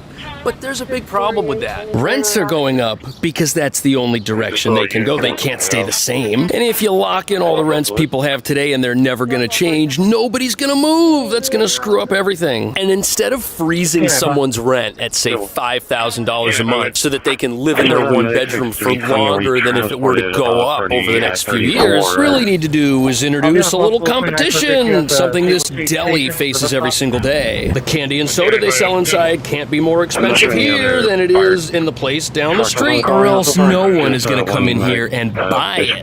But what if this was the only candy store in town? Well, then the people running it could charge whatever they wanted and they would still sell out. And that's what's happening here with apartments. You can't force him to only charge so much, then he's going to run out and there's not going to be any candy for anybody. And if you freeze the prices in this housing market, you're just going to have even worse shortages than you have today. And the thing that's so maddening about this is that there's actually a way to lower rents, but nobody wants to do it. In this city, 1.4% vacancy rate. That's the lowest in 6 decades. That's a result of decades of underproduction, of zoning rules that are at best outdated and too complicated. The solution is simple. We need to build more housing, build it in every...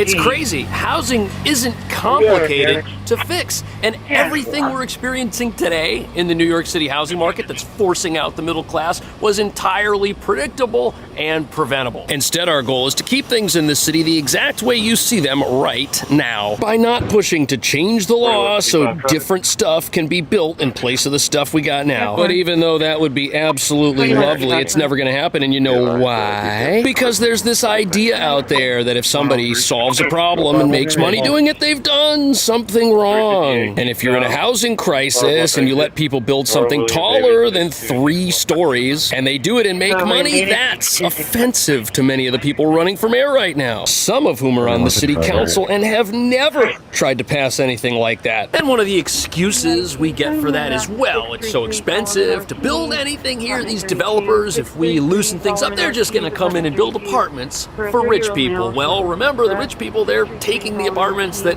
everybody else is supposed to live in. But look, this is exactly how you lower rent, through a process called a migration chain, which is what happens when a higher income household moves into a newly built unit. Their previous unit gets re-rented to another household who also moves from another unit, and so on and so forth, creating a chain of moves within the original housing market that eventually extends to even low and moderate income ranges. You need turnover. That's how you get people to move into apartments that they can't afford. You create a whole bunch of apartments and you create a whole bunch of movement, and that is going to bring down prices. If you lock rents in place, everything's going to disappear. Nobody's going to move. If someone does move, that place is going to have even higher rent because it's the only one left. That's what we're seeing today. Or am I wrong about that? Should we freeze rents instead? Is that a good idea? Should we say that landlords can only charge so much? Do we need more socialism? Let me know. Thank you so much. I'll see you in the next video.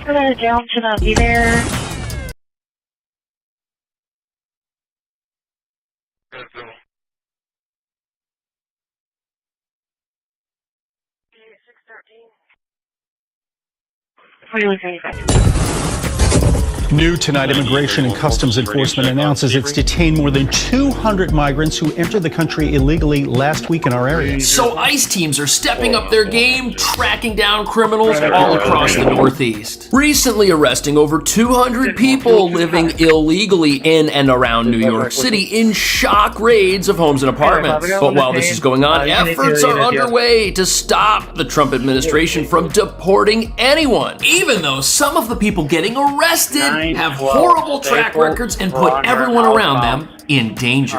More than half have significant criminal convictions or are facing charges for crimes like assault. This building on DeKalb Avenue in the Bronx is where law enforcement sources say a 22-year-old member of the Venezuelan gang Tren de Aragua was picked up by Immigration and Customs Enforcement agents last week. She is one of 206 people arrested across the New York City area in an operation that the acting ICE director says targeted the most dangerous alien offenders in some of the most crime-infested neighborhoods. More protests against the administration. New Yorkers gathering this afternoon to make their voices heard loud and clear. I'm not saying you can't get rid of anybody, yes, but maybe start at the top. People are scared to go to church. People are scared to go to work. People are scared to take their kids to school. I don't know why we want to romanticize what dangerous gangs are. They're dangerous gangs, and we're going to do everything possible to remove these dangerous gangs off our streets. 121 of the 206 apprehended had significant criminal convictions.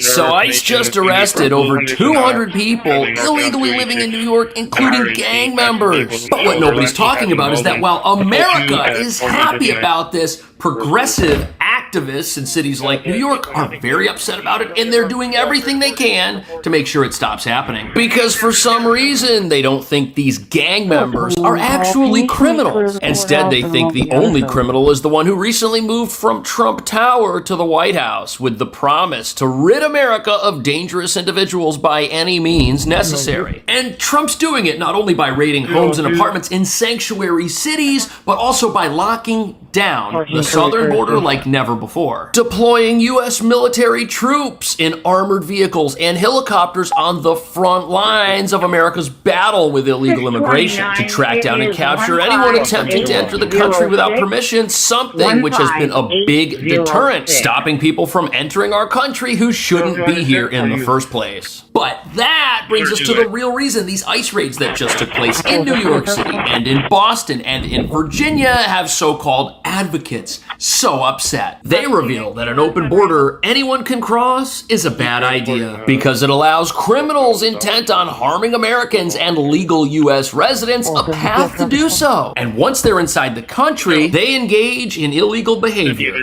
like this. Police say Abrego Garcia was driving from Houston to Maryland with 8 other people in the car, but there was no luggage in the car. That led police to suspect this was a human trafficking incident. The year before, Abrego Garcia's wife, Jennifer, had filed for a temporary protective order against him. So that guy right there, he is the poster child for this entire war on illegal immigration. The Trump administration says he's a gang member. He was sent to El Salvador's mega prison, but politicians and, again, activists in this country are desperate to get him back in America for some reason. And apparently his wife confirmed he's one of the people in this clip right here being moved into that state-of-the-art prison facility designed for gang members. And even though this guy was in the U.S. illegally and is covered in MS-13 tattoos and was arrested with other confirmed members of MS-13, there are people out there who prefer to refer to him as a Maryland father instead of a criminal gang member. And as you're about to see, this is not an isolated incident because there are some people in America who think that every single gang member here who ICE takes down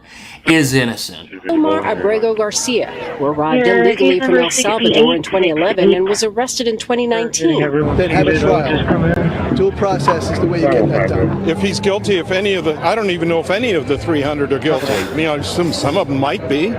So here we have a protest in Midtown Manhattan, and the protesters, they don't think anybody that ICE has taken down is actually guilty of anything. And they really think ICE is out there arresting people, sweeping them off the streets, and it's all by accident. And this is supported by their belief that America has spiraled into some sort of dictatorship because a president elected specifically on his promise to remove criminals from our country who are already here without permission has somehow usurped democracy and is going against the will of the people, taking away everyone's rights, even though reality tells a different story. This building on DeKalb Avenue in the Bronx is where law enforcement sources say a 22-year-old member of the Venezuelan gang Tren de Aragua Aragua was picked up by Immigration and Customs Enforcement agents last week. She is one of 206 people arrested across the New York City area in an operation that the acting ICE director says targeted the most dangerous alien offenders in some of the most crime-infested neighborhoods.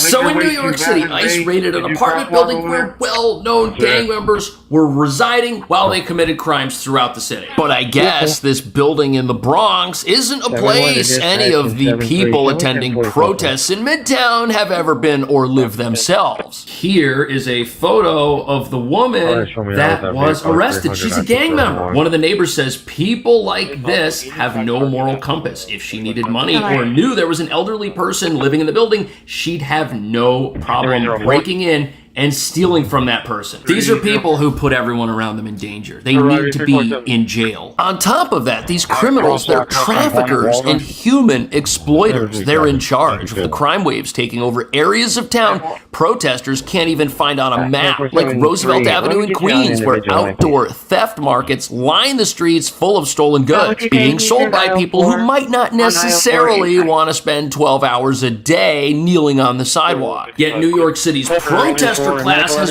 bought the lie that these individuals haven't done anything wrong, even if they've started all of this out by coming into the country illegally and then doing more illegal things once they're here. I don't know why we want to romanticize what dangerous gangs are. They're dangerous gangs. And we're going to do everything possible to collaborate with federal officials to remove these dangerous gangs off our streets. ICE says with federal partners like the FBI and the U.S. Marshals, 121 of the 206 apprehended had significant criminal convictions. The NYC acting field office director says the majority have criminal histories. You know something, Mayor Adams is right, but he's probably going to lose his campaign for re-election because he's saying stuff like this. He says he's going to cooperate with the enemy of these protesters, which is ICE. And when you look at these crowds of protesters, you see people who've been brainwashed by mainstream news and do not think for themselves. But sadly, in New York, this is where all the money in politics comes from, and these are the people who are going to decide the next election here. Even though all of these criminals are in the country illegally, have committed crimes and are dangerous enemies of America. They're not here to live the American dream. They're here to exploit our laws. And these protesters don't think they've done anything wrong by coming here and doing just that, while living openly as criminal members of their communities. A suspected gang member with warrants for kidnapping, burglary, and the gun crime authorities told us. Around 5:30 a.m., heavily armed agents raided this apartment building and fined the suspect and 3 other male associates, all handcuffed and without incident. The phrase "it's not like this" is an interesting one. So here we have ICE agents raiding an apartment in the Bronx, and who do they find? Criminal gang members living with children for some reason. And the neighbors of this building had no idea a dangerous criminal wanted in multiple states was living right next to them. They're crossing paths with this individual every single day. Now, obviously, the people holding these signs and protesting these raids think criminals like this guy are innocent. After all, they were part of a family living with little children, and now they're separated, and oh, how awful this is. Yet the reality is everyone in proximity to these criminals was in danger. That whole building, all of the people there are now better off that this guy was taken down by ICE. But as you're about to see, there's an effort of mainstream narrative that there is some massive uprising and everybody's upset that these gang members are being put in jail. Election or make a significant impact on these By the issues. thousands, demonstrators rallied in major U.S. cities. I made some changes to improve clarity. Angry about the Trump and flow. administration's Rewritten deportation anything became, agenda. In a quick scan, removed the phrase "glaze" when you look at these crowds. Changed good roads to superficial. I don't think it matters who you are or what situation you're in. Like, that should concern you now. Behavior changed the tone has been abandoned to for more everybody. neutral. It can be abandoned for you. Many protesters welcoming.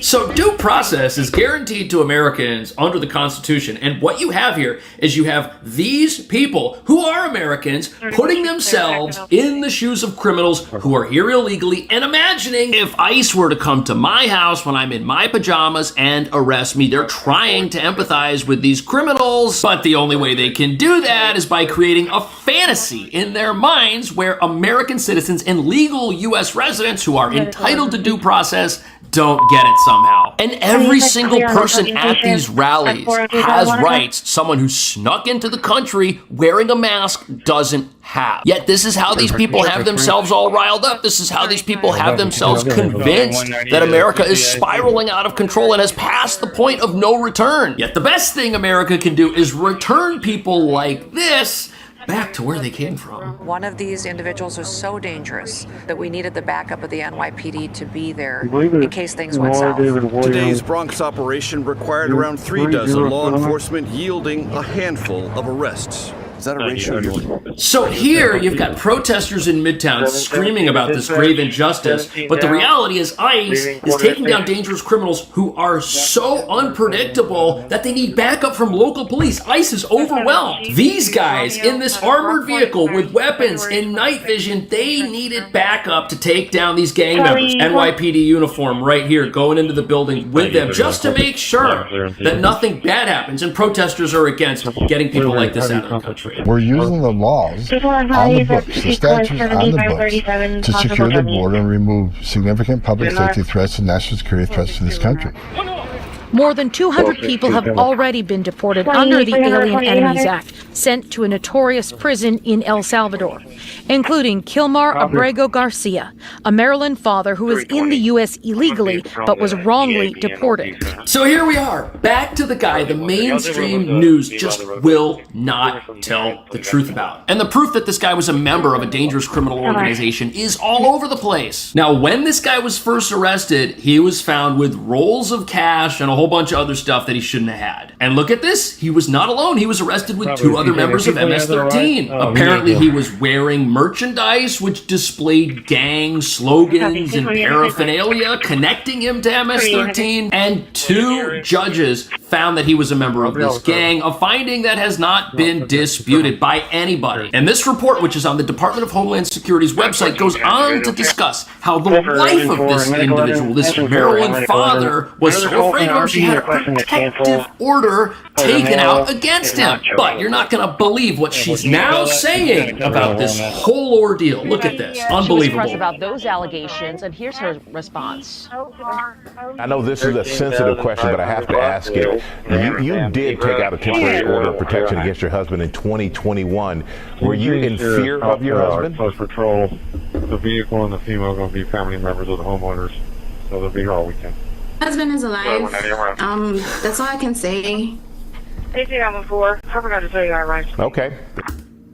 That's the answer? You know what we're probably looking at here is somebody who's been coached, somebody who's been prepared in advance for how to respond to that type of allegation. She's just staring off into space, and that pause was so long. You don't just take out a restraining order on somebody and go to a police station and have all these allegations of how they were a dangerous person to be around and how you're in fear for your safety. That's not an accidental thing at all. But the thing is, this woman is now part of the open borders movement in America. And somebody's convinced her to play along. However, the reason the open borders movement thinks this is a winning issue for them is because they can point to the fact that the individual in these pictures right here who was sent to the El Salvador prison was never charged with a crime. That must mean he's innocent, right? Well, here we have the story of his arrest back in 2022 when he was pulled over with 8 other people and suspected of human trafficking. It says right here there were 8 other people in the vehicle with this man, and they didn't have any luggage, yet they were driving across state lines.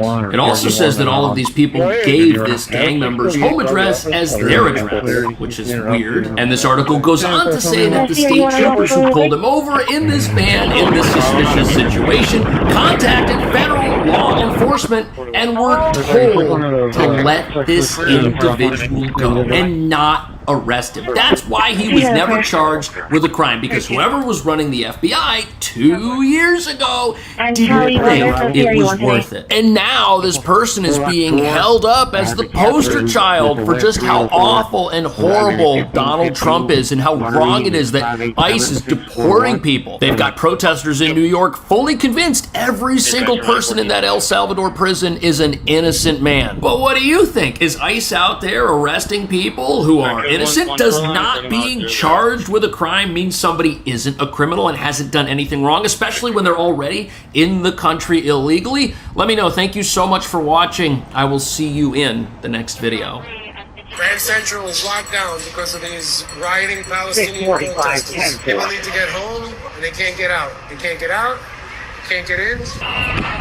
So recently, a massive protest took place right here with activists completely taking over New York's largest train station to stop President Trump, who's got them all riled up by deporting various leaders of college campus resistance movements, canceling their visas when they espouse anti-American viewpoints. But as you're about to see, that's got people so worked up. The protests happening now likely won't be the last. And we've seen how violent these protests can get. Looking at that vision, it's certainly a safety issue for commuters. This morning, a stunning ruling against Columbia University activist Mahmoud Khalil. An immigration judge in Louisiana ruling Khalil can be deported. While at Columbia, he helped lead protests against the war in Gaza.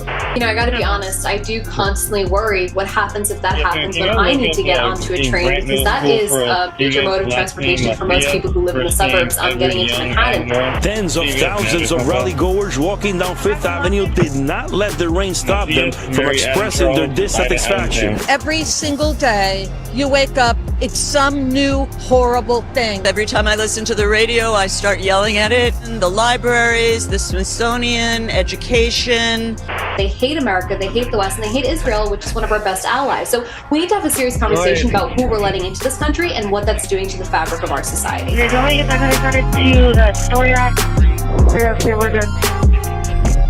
So by arresting this guy and promising to deport him, Team Trump has poked the hornet's nest, so to speak. But what nobody's talking about is that by storming Grand Central and disrupting life for the general public, these protesters, they're showing the world what their true motives really are. Because when these progressive agitators arrived, they're armed with the same signs and slogans they espouse at every protest, where they're screaming for open borders, demanding the president go to jail, as well as pushing every other progressive cause you can imagine. And since there's no coherent message to this mayhem, these protests are revealed to be an excuse for anybody who's mad about anything to make a sign and show up, disrupting a city of 8 million hardworking people just trying to make it home for dinner, yelling and screaming in the faces of those who, by carrying a briefcase instead of a disfigured effigy of the president, find themselves on the receiving end of a movement claiming to stand against fascism by fighting for a more peaceful world where they get to be the ones calling the shots. Which brings us to the real reason these protests aren't going anywhere and why they always seem to be one step away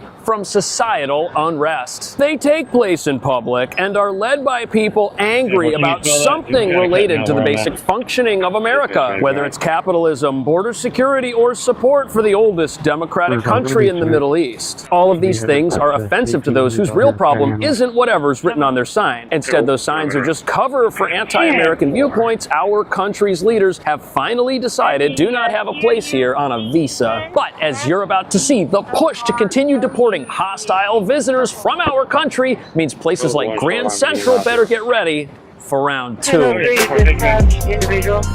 more minutes. The brother's currently coming in the house. So when protesters took this place over, it caused a security lockdown. The doors behind me were closed and nobody could get out or get in. It was frightening for people who were here and weren't part of the demonstration. These wooden doors would not open, yet they opened 24 hours a day most of the time. And people trying to get home from work were prevented from doing so, which reveals that these societal disruption type events aren't about winning converts to the cause, but are rather just a couple of steps below open warfare against anybody these protesters think is part of the system they're against. And we've seen how violent these protests can get. Looking at that vision, it's certainly a safety issue for commuters. You know, how do you feel being in New York, and how is this still being allowed to happen? You know, I gotta be honest, I do constantly worry what happens if that happens when I need to get onto a train. I think there's a bigger problem here, and I think it's indicative of the fact that America needs to have a reckoning with their immigration policies, legal. That's it right there. These protests, they're about immigration, and these protesters, they don't like what's happening on that front in this country anymore. No way. today. People are upset ICE is roaming around, sending gang members off to El Salvador's mega prison. And they're also furious that the President of the United States would cancel the legal status of someone who came here and espoused hatred for our country. And they're letting people know how mad they are about it in a less than peaceful manner. Now look, the situation in Gaza is terrible. Everyone hopes that ends as soon as possible. But these protests, when they turn against America, that's a problem, because that's how mayhem and societal unrest start. And when the leaders of these demonstrations are here on visas or have been given special permission to reside here without being citizens, it's hard to blame the host country for having an issue with that. And it's hard to imagine any country letting people in who then go about stirring up trouble against it. Also, if America's such an evil, horrible country and it's run by the worst president ever, why aren't people happy that he's giving people free tickets out of here by helping them leave? Because there are a lot of people in this crowd who I'd bet are either on student visas, maybe they are on just a regular visa, maybe their parents immigrated here. Nonetheless, these are people who came to America and espouse anti-American and anti-West values. America is under no obligation to allow any foreigner to come to this country, and when we do, we should expect it. Exactly. Look, my wife is Japanese. What's going to happen if I go to Japan with her and our 3 kids, and I go in there and I start talking about how terrible the place is? If I were to say something like that, they would have every right to kick me out of their country. Of course, I wouldn't go there and do that, but we're letting people into America who are coming here and doing that? That doesn't make any sense. And when you're a visitor in any country that's not your own, you should make it your business to understand the local laws and obey them, and understand that as a visitor, stupid behavior will immediately result in consequences you don't want that citizens might not face themselves. And if you've got a personal opinion that goes against that country, perhaps keep it to yourself and voice it somewhere else after you leave. And honestly, if you hate a place so much that you're willing to bust out your iPhone and tell the world how awful it is, why are you even there? There are places that I personally believe are dangerous, but I don't have any plans to go there and then talk about how bad those places are. I'll just stay here. He's not resisting. This morning, a stunning ruling against Columbia University activist Mahmoud Khalil. An immigration judge in Louisiana ruling Khalil can be deported. While at Columbia, he helped lead protests against the war in Gaza. In a memo, the administration cites a section of immigration law that says a migrant is deportable if their presence in the country has potentially serious adverse... So those protests, those caused tens of thousands of dollars in damages to Columbia. And if you look at that place now, the entire facility, the whole campus, it's like a TSA checkpoint. They got scanners, they got gates, they got private security, they got signs everywhere. Nobody gets in or gets out unless they have a legitimate purpose to be on that campus. This is to stop the protesters from infiltrating it with more of their own who don't actually go to school there. That was a big problem when these things were taking place. And as we're seeing, the problem now is that these protests have migrated away from Columbia and are now happening everywhere else throughout the city. These are some of the folks that got arrested while taking over Trump Tower the other week. The same type of mayhem that happened over there was what took place here at Grand Central the other day. And although many of these protesters think they're making their voices heard for multiple issues at once, the fact that one of their leaders is now facing potential deportation from the United States kind of rolls all of these issues into one. After the hearing, Khalil addressed the court about due process rights and fairness, adding, quote, "Neither of these principles were present today." This guy's never been convicted of a crime, never been charged with a crime. Very peaceful person. His legal team. Okay, stop right there. This defense attorney just spurted out 2 pieces of information that explain why these protests have gotten to the level they're at. And the first thing he says is that the man now being deported is a very gentle and peaceful person, even though he's the leader of a massive protest movement. But his peacefulness resulted in police having to break into Hamilton Hall at Columbia University with a ladder. His movement caused tons of damage to that campus. Look at it. Everything got broken. Look at this. It was an absolute disaster. This is not peace. No way. And when people took over Grand Central and stopped folks from getting home or going about their business, that was not peaceful either. That could have been dangerous. What if somebody had an emergency and this place was all packed? If police or an ambulance had to get in here to potentially attend to somebody, they wouldn't have been able to because the crowds were just overwhelming. And to make matters worse, this individual is still telling people to go out and protest and resist. He's calling for more from his detention facility, but he's not staying quiet. He's trying to get people fired up for the cause. But it's not just this person's peacefulness that needs to be debated. In fact, this defense attorney, he said something else as well. This guy's never been convicted of a crime, never been charged with a crime. There it is. No prior criminal history. Therefore, he must be innocent, and all the people that took over this place, if they had no prior criminal history, should they be innocent as well? That's the tactic. Interestingly, this is the same logic we hear for why people who've got gang tattoos and are caught with weapons in this country shouldn't be deported. It's the first time this has ever happened. We should let them stay. You know something? Every criminal who's ever been arrested for anything at one point had no prior history. Even Al Capone had no prior criminal history at one point in his life. But one thing's for sure, we've already got proof these anti-Trump, anti-border security protests are bigger than just Colombia. And Grand Central Terminal is not the only place these protesters have tried to take over recently. And that's a problem because the weather here is just starting to warm up. When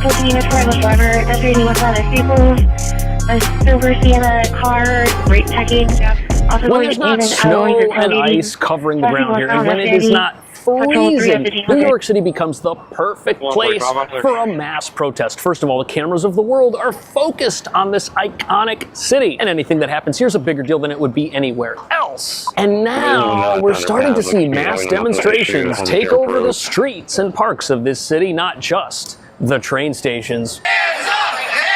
Tens of thousands of rally-goers walking down Fifth Avenue did not let the rain stop them from expressing their dissatisfaction. Organizers calling the demonstration a national hands-off day of action with a long list of grievances against several policies. Okay, this is wild. Look at this picture right here. You've got people protesting the idea that dangerous individuals are being deported from this country to make it safer. That's the one thing these protesters all seem to be in unanimous agreement about. There should not be any deportations at all for any reason, even if the individual in question might be a dangerous person to have wandering about on the streets of New York City. But what do you expect? This event on the TV is full of college-educated rich people. They don't have any idea what's going on out in the real world. They live in little bubbles that are insulated from the problems affecting New York City and most of America. Their neighborhoods are not affected by the types of gang violence hitting the middle class in this city right now. And I'd be willing to bet many of them voted for Vice President Harris and wish she were president right now instead. These are the same people who think if gang members wind up in the backs of police cars for the very first time in this country, that we should just let them go. And part of the reason for that is that when they hear Trump is the one that wants to deport people, they stop thinking and they go crazy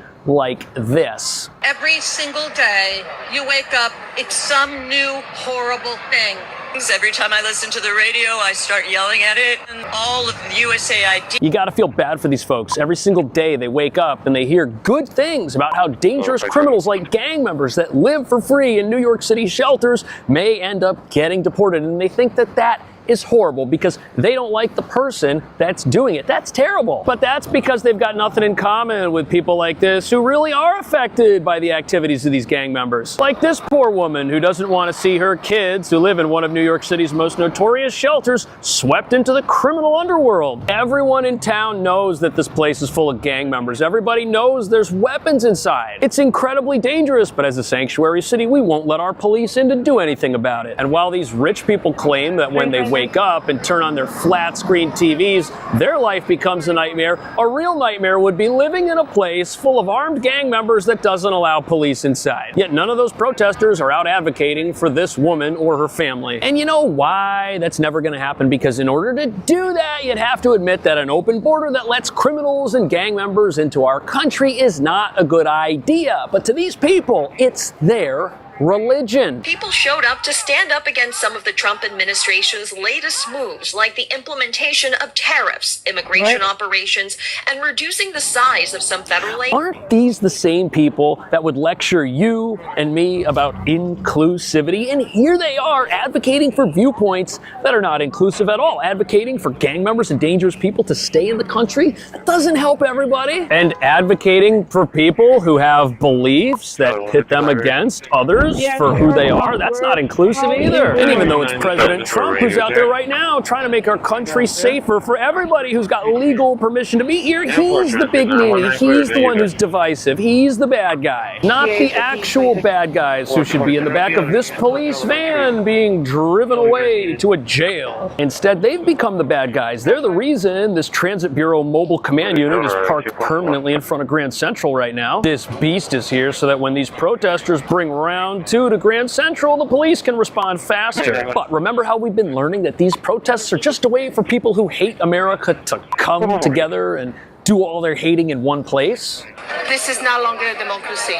This is a total abuse of our freedom. Cutting USA aid, for me, it has been the most disgusting thing that this government... This is another example of how people are upset about something they know absolutely nothing about. If that person knew where that US aid money was going, they probably wouldn't be too happy about it. And if they are happy about it, then, well, we already know that they're not part of the solution, are they? Which brings us back to the idea that these are not people who actually want peace. And all these protests seem to do are attract folks who look like they're all mad about different things, but are really only mad about one thing. Or am I wrong about that? Should we let gang members and people who hate this place stay in it? Are they making America better or worse? Let me know. Thank you so much for watching. I'll see you in the next video.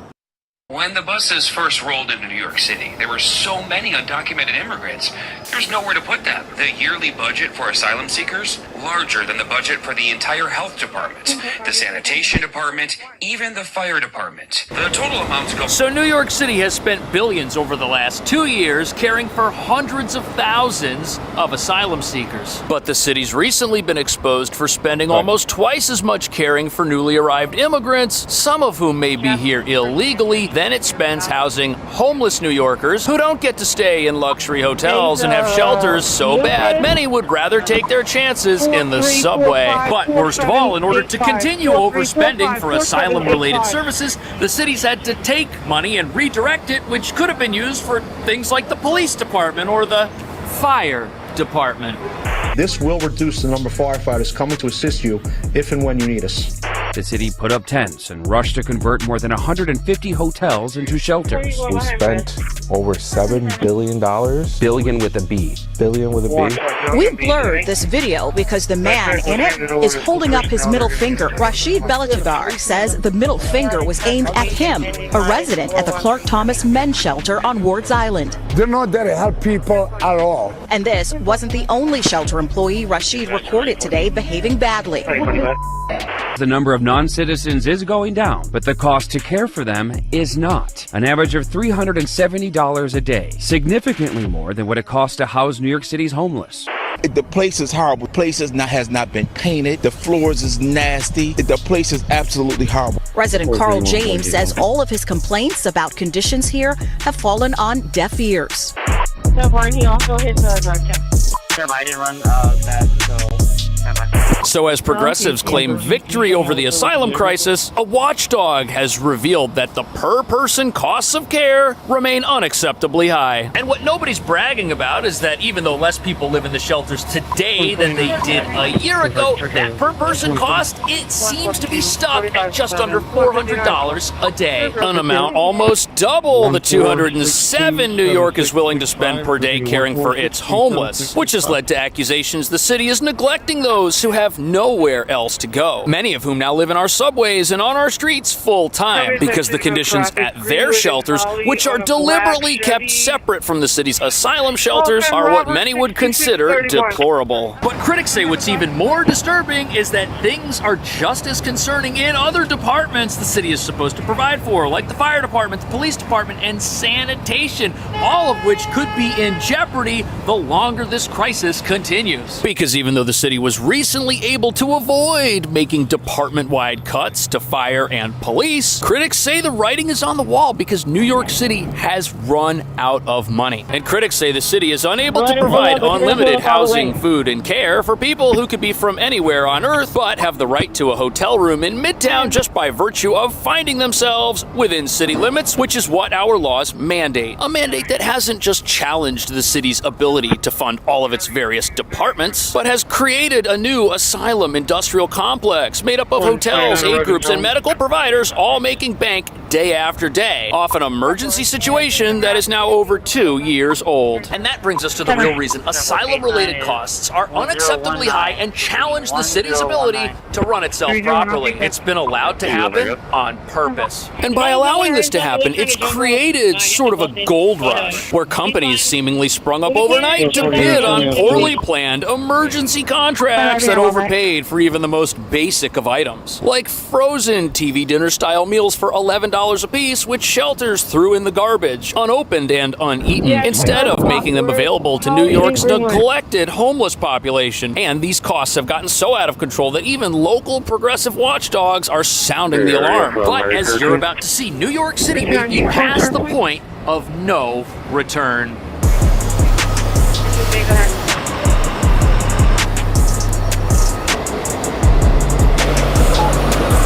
Hole leads inside the bus terminal, and what's absolutely ridiculous is that 2 years ago, when buses first started arriving here, nobody was asking the right kinds of questions. Like, what's going to happen if New York City's laws mandate that it house an unlimited number of people for an unlimited amount of time? That's where we are. We're a sanctuary city with a right to shelter, and those two things led to the asylum crisis, which happened when our border was opened up to the entire world. And although the city is spending less money on the asylum crisis today than it was a year ago because it's housing less asylum seekers, the per-person costs associated with caring for asylum seekers are at a level that eclipses all the other humanitarian programs the city's involved in, especially those that care for its homeless, who are kept separate from asylum seekers. Says the number of non-citizens is going down, but the cost to care for them is not.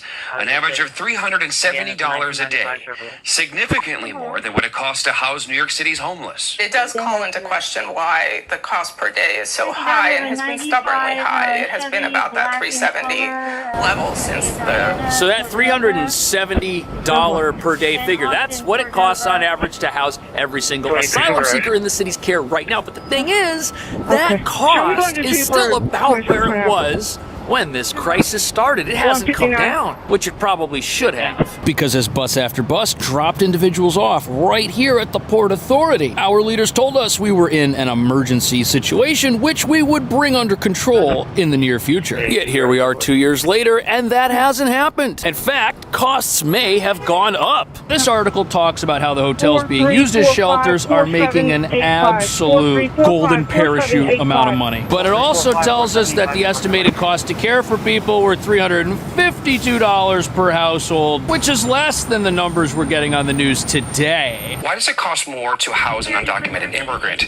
compared to someone who's homeless? In large part because we had to set up a system practically overnight. There's a lot that goes into understanding the ebb and flow of people who may need shelter. Most of the multi-million-dollar costs. So there's your problem. Two problems, actually. The first problem is that for some reason, New York decided to build a completely separate shelter apparatus to care for people who arrived at this bus terminal seeking asylum. And the second problem is that every single time the city tries to cut costs, humanitarian immigrant advocates say that it's cruel and inhumane and that zero reductions whatsoever should be made to the services asylum seekers receive, which means the city has a completely brand new system that is totally inefficient, separate from everything else, and every single time it tries to make that system more efficient, somebody out there who's an advocate says that what's happening is wrong. And critics say the reason this was done was not only to make a handful of well-connected companies and businesses filthy rich, but it was also an opportunity for New York City's progressive movement to show everyone in America how great illegal immigration was going to be for our country. And there was political momentum to use America's open border to attract as many people to sanctuary cities in defiance of the country's immigration laws as possible. And let's be honest, this This is the shelter system that existed before the asylum crisis. It's so bad you've got people deliberately living on the streets. A system like that was never going to bring over 220,000 people on buses like this to this city. No way. Critics say this is why a separate system was created. The current system is so terrible it would have discouraged those without permission to come to America's largest sanctuary city, something local activists have been against for years, which is why they defended the practice of housing newly arrived immigrants in luxury hotel rooms in Midtown as being completely humane and necessary. And there are some reasons for this. After all, folks who've just arrived here from another country may have different needs, but as humane and necessary as activists claim these separate shelter arrangements are, now that the asylum crisis is over with the election of President Trump, the separate shelter system is magically disappearing and activists are all in favor of it. And the current separate shelter system is going to wind down and be merged into the existing systems New York City already has. And now activists are saying that it's inhumane to have two separate shelter systems because keeping people separate just helps ICE if they were to come here and be looking for specific individuals who might be here with a dangerous track record in an unlawful capacity, which completely negates the justification for having separate systems, one of which costs twice as much as the other in the first place. They were never needed. Most of the multi-million-dollar contracts were issued under emergency rules, meaning they didn't have as much scrutiny or oversight as typical contracts. I think we also need to move out of an emergency state. The commissioner says they are, and believes when we look back at this moment in time, the ends will justify the means. Just like so many. So here's where things go from bad to worse. The ends certainly do justify the means, but only from a certain point of view. And that would not be the point of view homeless asylum seekers living in tents have from the doorway of their tent. Oh no, this system has failed them too, as you're about to see. In fact, the only folks benefiting from this are those who've started and run the businesses designed to profit from it. And that's because the city needed a way to trim the costs associated with the asylum crisis while keeping it going. And what they came up with was a system of shelter stay limits, which allowed unlimited numbers of people to still come here requesting shelter, but made space for them in the current shelter system for asylum seekers by removing the people who were currently living there, with single adults being evicted after 30 days and families being forced to relocate after 60 days. And the only way you can pull something like that off is if you tell the people moving into the shelters that all their needs are going to be taken care of and that the city is going to not only fix them up with a temporary place to stay, but is going to give them the tools they need to have a great future here in America, including help with employment, something that they never did. And the city was only able to connect 2,000 people with permanent employment out of the 220,000 and counting people who've come here. But even though the circumstances of this crisis have led to people being exploited, as you're about to see, the companies getting rich off this crisis have a plan to keep it that way.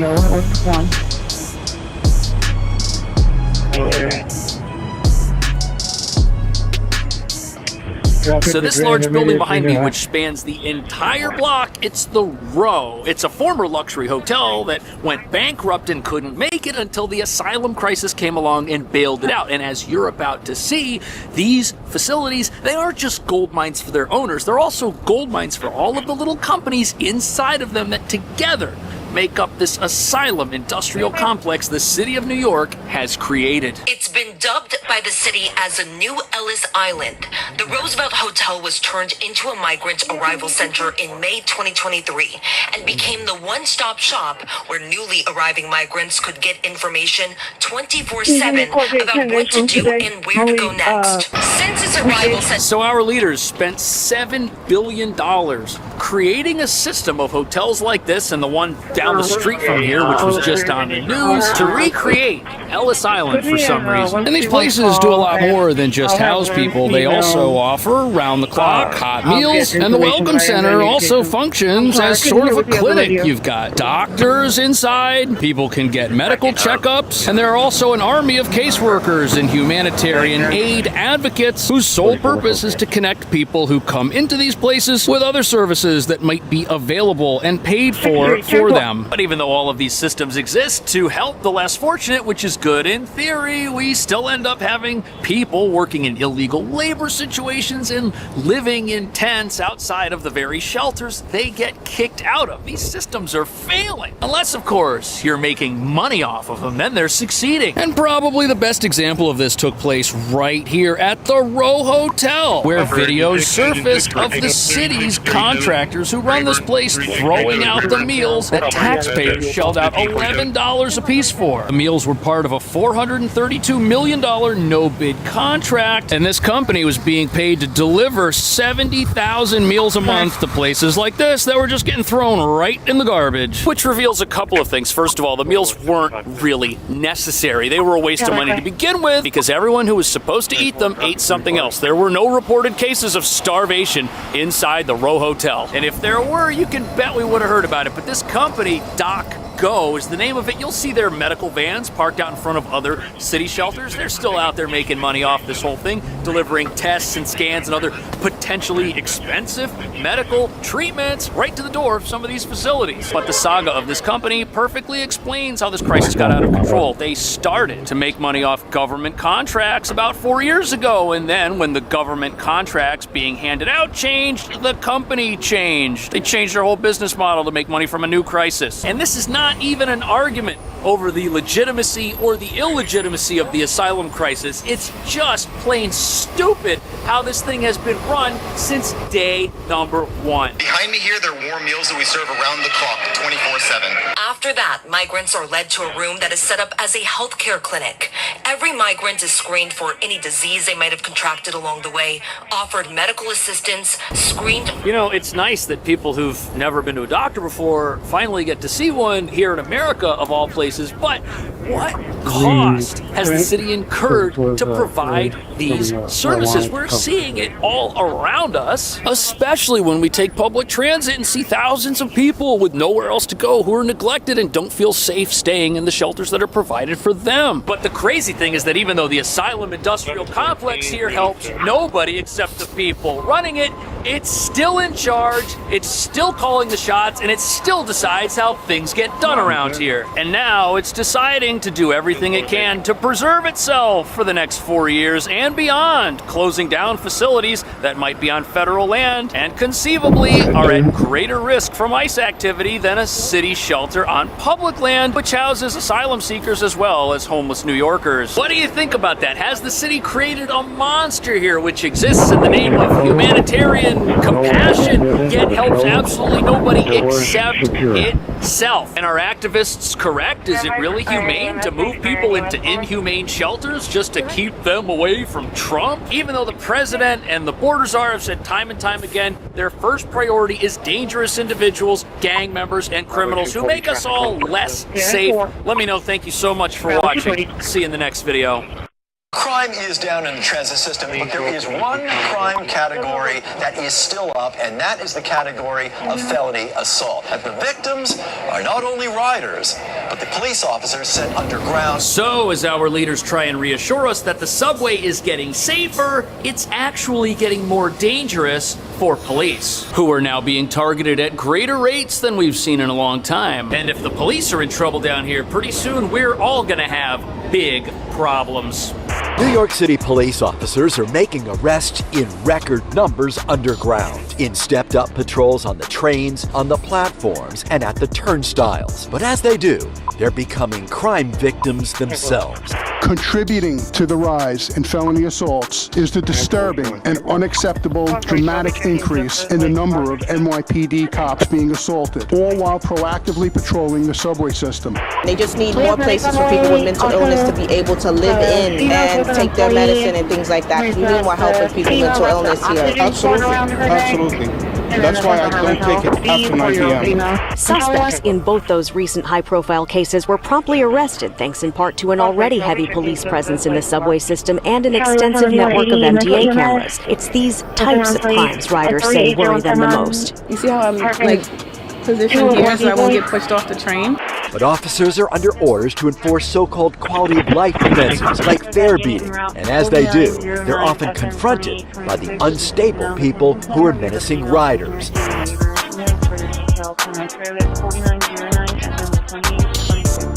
With 700 blades being seized on the train so far this year, it makes you wonder just how safe we really are down here. Because what nobody in charge of this place will admit is that all of this points to a subway system that isn't getting safer, but is rather teetering on the edge of collapse. And before we get into what's causing this and why it's only getting worse, we better do it quickly, because if you look around at all the rust and decay down here, it very well could be that this entire place collapses before the end of this video. It's incredibly old, which doesn't make any sense, because not only is this America's most dangerous public transit system, it's also the most expensive. And it doesn't help that the subway is also the full-time residence of some 4,000 individuals the city has left to fend for themselves, many of whom are sadly dealing with mental health issues, but also happen to be armed, making them a danger to themselves and possibly others. And when you add to that an agitated base of perpetual criminals roaming the subway looking to assault and rob others, there's a level of lawlessness down here that won't disappear even with more police than ever on patrol. And that brings us to the real reason police are now being targeted. They're getting up every day, putting on their uniforms to protect the general public from people who probably shouldn't be down here at all. Because not only do our laws mandate most of the people police arrest be released without bail, they also mandate that anyone who needs long-term mental health intervention be involuntarily committed, but only for a mere 72 hours in most cases, putting our police in an impossible no-win situation, constantly dealing with the same people, even though these are folks who oftentimes have a frightening track record of unpredictable behavior. And sadly, as you're about to see, if the police aren't safe down here, nobody is. 4809, Victor 14, 4809. All right, one more. So we've been hearing for a long time about how the subway is safer than it's ever been, but perhaps that's just because police have been putting themselves between us and the criminals down here, which reveals something very troubling. The danger down here still exists. It's everywhere. It's all around us. It's just being drawn to the officers who are down here to protect us. And that's turned this place into a ticking time bomb. Assaults on New York cops now patrolling subways in larger numbers are up by 152% over the last 5-year period. Attacks are also on transit workers.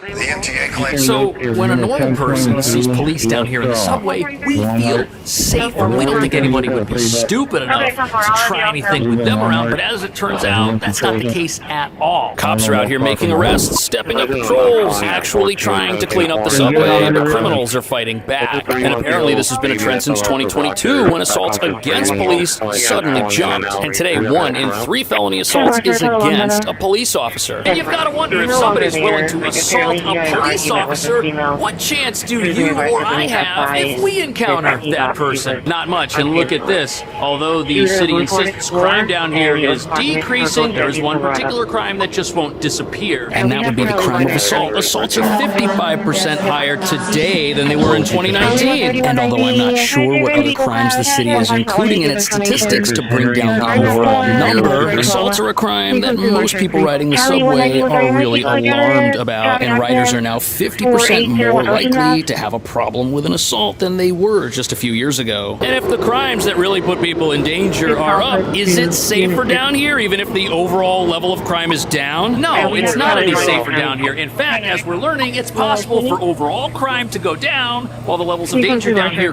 go up. Just ask the police, who are now the victims of a crime wave they're supposed to stop. Arrests are 100% up, especially people being stopped for fare evasion, honestly. And some of those people who apparently got used to the idea that fare evasion was a God-given right, then haul off cops.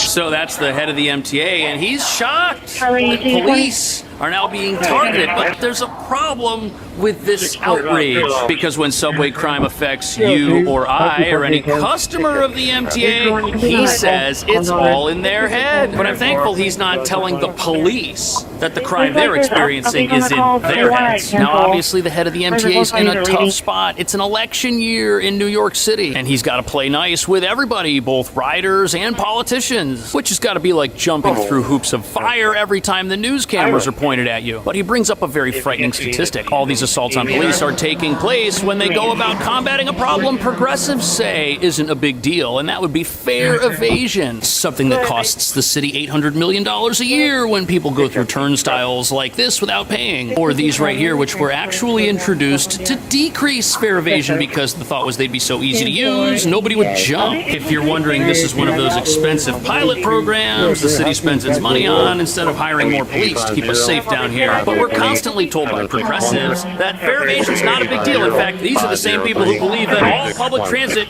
should just be free. But studies show that oftentimes folks who've evaded the fare then go on to commit a much more egregious crime once they're inside the subway. And now we hear from the head of the MTA himself that folks evading the fare are also the ones engaging in combat with law enforcement when they get busted, revealing that a lot of what goes on down here is not only not victimless, the victims of those crimes just so happen to be whoever the criminal first encounters. In 1997, there were 17 felonies a day. Last year, just 6. But officers are under orders to enforce so-called quality of life offenses, like fare beating. And as they do, they're often confronted by the unstable people who are menacing riders. Felony assault. So here we go again with the news telling us that major crimes are down, but you've also got this perpetual mass of people who aren't afraid of anybody or anything, and assaults are simultaneously up. And a big component of this nobody's talking about are how overall levels of lawless behavior down here are skyrocketing. You've got people sleeping, lounging about on platforms, engaging in disruptive behavior for no reason, and the city just lets all of that go. And although criminal sympathizers don't want to admit it, rampant disorder just attracts more criminals and more lawless behavior, not less. In fact, since we're now punishing less crime than ever before, we're creating an army of entitled criminals. And we shouldn't be surprised when they lash out at the authorities the one rare instance where they do get confronted about doing something that they shouldn't be doing. And this is going to wear out and demoralize our officers. They can't put up with being the brunt of a crime wave forever. And once they're gone, that crime wave is just going to go back to targeting people like you and me. 33% of the felony assaults, the victims are police officers. 7% of the victims are transit workers. And MTA officials said today that many of those arrested are repeat offenders, some with multiple arrests in the same year. Isn't that crazy? As a police officer in this city, it's your job today to arrest the same person you arrested yesterday for the same thing they did yesterday. And although most proponents of law and order disagree with progressives who say criminals will learn lessons from this constant arrest and release cycle, the criminals who make it down here are learning lessons, all right. They're learning how to interact with police and evade them and the limits of their power to arrest and detain someone, which is not what we want. We don't want criminals learning how to evade law enforcement and get better at breaking the law, but that's what happens since they never seem to wind up in jail for what they do. And the other problem contributing to a sense of lawlessness down here is the fact that New York City's laws handicap those tasked with assisting the mentally ill from actually caring for them. Many individuals down here are in need of long-term treatment, but in many cases our laws mandate people be discharged from facilities before anything's been accomplished, sometimes after just a few days, which leads to the same people coming back down here to do the same things and engage in the same behavior, contributing to that overall level of lawlessness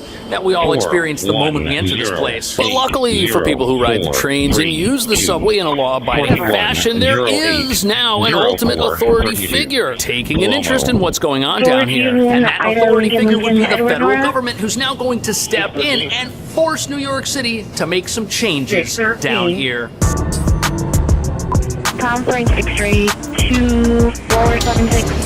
So the reason so much crime takes place down in the subway is because for years it's never been anybody's fault that things have been this way. Nobody's ever been held accountable, but that's about to change because New York City now has to share its crime data with the federal government, who gives it money to run the subway. And the federal government's made it clear that if they don't see evidence, New York City is taking steps to make things better and safer underground, they might not be footing the bill much longer, which could result in the MTA that runs the subway having less money to experiment with different types of evasion-resistant gates, or less money in general to make repairs and even run the subway. The Trump administration threatened to cut billions of dollars in federal funding to the MTA over its subway crime. The letter from the Department of Transportation did not include a specific amount that could be cut, but said consequences could include redirecting or withholding. So the city losing its ability to just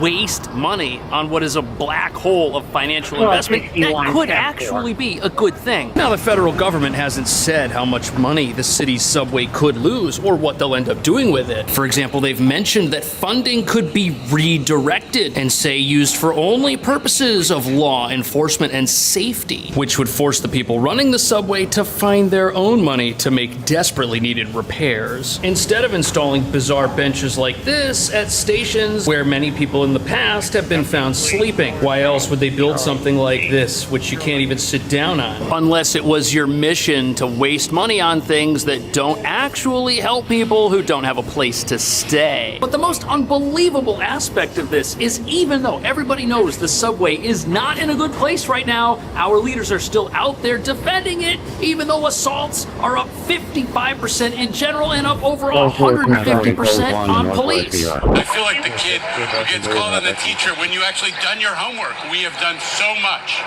to improve subway safety. MTA Chair Janet Lieber seeming to adopt a what me worry attitude about the latest round of threats from the Trump administration.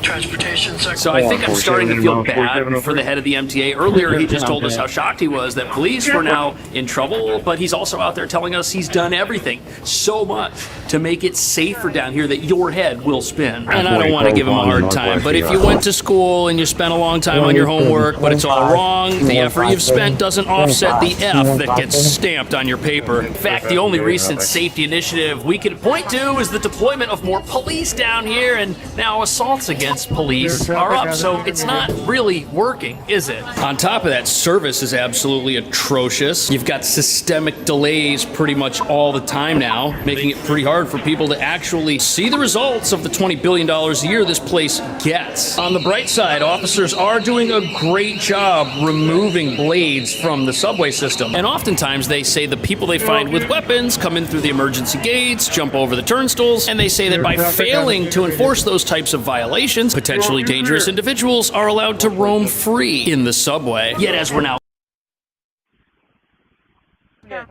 that in the last hour or so, there were a lot of folks driving by, so perhaps someone may see something. If you do, please let us know.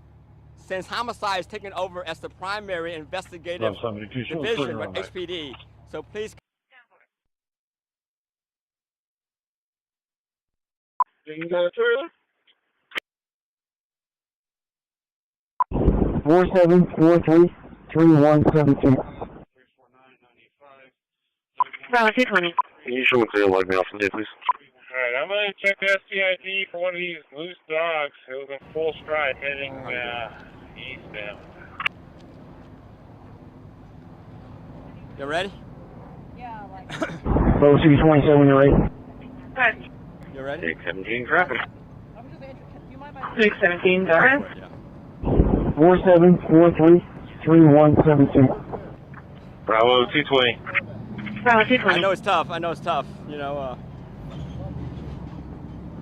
Alright, I'm going to check the STID for one of these loose dogs. It was in full stride heading eastbound. YA1 southbound before 2986. 181, 2986. Want to be out with Tom, William, John, 47. Thank you, ma'am. Hey, good afternoon, everyone. My name is Ben 10, last name spelled T-I-E-N, Metro Chief of Police. What I have right now is basically a shooting that turned into a homicide. So with that said, I just want to be mindful that this is all preliminary. The information I have is pretty preliminary. I just got to the scene and I try to get as much facts and details as I can, so I got to push it out. The reality is, right about like 2:30 p.m. today, HPD received a call shooting in progress. So HPD arrived within minutes. Upon their arrival, they noticed it is a confirmed shooting with a victim. A victim meaning the fact is onboarding the bus, one of our metro buses, at the 2200 block of West Belford. in the vicinity of West Belfort, and basically behind me, Kirby, right? If you put in perspective, slightly in the southwest side of town. 205 clear from based on the preliminary investigation from the witnesses, clear with Bravo 240, give me a call for a major accident, red dot, over red dot, 11-880, advising there's a motorcycle traffic accident on the highway, going to be a male laying on the roadway. The suspect pulled out a pistol and shot the victim and left on foot. Last known location, on foot, basically eastbound, walk behind me all the way eastbound on West Belfort, and then make a right turn going southbound on Center Point. So currently, we're having collaboration with HPD and MPD are looking for the suspect. So this is still a hot scene. The only description I can provide you right now is the fact that the suspect, which we are looking for right now, is a black male, approximately 6 foot tall, and probably mid-20s to early 30s, with dreadlocks, wearing a light color with blue and white stripes and a black t-shirt. This is all we have. I say again with the description. This is the part that we need to help you out. Dreadlocks, wearing a light color short, blue stripes, blue and white stripes, and a black t-shirt, 6 foot tall, approximately mid-20s to about early 30s. Last seen left on foot, east West Belfort, and south on. So with that said, because now this is homicide, the victim was transported to the hospital and he did not survive the injuries. 499, Henry J. Joseph, with Kim Borges, 3221 and 3257. Oh, wanted to morning at 1540. In the parking lot. 23 of females, alert and breathing. 1727 for Gloria goes on. I'll take all the information right now. Charlie 2031, restriction coming out clear. Vehicle between 24 Mitsubishi 4-door. Red color registered for video goes on out of Corpus Christi. February 26th, insurance is confirmed. I am confident that in the last hour or so, they will allow us to drive by. So perhaps someone may see something. Please let us know. So Charlie 220, Charlie 280, follow injuries, 57010 Toga, reserve at Saratoga Apartment. Us at 713, or homicide 713-308-3600. Also, a to call in the tips. So with that in mind, I'm open for some questions. That's a good question, Maya. So the victim is also probably like mid-20s to early 30s. 114B closed. And he was just found in the hospital. Just establish his identity and still make a notification to the family too, right? So it's pretty sensitive.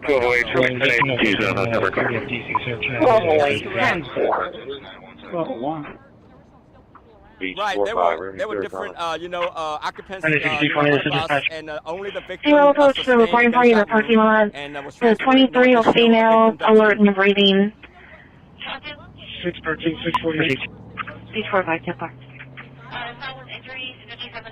There's no information right now. This is preliminary. I don't have all the information right there. No, as soon as I get the surveillance video, I'll probably be able to tell you more. But all I know right now is just basically it was a disturbance, and disturbance escalated into a shooting where the suspect shot the victim. I'm going to be in service roving until 10 p.m. and I'm going to be with the drug dog till further notice. And then he was pronounced deceased at the hospital. 10-4, thank you. Thank you.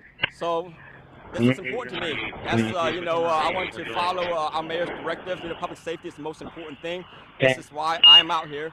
As HPD with a collaboration and an effort, we're actively looking for the suspect right now. The goal is always find ways to make our system safer. This is the intent, right? But the reality is, as you can imagine, we have a large space to cover, a lot of buses, and Charlie 2280, your victim's gonna have just some bruises, and they're advising it happened inside of the friend's apartment.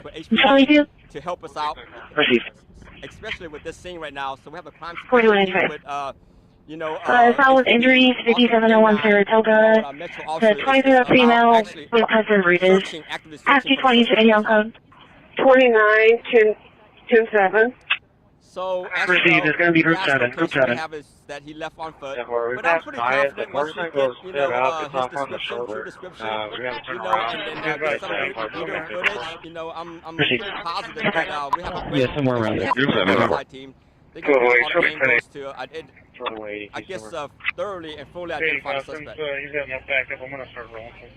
No, what we have is it was the case number 780078. 617 on today. They were on the bus, the shooting, when the bus got to this point at the 2200 block of West Bellevue. Yes, sir. If you'll page out the SD on that, I don't have that, number right now. Get there. Thank you, Flash. Really good. That, but there's some folks in there. 648. 81.1 was it? Based on the preliminary information we have, it appears that they do not know. Where's the female left? At least there's no relation. 404, he's got back up now. Let me check with the call taker. Yeah, we'll get there. They are outside of apartment 528, and they have a patient with them. Are we staging for this? Wearing a light color short with blue and white. Good copy, sir. 48. We'll take that call from base 7. Charlie 275 for the assist call, 2218 Savoy. Charlie 275, would like to talk to the father's wife, lock all the doors to the house. I'll be trying to bring that down from the hospital. Yeah, you have an EMS call by HEB or Spanky there. 11 time location. Charlie 223, they're advising that... Excuse me, is that your car on the line? Yeah. County Azor. Hey, George Belfort. Nice to meet you. Hey, what do you do? Charlie 3, that was an audible. For work, what do you do? I'm a stockbroker. Stock? Children's furniture. Good for you. You make a lot of money? Yeah, I do all right for myself. I'm trying to put it together. You're a fucking nice guy. We live in the same building. I don't understand how much money you make. 70,000 last month. I'm serious. Yeah, I'm serious too. Seriously, how much money you make? Adult female, I told you. 70,000. Well, technically 72,000 last month. 72 grand. Let me check with the call taker. I tell you what, you show me a pay stub for $72,000 and I quit my job right now and I work for you. They are outside of apartment 528 and they have a patient. Hey, Paulie, what's up? No, no, everything's fine. Hey, listen, I quit. Excuse me. Is that your car? Okay. K960, I'll be 7. Cover for your party. 617. And then you'll know for sure that you finally found a broker on Wall Street that you can trust and who can consistently make you Anyone money. making contact with Sound fair enough? With the driver yet? Yes, I'm pretty impressed. That's the major. What do you think? Kevin, you give me one shot here on a blue chip stock like Kodak. And believe me, Kevin, the only problem you're gonna have is that you're still trying to get buying. Sound fair enough? My wife might divorce me, but yeah, let's do it. There's a black motorcycle, looks like a silver. Excellent choice, Kevin. How much you want to go for this time? Let's do $5,000. We try 8,000, Kevin. All right, let's do 10. Excellent choice. Kevin, let me lock in that trade right now and get back to you in a few minutes with an exact confirmation, Kevin. And welcome to Stratton Oakmont. Thanks, man. I'm going to have a beer, right? Take it easy, Kev. Hey, thanks, Jordan. Thanks a lot. 40 traffic. 617. Yeah. 313 West 5th. Depends. 313 West Put it this 5th. way. I sell Gonna him this be shit. West 5th right here. South Avenue, Davis. We do. 300. Get better price when you come direct to the distributor. Yes, Right sir. now, we got very superficial issues at this time. Legal contact with the other half of the disturbance from 528. What's up? 10-4, very superficial injuries making contact with the other half. Did I get the shit? What shit? 2928.07. Just gave you $300. 505, 10-4. Niggas ever seen this motherfucker? Supervisor, report for supervisor. Get the fuck out of here.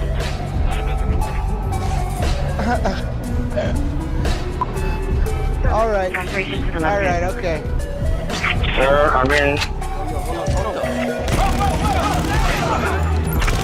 Come on. Where's everybody going? I thought we were going to hang out.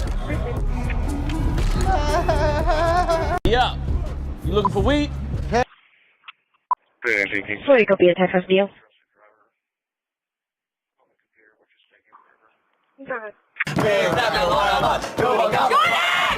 Your dad's coming. Something about the American Express bill? He's coming. Make some shit up. Short Pfizer. $30,000 in 1 month, Jordy? Huh? $430,000 in 1 month. Morning, they're business expenses. Relax. Business expenses? Jordy, $26,000 for one dinner. Oh, no, this could be explained. Dad, we had client, the Pfizer clients. Right, the porterhouse from Argentina. Expensive champagne, the wine. We had to buy champagne. And you ordered all the sides. Tell them about the sides you ordered. The sides, so... Sides? $26,000 worth of sides? What are these sides? They cure cancer? The sides did cure cancer, that's the problem. They were there, that's why they were expensive. EJ Entertainment. What is EJ Entertainment? Well, Jordan, what is that? It's a prostitution ring, Jordy. That's what it is. That is what it is. What kind of hoe takes credit cards? A rich one. Your dad's coming. Something about the American Express bill? He's coming. Make some shit up. Short Pfizer. $30,000 in 1 month, Jordy? Huh? $430,000 in 1 month. Morning, the business expenses.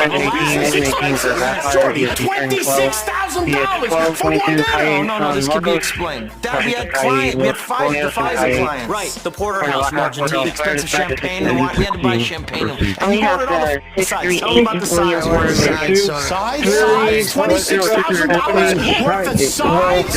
What are these sides? They cure cancer? The sides did cure cancer, that's the problem. They were there, that's why they were expensive. Shut up. EJ Entertainment. What is EJ Entertainment? Well, that's Jordan, what is that? It's a prostitution ring, Jordy.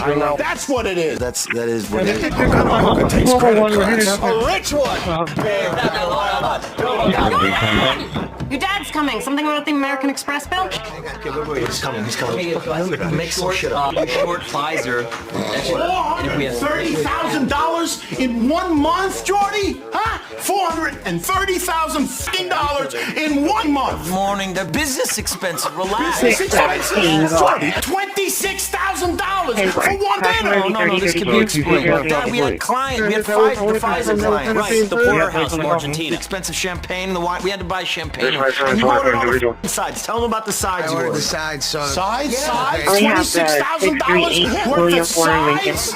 What are these sides? They cure cancer? The sides did cure cancer, that's the problem. They were there, that's why they were expensive.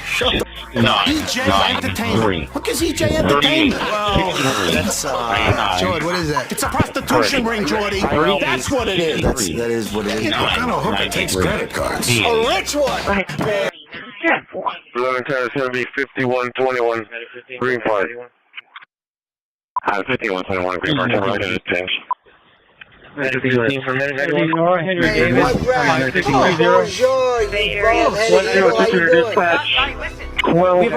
Hey, your friend, Steve Madden, is unloading chairs. What are you saying? Who told you that? He says Steve Madden's unloading shit. Who told you that? It's bullshit. Don't just What's going on? know what he's talking about. I'm watching the screen, and huge chunk of Steve Madden here. It's not coming from us, so it's got to be Steve. He's the only person with that many chairs. Call me back. You know that? Your little friend is trying to follow you right now. Get him on the phone now! Even though I own 85% of Steve Cocksucking motherfucking name. This motherfucker knew I was in trouble with the feds and he was trying to take advantage. Come on, talk to me, man. How do you want to play this? Why don't you get all the clients on the phone right now and have them start selling Steve Madden? We're gonna drive that fucking price down, you hear me? You got to shut the fuck up. This is your fucking friend from high school. You're trying to dump it into a penny stock, you hear me? Hey, Rugrat. Bonjour, you bald. We have a problem, okay? Your friend, Steve Madden, is unloading chairs. What are you saying? Who told you that? What's going on? Steve Madden shit. I told you that's bullshit. Don't just listen. What's going on? You know what he's fucking. Jordan, look. I'm watching the screen, and huge chunks of Steve Madden are being sold. Okay, it's not coming from us, so it's got to be Steve. He's the only person with that many shares. Johnny, call me back, all right? Johnny, your little friend is trying to fuck me. You know that? Your little friend is trying to fuck me right now. Get him on the phone now. We don't know anything yet. Let's not jump to conclusions. Even though I own 85% of Steve cocksucking motherfucking fucking name. This motherfucker knew I was in trouble with the feds and he was trying to take advantage. Come on, talk to me, man. How do you want to play this? Once you get all our clients on the phone right now and have them start selling Steve Madden, we're gonna drive that fucking price down. You hear me? Shut the fuck up. This is your fucking friend from high school. I'm turning the tire company into a penny stock. You hear me? Hey, Rugrat. Bonjour, you. 01. Have a good weekend. Charlie 225, go. This is Jay, go ahead.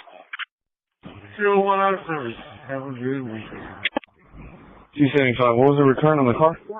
Now, arresting people over and over again for the exact same types of crimes is just a band-aid solution at best for a long-term crime problem that's just getting worse. I'm not concerned. We have actually the lowest number of daily crimes in the subway system than we have ever had in recorded history in the first part of this year. A spokesman for Governor Hochul said her first priority is public safety, which is why she surged more than 1,000. So it's hard to blame our leaders for having viewpoints like this. After all, we've got mayoral elections this year and a governor's election next year. They're just trying to look and sound their best. But nobody's out there going after our laws, which have created all of the problems taking place down here. After all, a system that just arrests people over and over again and doesn't put them in jail only trains those people to avoid arrest in the future. And a system that allows repeat offenders unlimited chances to come back to the scene of the crime will never right itself automatically. On top of that, all the recent decreases in crime our leaders point to could actually be fake. And let me tell you something, when you're down here trying to use the subway, it certainly feels like they're fake. And look, I'm not defending the officer who got caught doing this, but he's probably under a lot of pressure to come up with numbers that make it look like those that are in charge of him are doing a good job down here. And if you're a cop right now, you're in a lose-lose situation. The people running this city don't want there to be actual solutions because there never have been any. And they greatly dislike the president who's coming to the table now, forcing them to fix the crime problems in America's largest and most dangerous public transit system. And here you are as a cop, you're on the side of law and order, while those who tell you what to do may not necessarily be. What do you think our police are going to do? Are they ever going to be able to stop crime down here without meaningful changes to our laws? And now that the federal government is threatening to take money away from New York City, could we finally see changes that make the subway a safer place for everyone down here, including those who really need help and just aren't getting it? Let me know. Thank you so much for watching. I'll see you in the next video. The Trump administration threatening New York City's MTA with nothing short of an ultimatum. Reduce crime and fare evasion in the subway system, or risk having billions in federal funding withheld. So as you can tell, the New York City subway's got its fair share of problems, but it just got a new one. Because even though this place costs $20 billion a year to operate, New York City leaders say the subway may have to shut down because that's not enough. Yet the Trump administration has flat out refused to fund further improvements to the subway whatsoever until the city stops rampant fare evasion and stops having the subway double as a homeless shelter. Get a good look at this group. Police say the group approached the 23-year-old victim, but it's unclear what led to the incident. I really feel that there's a lot of work needs to be done. There's a lot of people that I see around. The health system doesn't take care of the homeless. I definitely think it's very scary riding the subway sometimes. I feel like there should be more safety down in the subways. Sean Duffy is saying he will withhold or redirect federal funding from the agency unless it can prove it's making the system safe from violent crime and homelessness. Commuters are sick and tired of feeling like they have to jeopardize their safety to get to work, go to school, or to travel around the city. They are bragging. Governors cut a video showing how great it is on the subway, bragging that we have cameras in every subway. Good. Now we can video the assaults. How often do you run into someone you need to involuntarily commit and you just can't and you have to leave them? On a daily basis. And it's heartbreaking because these people may be emaciated, poor hygiene, and a desperate need for help.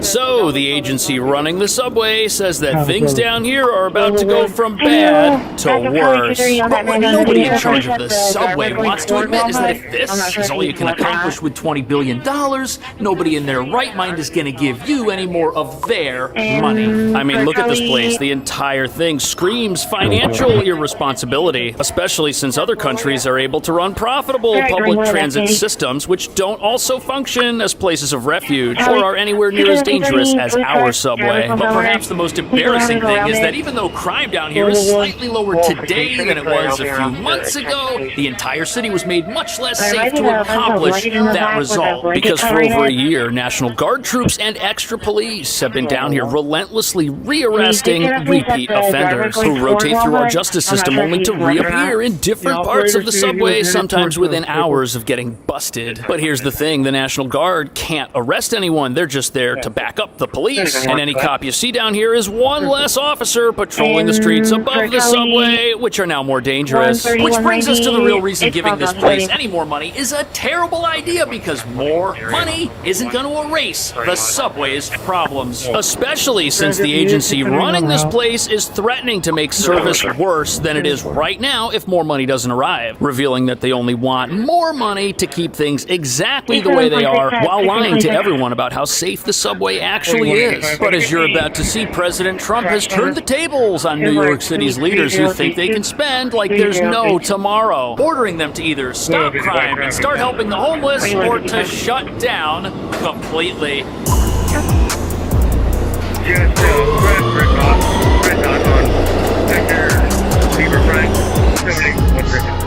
So as you look around at how wonderful the New York City subway is, it's important to understand that New York City is asking America to keep giving it money so that things can stay just the way you see them right now. They aren't saying any of this money is going to go towards cleaning this place up or helping the people living down here on a full-time basis. Instead, it's just to maintain the status quo, keeping this place the progressive nightmare our leaders have allowed it to become, which just seems to be getting worse, not better. Despite some recent high-profile crimes, the MTA insists that the transit system is safer today than it was 5 years ago. The agency says crime is down 40% so far this year compared to the same period in 2020, and the agency has... So it's crazy to listen to our leaders tell us that things down here are better than they've ever been, when clearly they aren't. It says right here, felony assaults are up 55%. That's insane. And sadly, there are so many random incidents taking place down here, it's hard to keep track of them all. And for that reason, riders are watching their backs and looking over their shoulders more than they ever have before. Just the other day, this woman randomly shoved someone and then opened her jacket, revealing a weapon. Stuff like this happens all the time, and that's why people who use the train know that they need to be extra careful when they're down here. Subway assaults are actually 3 times higher than they were back in 2009, and a lot of the crime is concentrated on specific stations. And recidivism has doubled since 2019, with many repeat offenders wandering the system, committing the same crimes over and over again. While at the same time, many of these same individuals struggle with homelessness, mental illness, or a combination of both. And since 2009, the rise in subway crime has been driven by assaults, not robberies. And what this reveals is that if you compare a short period of time, like say this week to last week, or crime stats this month compared to a year ago, you're going to get a different picture than if you zoom out, revealing that we're actually on a downward trend, and any success is just a speed bump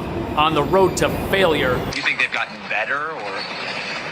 I don't necessarily think they've gotten worse. Mainly the flaws are, you got a lot of homeless, you know, if you go right downstairs, they're usually down here in this one, and they can ride the train, so I don't think it's that bad, but it has its flaws. It's just a big city, there's a lot of people, it's just unavoidable. Notice how every single person interviewed was trying to be positive, but was somehow unable to do so. They know they're on camera, they didn't want to be nasty, but they didn't have glowing remarks for the train, and that's at a nice station, 72nd Street, Upper East Side. But they got the truth. Riders down here know that it's not a safe place whatsoever, and they don't necessarily feel safe with all of the criminal activity taking place down here on a regular basis. On top of it, the crime stats we do get might be totally bogus. Look at this, a transit commander was just punished for faking crime statistics. And the transit commander in question allegedly had 2 sergeants and a lieutenant under his command falsify reports, even forging signatures to play down assaults and grand larcenies in the subway system. And how much you want to bet this isn't an isolated incident? If it's happening here, it could be happening somewhere else. I really feel that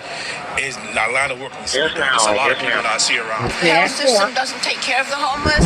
Those were the first 3 commuters we spoke with following a press conference by Mayor Eric Adams, where he said subway crime has fallen 28% year to date.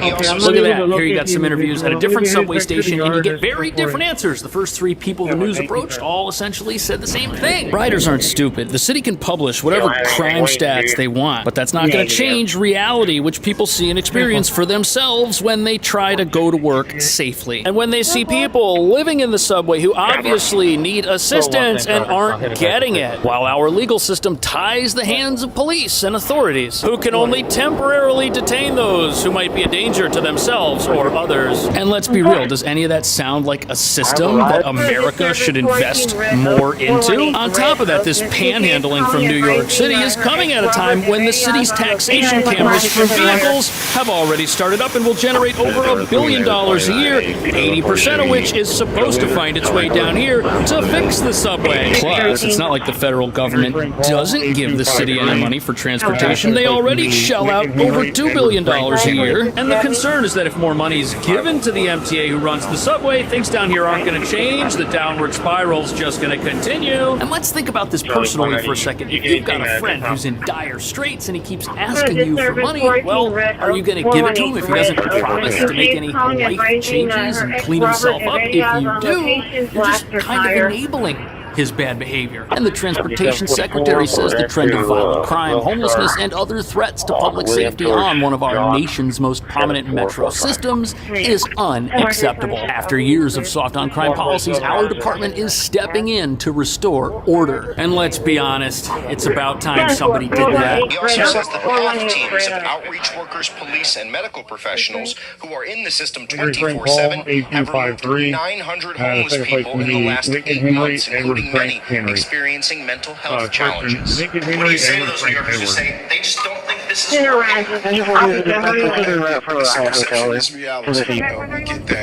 So 900 people have been removed from the subway, which might sound great, but it's actually nothing compared to the number of individuals these outreach workers encounter who refuse help. Look at this. Since last August, the city has engaged with over 11,000 people, which helps you understand just how big the problems down here really are. And with so few of those people taking the city up on its offer of free services, it reveals many of the folks down here are here because they think this is the best place for them, and they have no plans of getting out of here on their own anytime soon. Now, the city does have some involuntary commitment type policies, but the way those are implemented now mean that in many cases, a person who needs long-term treatment is released in a very short period of time, maybe just as little as 72 hours, and then they're right back down here. And what that reveals is trying to save this place or improve it or even fund it in its current state is a losing battle that will never yield a good result for anybody. And if nobody steps in to restore order, there will never be changes made down here that take this place in a positive direction, which is why the Trump administration has taken the step of stopping all future funding, even if it means the subway goes without repairs and has to shut down. And remember, this place already gets $20 billion a year to look like this. There's definitely money out there. On top of that, the federal government is accusing the city of ignoring obvious solutions which would yield immediate improvements to all of the problems we see down here.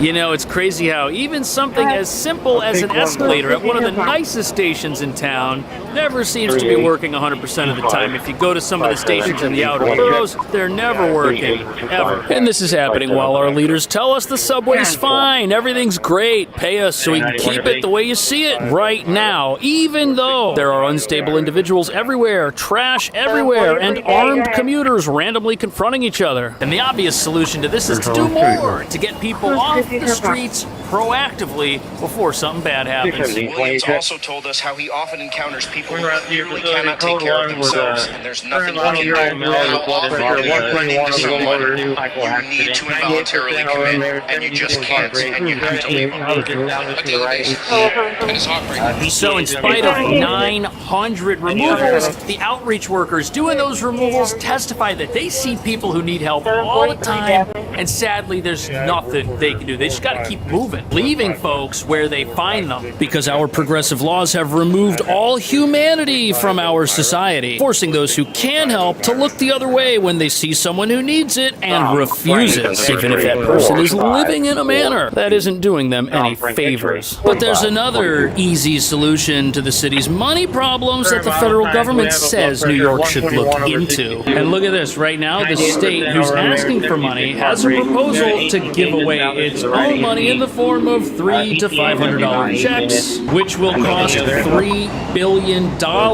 money which could go to fixing the subway. How crazy is it to ask the country for a bailout just so you can turn around and give that money to other people while not using it for its intended purpose? Revealing that New York isn't broke. No, instead, it's fairly well off. It's just so terrible at managing its own money that it's got to ask for more of everybody else's, while gangs are allowed to freely roam the subway, robbing people. Get a good look at this group. Police say they're searching for these 5 people after they stole a man's phone. Police say the group approached the 23-year-old victim, but it's unclear. So this gang of 5 people randomly went after somebody and stole their belongings. And you know what? They weren't even covering their faces. That's how little fear there is of law enforcement here. But you know something? These criminals that are in the subway stealing and robbing people, well, studies show that these are the people who are most likely to avoid paying the fare to get in the first place. Like the 2 guys who just jumped in the train right here. On top of that, fare evasion costs the city $800 million a year. And that's because thousands of people do not pay to ride the subway or the bus. They just get on and ride for free.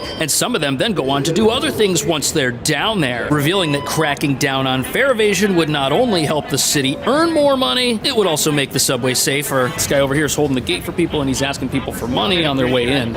And it's working, look at that. And it's just so unbelievable that New York City is out there asking America for more money so that stuff like this can keep happening with no authority presence down here whatsoever to stop it. Residents we spoke with Sunday say they're not surprised. It's very scary. Because you don't know what to expect no more, especially in New York City. I personally don't feel the subways are safe. So the levels of lawlessness down here are so bad, it's no wonder that nobody feels safe riding the train. And if the people on the train don't feel safe, the country shouldn't feel safe bailing it out so it can stay this way. And one of the individuals interviewed mentioned that they don't think the subway is safe in the evening. And you know what? If it's not safe down here in the evening, maybe it shouldn't run in the evening. Maybe instead of this being a 24-hour facility, certain stations should close at certain hours so that they can be cleaned and so that people who need help can get it. They're always shutting down trains anyways to do work. Perhaps they should shut them down completely and transfer people to buses above ground when there's less traffic on the streets to begin with. Maybe the city's going to have to start doing things like that, which are drastic, but might actually help this place turn a corner. What do you think the city should do? Should America pay New York to keep things the way they are down here? Is that a good idea? Is that a good use of the country's money? What do you think? Thank you so much for watching. See you in the next video. Some people in Brooklyn tonight are upset. They're fired up. The homeless shelter is going up, but they say they thought it was going to be affordable housing. So is this really a case of not in our backyard, or is it a true bait and switch? At the heated protest tonight. So residents of this Brooklyn neighborhood, who you can see right over here, are outraged because they were told by the city that this building was going to become affordable housing, but then those plans changed when the developer of this property decided to turn it into a homeless shelter instead, which will definitely help get people off the streets. However, residents now wonder if the only way they'll ever get affordable homes is to become homeless themselves. Outrage from a community in Sheepshead Bay, where efforts are now underway to stop the construction of a homeless shelter. Many residents say they were told the site was intended for affordable housing. I got a phone call. Did you know that you gave the rights to a homeless shelter? I said, what? There is absolutely nothing wrong with homeless people, a homeless shelter. It is not about that. It is where it is placed. Neighbors provided us with documents from as recently as 2023, with developers calling this residential and mixed mixed-use building and requesting access to their properties to build scaffolding and a construction fence. Property ownership changed hands between developers. Changing with that was the original proposal that had been approved by the city council.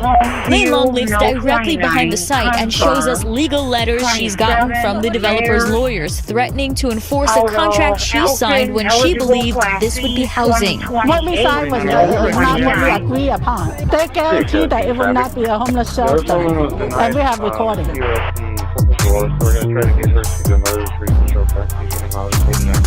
So protesters are ripping the city for baiting them into approving a housing project only to turn it into a shelter at the last minute. But what nobody's talking about is this highlights the collision course between the middle class's housing crisis and the city's growing homelessness epidemic. Because with average rents in New York eclipsing $3,000 per month across the city, working class budgets are increasingly being squeezed at a time when the city claims it's low on resources for police and public transit, but always seems to find plenty of resources for housing the homeless, like the 40,000 plus asylum seekers who currently live in former luxury hotels. And even though this new facility is going to house homeless families, residents here are furious because since 2022, they've been told by the city that an affordable housing complex was coming here that was going to have over 100 apartments, only for those plans to be tossed aside when a new developer bought the property and pitched a new plan to create a government-funded homeless shelter instead, which is probably going to make them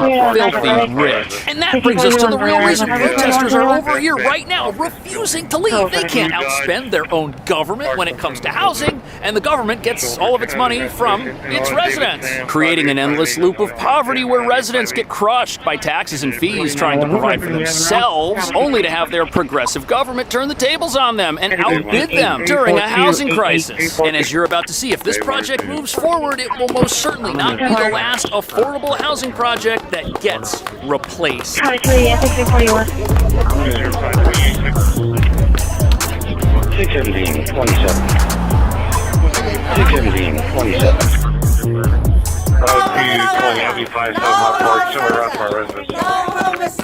So this sign here explains the position of many of the residents with why this new facility is so controversial. Mayor Adams and city officials helped illegal migrants with $6.9 billion from the city budget. And none of that money is going towards affordable housing, which would really help this community. But the big question is, if this site was approved as affordable housing, how on earth did that change at the last minute?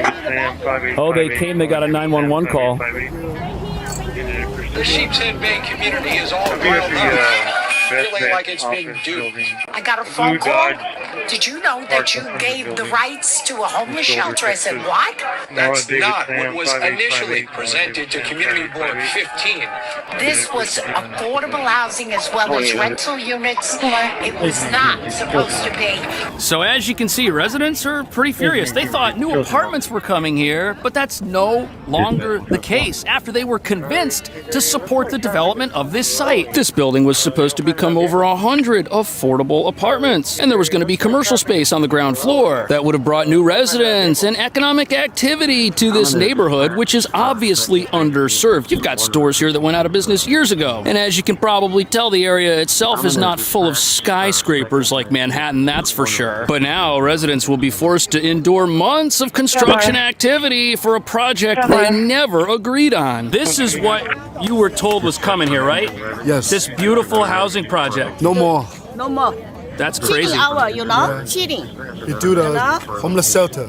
This picture is of the 207,000 square foot development that was supposed to go here. The residential component was going to be half of that. There were going to be 148 residential units, 45 of those permanent affordable housing. And even though only 45 of the apartments were going to be pegged as affordable housing forever, the construction of over 100 market rate apartments would also help alleviate the supply crunch here, bringing down prices. Because if you increase the supply of apartments, you bring down prices as there are now more places on the market for people to choose from. Now landlords have to compete with each other. That would really help the middle class, but I guess it's not going to anymore. Hundreds stood outside the construction fencing in protest. There is absolutely nothing wrong wrong with homeless people, a homeless shelter. It is not about that. It is where it is placed. Just a short walk away from jail, which is daycare. But we are also concerned because these are our neighborhoods. Now, part of the reason residents here are worried is because they know New York is a soft on crime, progressive city. And one of the worries that they have is that once the homeless shelter opens up here, certain things may start taking place in the community that don't happen right now, like increases in the overall level of crime. One resident told me that they're worried because many of the homeless shelters in town do not let residents remain on the property all day. They have to leave during certain hours, and if they have to leave, then that means they're just going to be out and about in the community, which doesn't have a homeless facility here right now, and does have a lot of schools and a lot of public parks. And residents are saying that there should be a place for the homeless, just not necessarily in the heart of a residential neighborhood that doesn't have the resources to accommodate them. And perhaps one example of this is just how different Midtown Manhattan is, where you happen to have a lot of commercial buildings, but also a plethora of homeless facilities. And over here you'll see there's a Dollar Tree, but there's a problem. You don't have Dollar Tree in Midtown Manhattan because their prices aren't high enough to accommodate all of the extra security measures you need at a place like CVS to keep the items on the shelves and away from prying fingers. And although opportunistic criminals exist across every social and economic group in town, if shoplifting were to increase in this neighborhood after the shelter is built and businesses like Dollar Tree shut down, the community will be worse off. And although we have no way of knowing if the presence of a shelter here will bring increased crime to the neighborhood at all, because it hasn't happened yet, this has happened in other areas of town where homeless shelters have suddenly been created, forcing stores to take drastic measures. But what's at the heart of the issue here is the perceived level of unfairness this community is experiencing. Among the hundreds of people who came out to this protest tonight fired up are not only those who have safety concerns, but also those who say affordable housing would have been crucial for this neighborhood. Lena Chen. So the reason you have perpetual protests at this location now is because you've got an entire community of people here who are slaving away to keep a roof over their heads and provide for themselves, and they feel like they were lied to. They were convinced by city leaders to come out and support the development of this project and to get behind it because it would make things better here. And it was easy for people here to get behind the idea of more affordable apartments, but now those plans have been thrown out the window and suddenly changed, and no one was told. There weren't any meetings, there was no community input. I think it's pretty obvious why there wasn't any community input. We're getting that input right now. Oh, police are back. They are waving at us. But here's where things get even worse, because apparently neighbors who live around here and have property near this facility, they were told that in order for any development to take place here, they would have to give up some of the rights to their property to allow construction equipment to be placed there. And the residents who agreed to this, they thought they'd be supporting their community by lowering housing prices here, but as it turns out, that's no longer the case. Lei Long lives directly behind the site and shows us legal letters she's gotten from the developer's lawyers threatening to enforce a contract she signed when she believed this would be housing. What we signed was not what we agreed upon. We were sort of threatened by legal proceedings if we do not follow what they're... Isn't that crazy? These folks, some of them gave up the right to their own property to make something happen that everybody was in unanimous agreement about. And then that changed at the last minute, and those rights are gone. And although there's no properties here, apparently there are people who live on the other side of this, on the other street, and now their lives are going to be disrupted by potentially months, if not years of construction that they never agreed to. Affordable house. They lied. They say tell people that's going to be an affordable house. Decided, everybody decided. But it's decided to change to the owner. Think about those people. They were told, sign here so that we can have affordable housing. Everyone would want them to sign. If they said no, because we don't trust the city, everybody at this protest would be protesting them. So they had to sign. Then the city changed the plan on them. They totally got them. That's terrible. You changed the owner. It's terrible. That's the bad thing. And again, look at these photos. This is what people were shown. This is what people were pressured into agreeing to. And when you look at how badly everybody here is in favor of affordable housing, it's pretty obvious that the people who had to sign for construction equipment to go on their properties, they were under a lot of pressure. If they had said no, all of these people would be protesting the small handful of neighbors who don't trust the city and who don't trust their elected representatives, who are telling them that a big project is coming here, showing them these pictures right here. This is what people would be protesting against had neighbors held out, but no. And although a lot of people here are upset with the new developer of this property and with the local councilwoman who apparently should have known about this, you're going to be shocked when you find out who had the chance to stop this plan and didn't.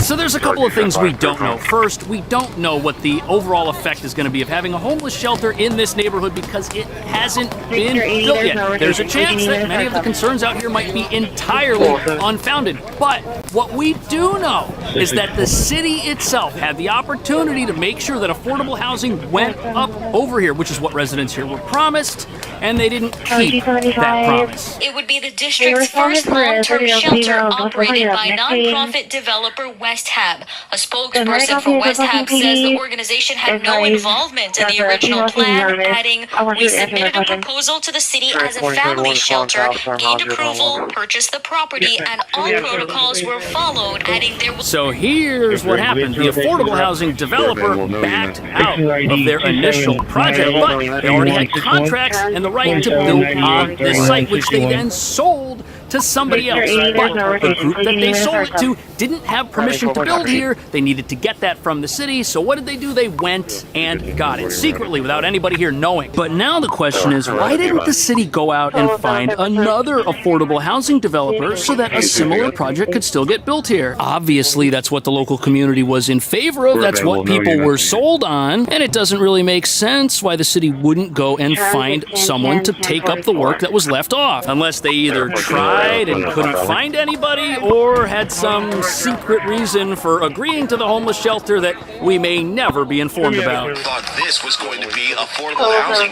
which they say the area could use. City Councilwoman Dina Vernikov attended that rally. The City Council and Community Board backed the lot becoming affordable housing. And she says development plans changed without input. So here's where things get even more interesting. There have been other homeless shelter facilities that have gone up in areas which faced a lot of local opposition, but apparently this isn't one of those neighborhoods. The local councilwoman says she was duped as well, just like everybody else who was here. City Hall apparently didn't tell her what their new plans were for this location either. And now all they can do is tell their constituents to call the mayor's office and voice opposition to this. That's terrible. This is exactly what happened to my friend on 86th Street. And she was like, her family didn't even want the affordable housing because they were concerned that, oh, you know, it will affect their foundation. So they said no right off the bat. Look out for yourself, basically. Well, it shows that you can't trust the city, because if the city comes in and says, hey, we're going to do this great thing for your neighborhood, sign here, and you do, and then they change the plan, now what? Right, so you can't change back. You already agreed. So now there's like a mistrust in the community that, you know, why even ask? Well, what you've got to realize is government funding for your private business, that's something that the homeless industrial complex here really benefits from. If they can get government money to build something, that's always going to be better than whatever money they can get from a community by way of a private business that has to serve this community with things like apartments or another business. And if you think about it, it's a real conflict of interest because money controls politics. And if the city can bring in some wealthy organization hidden beneath a bunch of nonprofits to build something, knowing that money's going to come back to them in some way, the chances of them not doing it are non-existent. But as you can see from a lot of the signs here, what people really want is for folks to have the opportunity to take care of themselves. And even if no affordable housing were to come here, just allowing the construction of any type of apartment on this site would be better than what's coming here. Adding housing to a market at any price brings down prices, even if you build luxury apartments, which most people are against. And that's because of a process described here called a migration chain. Households who have otherwise occupied cheaper units move to new units, reducing demand and prices for the housing they leave behind. This process then repeats itself a second time when people move into those units that are now vacant, leaving their units behind. And allowing that to start happening here would create economic activity. That would benefit this neighborhood on an eternal basis because now you've got more going on here. You've got more jobs. You've got more people who are taking care of themselves instead of relying on the government to take take care of them. What do you think about the idea of putting a homeless shelter here instead of the affordable homes residents were promised and were told to sign off on? Were the residents lied to and duped? Or should they have known better than to trust the city at all, even though the city promised them a stellar new building with sprawling retail that was going to make the community better? And do they have any recourse other than standing here 24 hours a day like the protesters plan on to make sure that nothing gets built here that they haven't agreed to? Let me know. Thank you so much for watching. I will see you in the next video. Legal status for people who immigrated from Cuba, Haiti, Nicaragua, and Venezuela under a 2022 federal program will end. Right now, everyone is scared. These are taxpayers. These are members of the community. So President Trump just revoked the legal status of almost 500,000 people who could soon be deported if they don't pack their bags and leave the United States between now and the end of April. But while activists claim these and all potential deportations are an immoral abuse of power, proponents say the federal program that allowed 500,000 people to enter America for a 2-year parole period was wrong to begin with. And it may have given temporary legal residence to dangerous gang members. The New York Police Department saying members of the brutal Venezuelan gang Tren de Agua are taking over New York City's migrant shelters and using them as headquarters for their criminal operations. Under the Trump administration, we have already witnessed a cruel crusade on immigrant families that has directly threatened the safety of our neighborhoods. We were at the southern border when illegal crossings were starting to surge that same year, prompting the administration at the time to offer legal pathways to those from countries plagued with violence and political turmoil. But critics argue there was abuse of the program and little oversight. It's a Biden-era program known as CHNV, which allowed immigrants to live in the U.S. through sponsorship by a U.S. citizen or permanent resident. Sanctuary cities are safer with their laws than other cities. They just are. Absolutely. They're operating within. We have intelligence that they're instant shelters, that they recruit in shelters, but they also branch out to communities. The problem we're having with TDA is that the intelligence of who they are, it's a little slower because they're brand new to this country, let alone the city.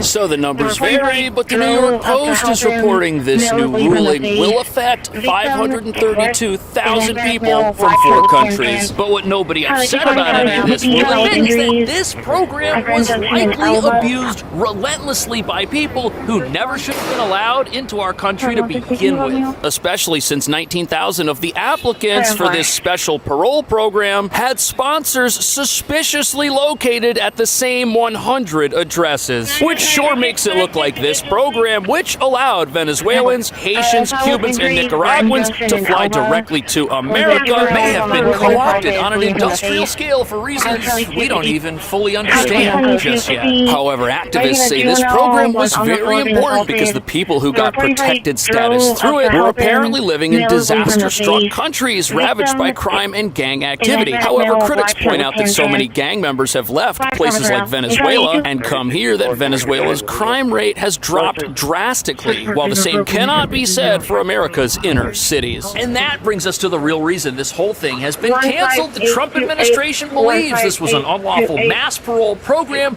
designed to decrease physical traffic at the southern border during an election year, revealing that it wasn't so much a humanitarian program as it was a political tool designed to hide how unprotected and vulnerable America's borders were by allowing people to skip the long lines at checkpoints and fly directly into America instead. That way, when the news cameras filmed the southern border, they would show less activity, chipping away at President Trump's signature campaign issue. And speaking of which, there are certain areas of the country, like New York, which already have massive populations of illegal residents living openly in sanctuary jurisdictions. And as you're about to see, the leaders of cities like this hope anyone afraid of deportation comes here to hide from ICE.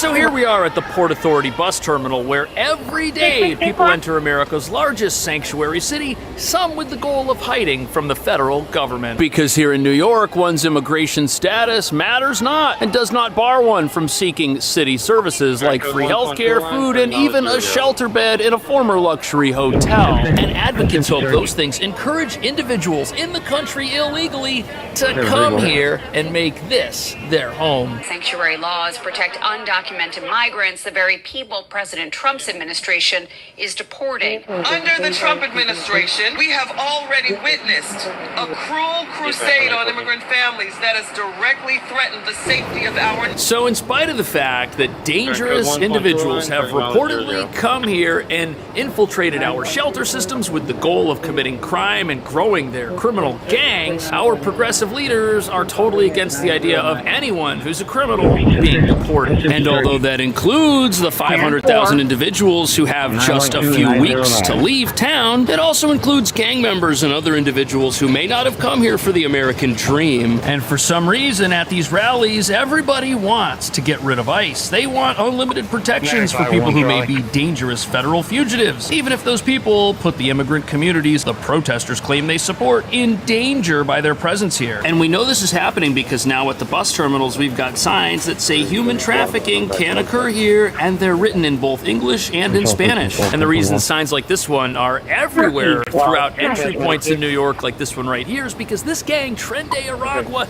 their goal is to look at the people around them and figure out how they can best be used to benefit their gang. They're human exploiters by nature. And you'll see their handiwork on the sidewalks of our middle-class neighborhoods, where women sell stolen items out of suitcases handed to them by men. And even though many Americans are happy when they hear stories about gang members being sent to places like El Salvador's mega prison, leaders in sanctuary cities certainly are not, which is why they are against the idea of people being told to leave this country even if they might have come here under circumstances that were rife with fraud. It's a Biden-era program known as CHNV, which allowed immigrants to live in the U.S. through sponsorship by a U.S. citizen or permanent resident. The program was created as a way to give immigrants at the U.S.-Mexico border safe entry into the U.S. without having to go through a smuggler. So you heard it right there. This program, it only existed to move people across the border faster. And critics say this was not some humanitarian program born out of necessity. No, instead, the only necessity was political. There was an unacceptably high level of traffic at the southern border, and something had to be done about it. But instead of closing the border, what happened was a smartphone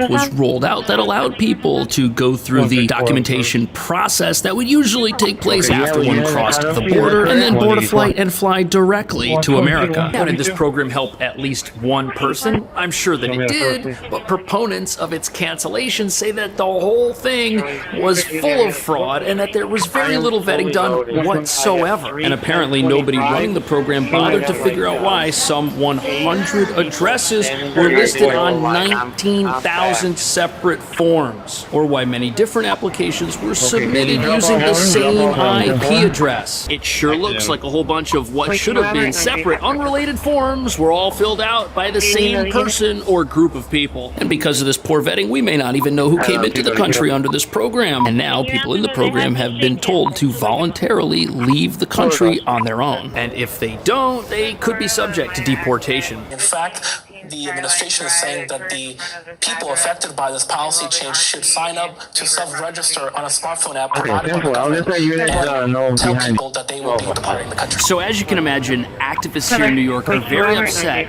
that anybody who's been allowed to enter America, even if the reasons that they were allowed in were wrong to begin with, could be asked to leave. However, New York City is already home to over 400,000 illegal residents. And what very well could happen is that, as the April deadline for self-deportation approaches, people in a sanctuary city like this already just decide to stay. After all, that's something local activists are encouraging people to do. They're encouraging resistance. But even though advocates are very upset President Trump is canceling this program and may order 500,000 people to leave the country, there is one major red red flag embedded in this program that proves it was never about helping anyone unless they were running for office. If in the first place you're giving people opportunity, it's unfair to take that back. The people affected were given 2-year permits in 2022 and 2023 by the Biden administration to legally be here with financial sponsors. So this program that everybody's all upset is going away. It was never permanent to begin with. It was temporary. Now, had President Harris ended up being elected, this program very well may have been extended or made permanent in some fashion. However, its expiration date now makes it President Trump's problem as far as activists are concerned. Because as you just heard, there's a perceived level of unfairness to the idea that somebody would be invited here and then asked to leave, even if they knew that it was only a temporary arrangement to begin with, which is how protected status is supposed to work. It's not supposed to be permanent. It's supposed to only exist while the unsafe conditions in one's home country do exist. On top of that, had President Trump not won, the U.S. border would likely remain open, and keeping this direct flights program in place would have decreased visible traffic there, masking the fact that the immigration policies of the prior administration may have been making the entire border situation more volatile. But the whole debate over this program brings up a big question, because here we are in New York, which is a sanctuary city where local activists are encouraging people to resist ICE and hunker down here. And they're also demanding that the mayor, the police, and any city agency or official respect New York's sanctuary laws, even if they're not good laws. Revealing that the next big immigration fight in this country won't be over a parole program that has been canceled and was only temporary to begin with. Instead, it'll be over the very existence of sanctuary cities themselves.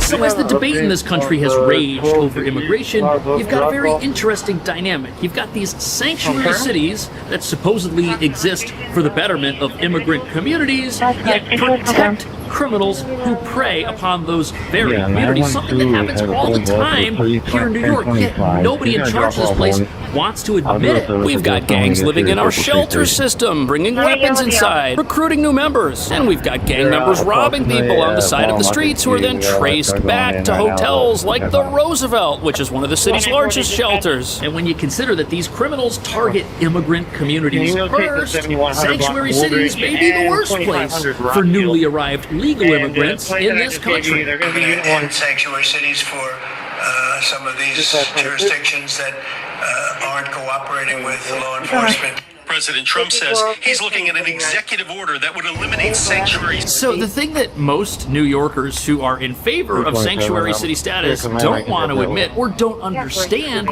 is that if you're in America legally, being in a sanctuary city is of absolutely zero benefit to you. For example, we often hear about how sanctuary cities are safer, as anyone can contact the police to report a crime regardless of their legal status. But if you're here legally, you can call the police to report a crime and you've got nothing to worry about. So that doesn't help you. And if you're here legally, you don't have to worry about getting an illegal job off the books to provide for yourself. You can get a job with a guaranteed minimum wage and receive benefits and protections like unemployment. And if your boss is unfair to you, you don't have to take it. You can leave and go get another job somewhere else. You're not a prisoner in an unfair employment situation. But here's the thing, if somebody's not supposed to be here, not only are they exploited, oftentimes by their employer, or targeted by gang members who threaten them with outsider status if they involve law enforcement or report their activities, it's the gang members and predatory employers who are the real beneficiaries of these sanctuary city protections. But this brings up a big question. How could local politicians here believe that sanctuary city laws make our city safer when we've got all of this evidence that they don't? Because this is common sense. But Jumaane Williams, the city's public advocate, says deportations are about dividing society, not about safety. Sanctuary cities are safer with their laws than other cities. They just are. So evidence of a problem isn't going to matter to somebody who's already decided in their mind that there is no problem. In spite of the human trafficking posters littering this bus station, warning everybody who gets off any bus at any gate that we've got a massive problem in our city. Perhaps our politicians just think those are there for show. Oh, they're just there to make the world a better place. There's not actually a human trafficking problem going on here. And that's why we've got the signs to make sure that one never pops up. That's how they think. And gangs living in homeless shelters, well, those are just isolated incidents. They may not actually be gang members. That's what the criminals say. They claim they're all innocent. You literally have to be willing to suspend reality to believe some of this stuff. You've got to tell yourself that this is all fake news, and you'd literally have to consume exclusively misinformation for this to be your belief system. Absolutely, they're operating within. We have intelligence that they're instant shelters, that they recruit in shelters, but they also branch out to communities. The problem we're having with TDA is that the intelligence of who they are, what they are, it's a little slower because they're brand new to this country. So when the chief of police comes out and says something like this, are we supposed to believe that the entire police force of over 30,000 officers, that they're all a bunch of liars, that they're not giving us accurate information? Because that's essentially what these advocates are saying and maintaining. Yet some news outlets want us to believe that this is all just fear-mongering. That means that the people who work here must not take the bus and walk out these doors after they've had to walk past the trafficking signs that are right there on the other side of the exit. But what do you think about this? Is the New York Times right? Is this just a massive fear campaign? Is the entire New York City police force a bunch of liars? Are they out there making stuff up? And what do you think about the 500,000 people who soon may now be deported? Should they be allowed to stay forever? Or are people overreacting that the temporary program they were let into the country in is expiring sooner than anticipated? Let me know. I'll see you in the next video. Thank you to Morgan & Morgan for sponsoring this video. Police on the Upper East Side are looking for the burglar who broke into the Chanel store on Madison Avenue and stole thousands of dollars in merchandise. It happened just before 9:30 last night. The thief broke the front window. So this store behind me was recently robbed, the windows smashed, but this is the second time thieves have hit this place within the last year. And while shoplifting is a problem at pretty much every store in town, stealing from a well-secured luxury boutique isn't something your average thief can pull off. However, because our laws don't criminalize theft below $1,000 in value, petty crooks here get unlimited practice perfecting their craft. And that's why it's only a matter of time before they're ready to try and rob a place like this. Surveillance video we just received from police shows the entire heist captured on camera. In a matter of minutes, 3 suspects made off with about $51,000 worth of stolen merchandise. Right now, an active investigation is underway to find the 2 men who police say smashed the front window of the Chanel store just right behind me and got away with around $30,000 worth of merchandise. That window this morning, all boarded up. That's crazy. $1 million? Police say Monday night, this man allegedly put $1.5 million of jewelry in a suitcase and tried to get away. It's really sad. But I mean, it's normal that we hear it all the time. I see always people walking out with a bunch of jackets, sometimes even the whole trolley full of jackets. A store robbery in Washington Heights caught on camera watches this man in a black coat quickly turns and sprays chemicals on the ground. Customers seen walking in immediately coughing as the thieves then grabbed a pile of clothes at the display table and made their getaway. The thief doing a quick spin before flashing a gun to the employee to stop her from stopping him. Yield as far as going to be south and northwest.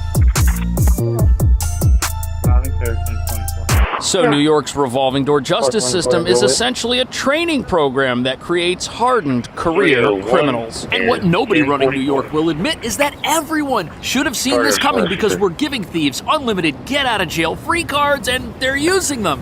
As you'd expect, turning the streets of this city into a real-life version of Grand Theft Auto where criminals steal things over and over again with no incentive to stop. In fact, with no consequences for most theft, criminals have nothing to lose if they try to steal things and get caught. Because the worst thing that happens is they spend a few hours hanging out with the police before being set free with a misdemeanor charge. And when you add to our zero consequences legal system the rampant street vending we allow here, New York City becomes a place where there are unlimited opportunities to resell stolen property. Now, of course, street vending is also illegal without a license, but since it's also not a criminal offense, there are open-air theft markets operating all year round in some parts of town, which only disappear when the vans selling stolen property close their doors and speed away when their lookouts spot the police, who at best will issue a few tickets and confiscate goods these criminals never paid for in the first place. But there's a problem. Not every crook in town is content with robbing places like CVS and Home Depot. And that brings us to the real reason raids at luxury stores are a growing problem. We've created an army of criminals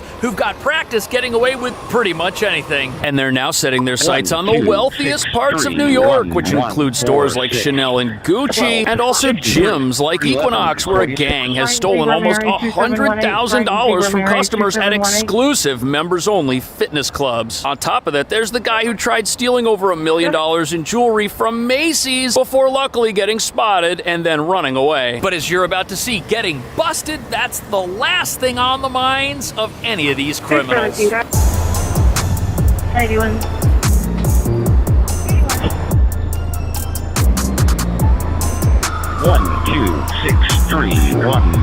So here we are at the Chanel, which was just robbed. That's the window that the thieves smashed, and you'll notice that in this window right over here, the display cases are now empty, as is the case with a bunch of other stores on the street. It looks like these businesses know that criminals can smash these windows, reach in, and just take what they want and escape with zero consequences, which is exactly what they did right over here for the second time in the last year. The thief broke the front window with an unknown object and grabbed about $12,000 in goods before getting away.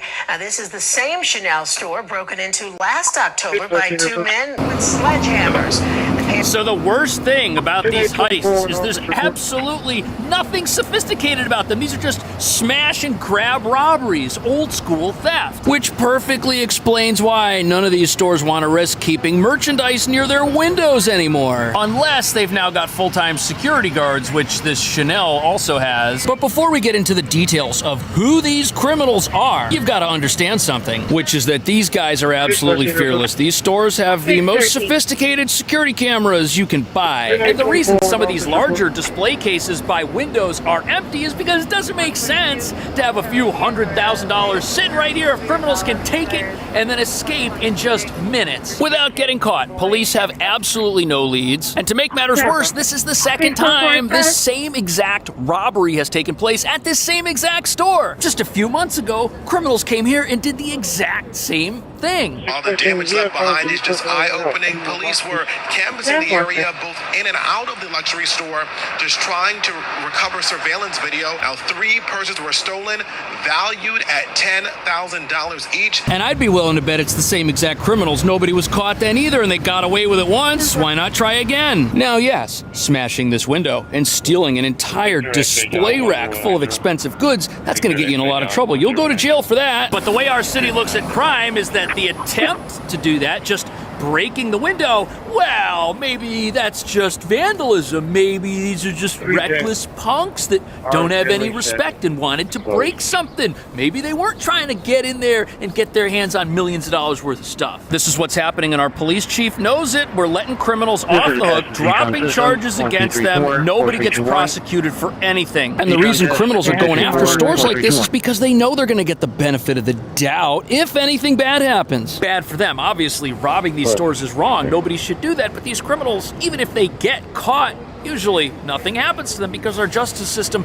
doesn't see their actions as being wrong. But even though the 2 robberies on this block full of luxury stores took place in the evening, you'd be kidding yourself if you thought our criminals cared about operating under the cover of darkness. Because believe it or not, stores like these have been ransacked for much larger amounts of money during broad daylight. Investigators say in a matter of minutes, 3 suspects made off with about $51,000 worth of stolen merchandise merchandise from this Gucci store. Now, this robbery happened at the meatpacking district location. So about a year ago, February 2024, the Gucci store in Lower Manhattan was robbed at lunchtime. The thieves, they went right in the front door and they escaped, driving away in what was apparently a stolen vehicle. A heist which landed them over $50,000, and it took just minutes. And not only were they caught on camera, while escaping in a vehicle, that vehicle drove back across state lines to New Jersey, revealing that New York's lax justice system now attracts criminal tourists who come here to steal instead of doing it in their own states. But while these thieves who've been raiding these luxury stores are obviously professionals who know what they're doing and know how to escape, the amounts that they've stolen pale in comparison to what one guy almost made off with from Macy's, of all places. That's crazy. $1 million. Police say Monday night, this man allegedly put $1.5 million of jewelry in a suitcase and tried to get away. But an employee, quote, confronted him, and he ditched the jewels and got away.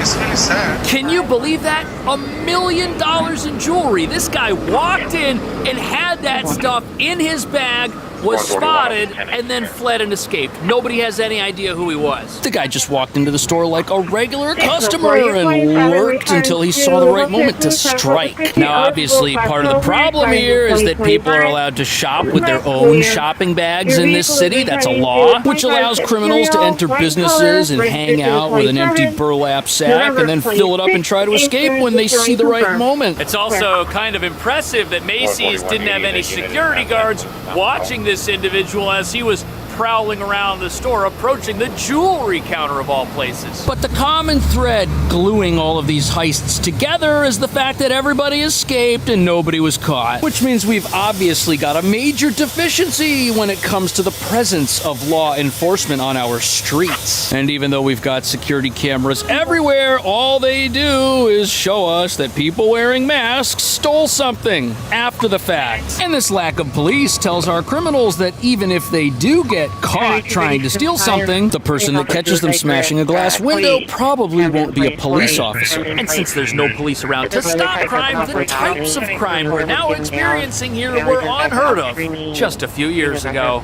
Most people don't know this, but if you're seriously hurt, that accident could be worth millions of dollars. And if you're injured in any way, you need to know how to protect your rights. Which is why you might want to know about today's video sponsor, Morgan & Morgan, America's largest personal injury law firm, who doesn't just settle for lowball offers. In fact, over the last few months, they've seen record judgments like a $12 million judgment in the state of Florida that was 34 times higher than whatever insurance was offering. Add to that $26 million judgments and $6.8 million judgments in Philly and New York, and it should be pretty clear that Morgan & Morgan is not your typical law firm because they win a lot. Plus, it takes just minutes to see if you've got a case, and you can do it all from your phone. Step 1, submit your claim online. Step 2, Morgan & Morgan's experts get to work investigating. And step number 3, Morgan & Morgan only gets paid if you win, which is what you want. And they can do this because they've got over 100 nationwide offices and over 1,000 local lawyers who are ready to fight to get you the best results possible. You can start your claim with Morgan & Morgan by following this link right here, which will also be in the description of this video. And remember, there's no fee unless they win. Once again, thank you to Morgan & Morgan for sponsoring this video.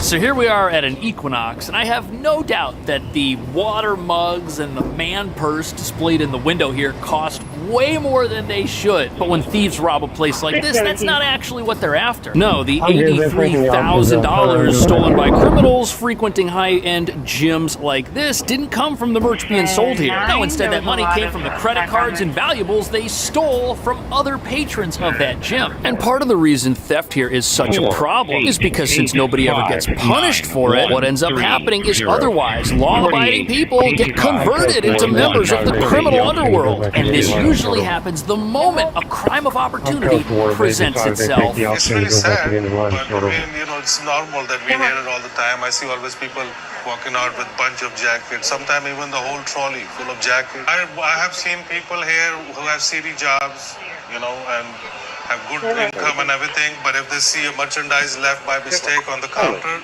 they will grab it. He says stealing has increased since the pandemic. So here we have an interview with a jewelry store owner, and he says that everybody in his store could be a criminal if the right opportunity presents itself. If he leaves something out on the counter, somebody with a good job that makes plenty of money, they'll actually steal it. Which explains why people could eventually figure out there's a massive theft opportunity at a place like Equinox. People are learning that they can commit a crime of opportunity and likely get away with it unscathed. And this store owner says he's seen people steal armfuls of jackets from nearby clothing stores, which explains why many stores now chain their merchandise directly to the rack. It removes the opportunity to put something on and wear it out, or to just carry it out. Criminals know that nobody's calling the police over $50 jewelry items or $100 jackets. It's just not happening. We don't even have enough police to respond when stuff that's worth tens of thousands of dollars gets stolen. And this is a problem because as crime spirals out of control with robberies at gyms, independent businesses, luxury boutiques, police are getting called to go everywhere at once. But since they can't be everywhere at once, those crimes go unsolved. And what that does is it causes the criminal underworld to grow, and as the criminal underworld here grows and goes unpunished, that causes our police force to shrink. And the police commissioner is eyes wide open as an exodus of experienced cops continues to plague the NYPD. And I'm not going to sugarcoat it. The NYPD is in a hiring crisis, and this is not a budget problem. All the police unions in the city. So the NYPD is shedding experienced officers, and why do you think that is? Is it maybe because they don't think it's worth it to get up every day and put their lives on the line to stop a criminal underworld our laws just perpetuate? And look at this, before officers even finish their paperwork after arresting someone, that person gets released and they're back out on the streets ready to re-offend. And the reason that happens is because back in 2020 we decriminalized many offenses, which means people no longer go to jail when they do stuff that's wrong. And not only does this article quote police officers saying that this is demoralizing and defeats the whole purpose of their jobs, creating a legal system that protects criminals is way more damaging to our police force than this whole defund the police movement that short-staffed them to begin with. There's 12 detectives in counterterrorism right now. Are things falling through the cracks? Not yet, but the question is, do you wait till it does? Monroe says current detective staffing sits just under 5,000, 2,000 fewer than before 9/11, and so far... So we have 2,000 less detectives. You know what detectives do? They go to places where thugs smash windows with sledgehammers and steal tens of thousands of dollars worth of merchandise. They go to Equinox, where criminals have a habit of raiding lockers and stealing from patrons, and they try to track those criminals down and hold them accountable. But that's not happening anymore. And criminals know this. They know there aren't enough cops around to catch them. We've only got enough police to go after the worst offenses that happen in this city, not most offenses. And that's created a situation where these criminals, they're getting experience successfully committing crime and escaping. They're all still out there. When police do find these guys, they're going to be even harder to take down because by then they'll be hardened criminals. Which reveals that instead of decriminalization making our city a happier, safer, more wonderful place, it's actually done the opposite. The average detective is now taking on over 500 cases a year and working patrol shifts too. Cases are going to be delayed in solving. I want justice for my son. He says the staffing crisis could affect grieving families and average New York. So as you can see, this goes further than theft. There are other crimes that are going unsolved as well. The general public is being deprived of justice. That's what's happening. On top of that, if it takes a long time to train detectives, that's a long time that the general public here is going to be in a lot of danger. Because you can't just go out tomorrow and hire a whole bunch of new police. Yes, you can put people through a police academy, but when those new cops come out, they're not going to have anybody who's experienced to be around and mentor them, show them the ropes, and teach them all the things the academy didn't. It's like any career path. People who are new benefit from the experience of established individuals who really know what's going on, but you're not going to have that anymore with our police force, and what that means is the overall experience level of the force is going to drop, which means we're going to need even more police in the future to keep our city safe. Yet finding them is just going to be even tougher as the criminal underworld here continues to grow, and local laws that hinder police work cause more officers to quit. Is this the kind of system that's going to help New York hire police? The police commissioner said we've got a hiring problem, and it's not related to the amount of money we have to hire people. I personally have a little bit of a problem with that. As you can see here, the starting salary, $54,000 a year. That's not enough to live in this city and enjoy any kind of financial independence. Personally, I think that officers should start at least $70,000 a year in this city, where basic groceries are priced through the roof, along with the prices of all the apartments. But between the low pay and the demoralizing anti-police atmosphere they've got to work in, it's no wonder we've got a shortage of cops. What do you think about that? Would more cops stop our stores from getting robbed? Are we creating and training career criminals by not punishing anybody? Let me know. I'll see you in the next video. Thanks for watching.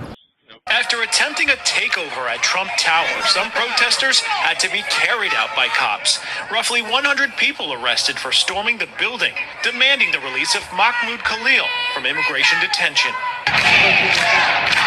So a massive protest erupted right here at Trump Tower after ICE arrested a Columbia University student activist. And while the protesters claim this is a violation of free speech, the Trump administration is promising to revoke the visas and green cards of non-citizen agitators who embrace views contrary to America's values. Which means anyone who's a guest in this country while simultaneously hating it might not be here for that much longer. At Trump Tower, it was the latest protest calling for the immediate release of Mahmoud Khalil. The pro-Palestinian activist and legal permanent resident was arrested by Immigration and Customs Enforcement last week. We have a right to express our opinions, but I refuse to allow my fear to stop me from expressing my First Amendment right. This might be the first of many to come. It started with Mahmoud, who is a green card, and it might continue with me. The group came in two groups. In regular civilian attire with their protest gear underneath. And we just got this new video of Khalil being taken into custody. Khalil, a graduate student, helped lead last spring's protests. The disciplinary action that has been taken against these students is coming far, far too late. All of this follows the university's announcement yesterday that some students who stormed Hamilton Hall have either been expelled or suspended. The situation was so bad at that time, the university requested help from the NYPD. And again, you might remember the scene. Hundreds of officers entering Hamilton Hall and arresting dozens of people.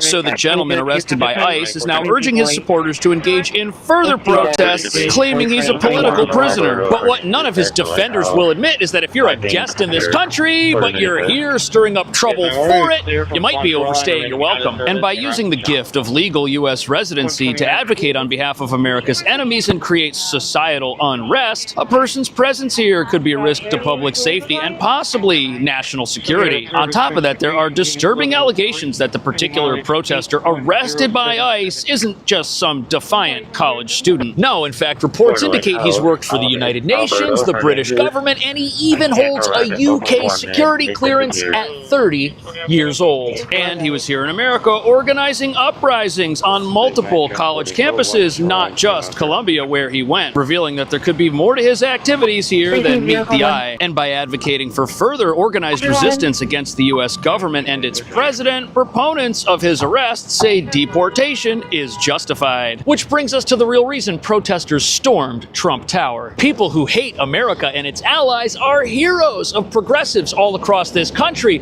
and when ICE tries to deport them, they're elevated to martyrdom status. And to many progressive agitators who only care about open borders as well as supporting America's enemies like Iran and Hamas, the idea that one of their own would be deported by their number one enemy, President Trump, is completely unacceptable. And as you're about to see, the protest that took place here might not be the last. RP's in a red Suburban parked in front of that residence. It's going to be child custody. So here we are at Trump Tower, which is still open to the public. The president has a residence here. There's also some offices throughout the building. There's a bunch of restaurants down here, including the Trump Grill. And this area down here was completely taken over by protesters who hid the fact that they were protesters by wearing disguises until they were already down here in a critical mass. After attempting a takeover at Trump Tower, some protesters had to be carried out by cops. Roughly 100 people arrested for storming the building, demanding the release of Mahmoud Khalil from immigration detention. The Palestinian-born refugee who led last spring's Columbia University war protests was arrested last. So after trying to take over this place, some of these protesters ended up having to be carried out by police. There were 100 people arrested, and they were demanding the release of one particular individual, Mahmoud Khalil. But really, he's not just any student. How many students do you know of who've got a security clearance and used to work for a foreign government? And he's the same individual that led the student protests at Columbia last spring, which destroyed part of their college and led to their entire campus being locked down completely before those protests ended up spreading to other campuses throughout New York City, like the New School and NYU. This thing started at Columbia and then spread to a whole bunch of other universities all throughout the city. It's hard to find a college that wasn't affected by this in some way. And this particular activist has been vocal, organizing sit-ins, walkouts, and pushing hard against U.S. foreign policy. For that reason, when he got arrested near his home last week, to his supporters, he became a political prisoner who they say lost his ability to speak freely in this country. But storming a building in Manhattan, that's not exactly peaceful. In fact, that's a direct challenge to law enforcement. People could have got hurt, and proponents of this person's arrest say that those who don't like America shouldn't be able to abuse the gift of a green card, which gives you permanent residency here. Flash mob protest group Jewish Voice for Peace organized the symbolic sit-in at the president's New York property. The Trump administration claims without proof, Khalil was arrested for supporting terror group Hamas. The Trump administration has no interest in Jewish safety. They are So as you can see, the protesters and anti-Trump New Yorkers are in unison. This is wrong, this man was peaceful, and Trump doesn't actually care about or support Israel. And this wasn't just any protest. It was a flash mob sit-in staged by Jewish Voice for Peace right inside Trump's New York City property down here in the grill portion of the tower. And they didn't just take this area over, demanding Mr. Khalil's release. They were calling it an unconstitutional abduction and urging people to take a stand. But here's where things get messy. The Trump administration says this individual is getting deported because they are a supporter of Hamas. But the mainstream media says they haven't put forth any proof to show that this is the case, even though he's pictured here at a pro-Palestine, anti-Israel rally at Columbia recently. On top of that, Secretary of State Rubio says that this particular individual is a national security threat according to intelligence he received. Now, does going to a pro-Palestine protest make somebody a national security threat? No, it doesn't. But we're told that this individual, who objectively has a very interesting past working with the UN and a foreign government, is a national security threat. But the protesters don't see it that way at all. To them, he's just another one of their fellow students, and getting rid of him is wrong and a violation of everyone's rights, which is why these protesters aren't backing down. In fact, they might even be emboldened by their success getting into this building after outsmarting police. Police say 200 protesters entered the public building midday Thursday, rallying for Khalil's release. The group came in two groups, in regular civilian attire with their protest gear underneath. In fact, the 30-minute demonstration left Mayor Adams troubled. He literally expressed that. So the police are saying that this whole thing was obviously well planned and well organized. The protesters, they showed up wearing regular attire, but underneath it, they had their shirts with their messages and all of the things that they were going to bring in to help make noise and take over this area where I'm sitting right now. And now the police are scrambling, setting up calls to try and figure out how this was even allowed to happen. Because Trump Tower, it's not exactly a lightly guarded establishment. Again, the president has a home here. There's police and checkpoints and barriers all over the place. There's even dogs. This also follows the story of the president being hit in the face with a microphone from a reporter that may not have been one of his biggest fans. But no matter how you slice it, this is a big problem. 200 people getting in here secretly without anybody knowing and being able to organize that event. What could they be planning next? Possibly something. They said they're not going to stop with the protests, but that's probably why the federal government is now going on offense violence against these protesters. Now, first of all, the federal agents with Homeland Security, they showed up last night to search the rooms of 2 students on the very same day.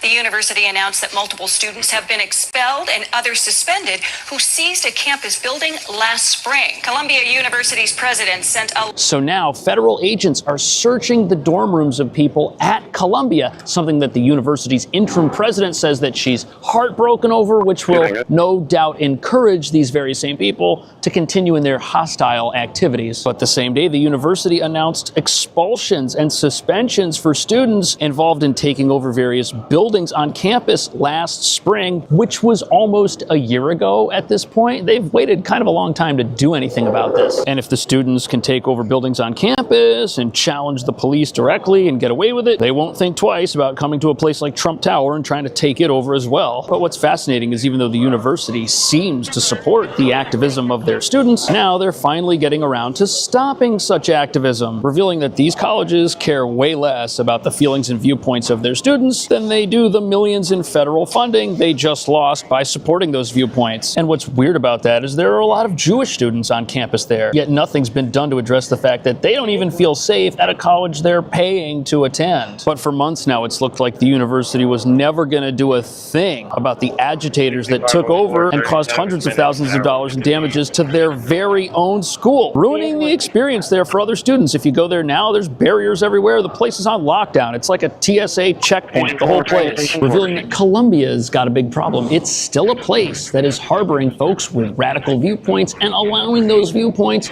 to cultivate themselves and grow and spread out into the rest of our city. And what that means is what we saw here in Trump Tower just a few days ago could be the beginning of something else.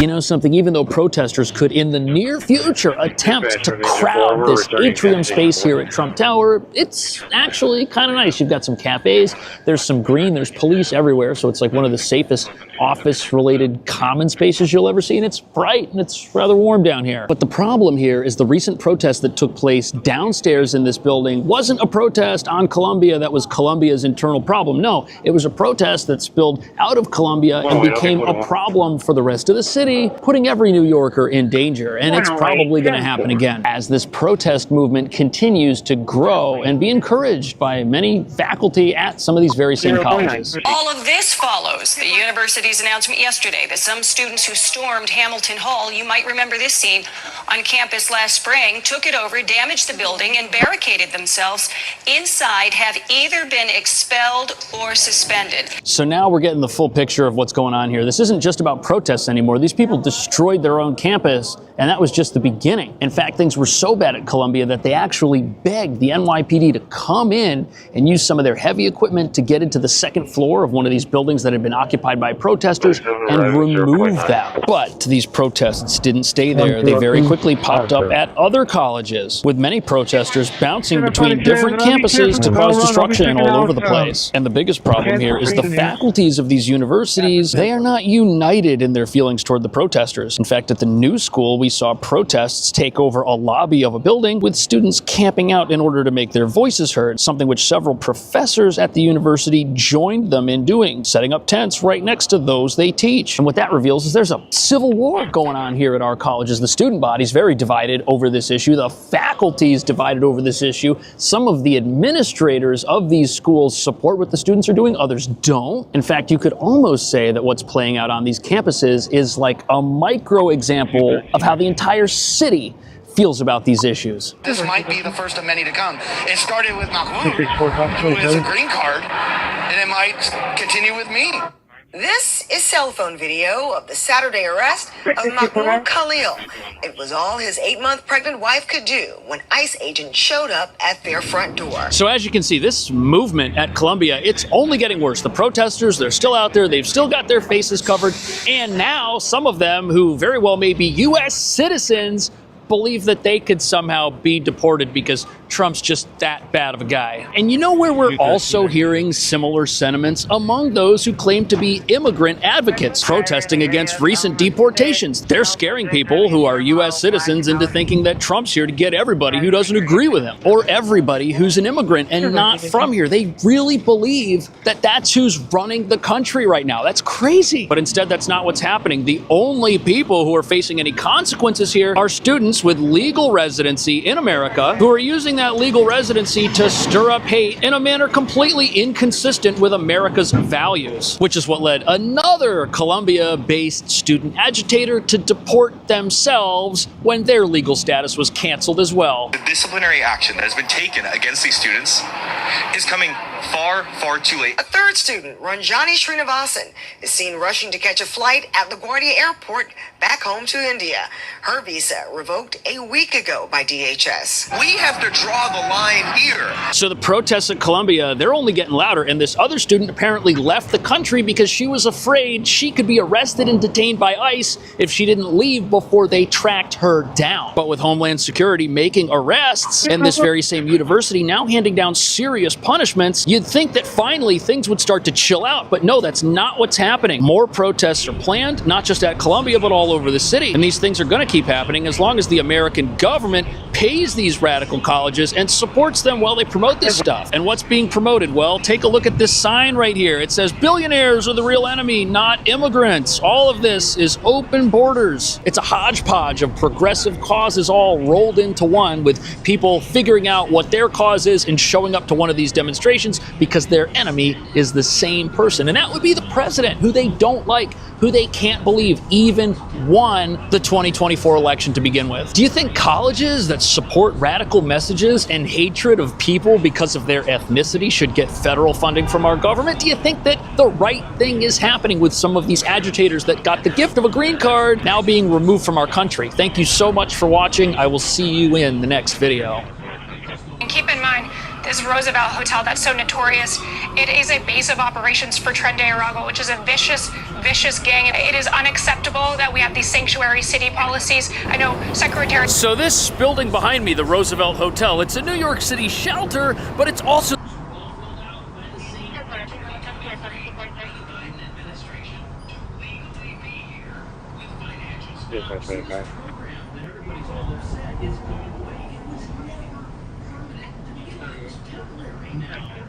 President Harris ended up being elected, this program very well may have been extended or may be able to resist ICE and hope unless they were run temporarily, dumping people on the side of the streets who were then traced back to hotels like the Roosevelt. But this brings up a big question. Your average thief can pull off, however, because no incentive to stop. In fact, with no consequences for most theft, criminals have nothing to lose if they try to steal things and get caught. Because the worst thing that happens is they spend a few hours hanging out with the police before police are concerned. This already just decided to stay. After all, that's something local activists are encouraging. They're encouraging resistance, but even the advocates are very upset. Unrelated forms were all filled out by the same 2023 by the Biden administration to legally be here with financial sponsors. 4202. Did you say it was beach marker 262? That's correct. Now, had President Harris ended up being elected, this program very well may have been extended or may be able to resist ICE and hope unless they were run temporarily on the side of the streets where they traced back to hotels like the Roosevelt. Most of the vehicle is almost damaged to the floor.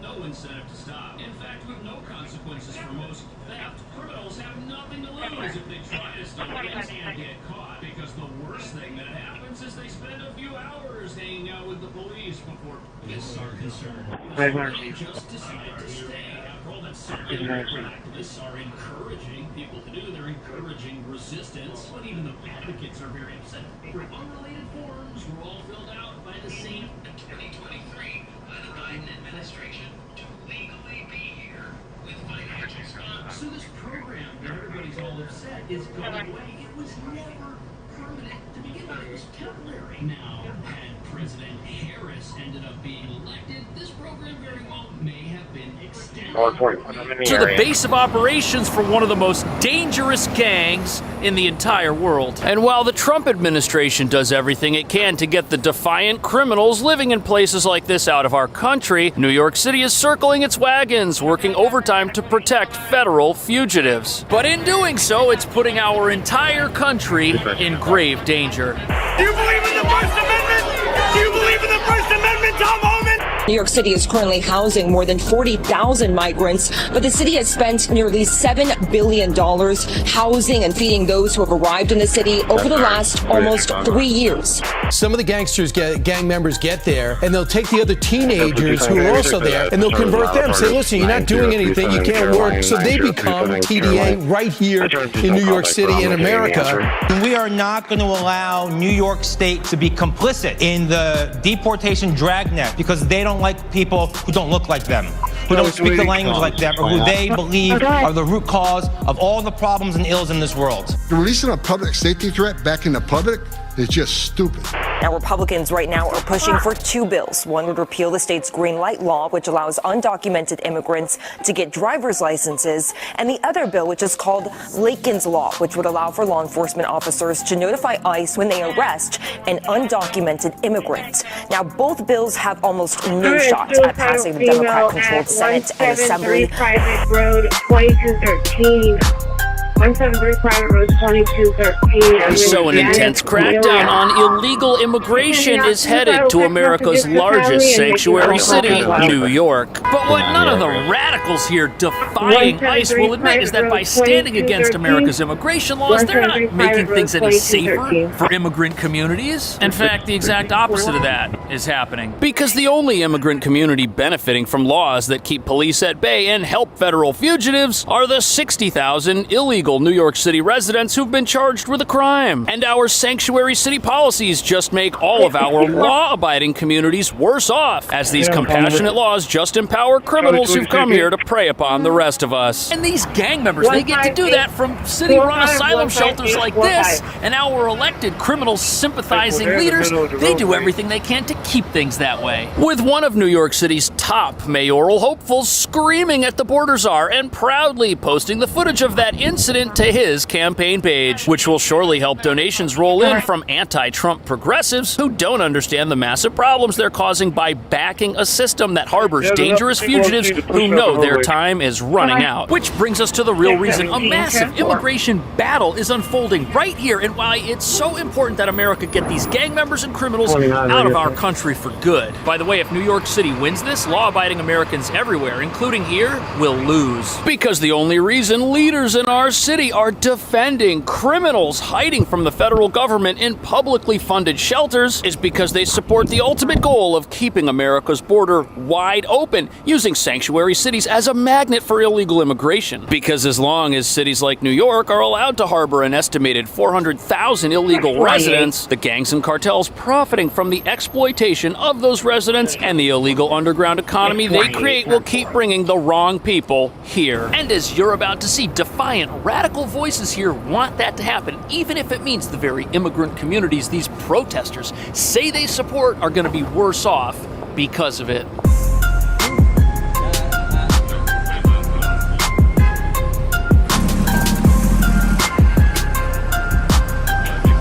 So this here hotel, it's full of gang members. The world knows it. The parents of the children who live in this place don't want gang members near their kids, and some of our city leaders want to keep things this way, even though this place has been used as a base of operations for these criminals to destroy our city from within. The feds are opening up a criminal investigation into New York City's migrant hotels. We got a lot, even demanding staff turn in names of illegals that they were housing. And keep in mind, this Roosevelt Hotel that's so notorious, it is a base of operations for Tren de Aragua, which is a vicious gang. It's also... So I don't think people understand what a big deal this is. This hotel, it's not just a hotel where some asylum seekers stay. No, it's the welcome center for every single new arrival in New York City. If the city's seen 200,000 people flow through its shelter system, they've all come through this place. And having gang members here is a massive problem because many of the folks who enter our country illegally, they do so with the help of gang members and cartels who get them across the southern border for fees which now are apparently over $10,000, and people, they can't afford that. But when they come across the border, they're given the cartel's wiring information and they're expected to send that money back. And when you've got gang members in a place like this, it means that these people who are exploited before they enter our country are then exploited again once they're here by criminals who are traffickers and just want to make the most money that they possibly can, using the people around them as human capital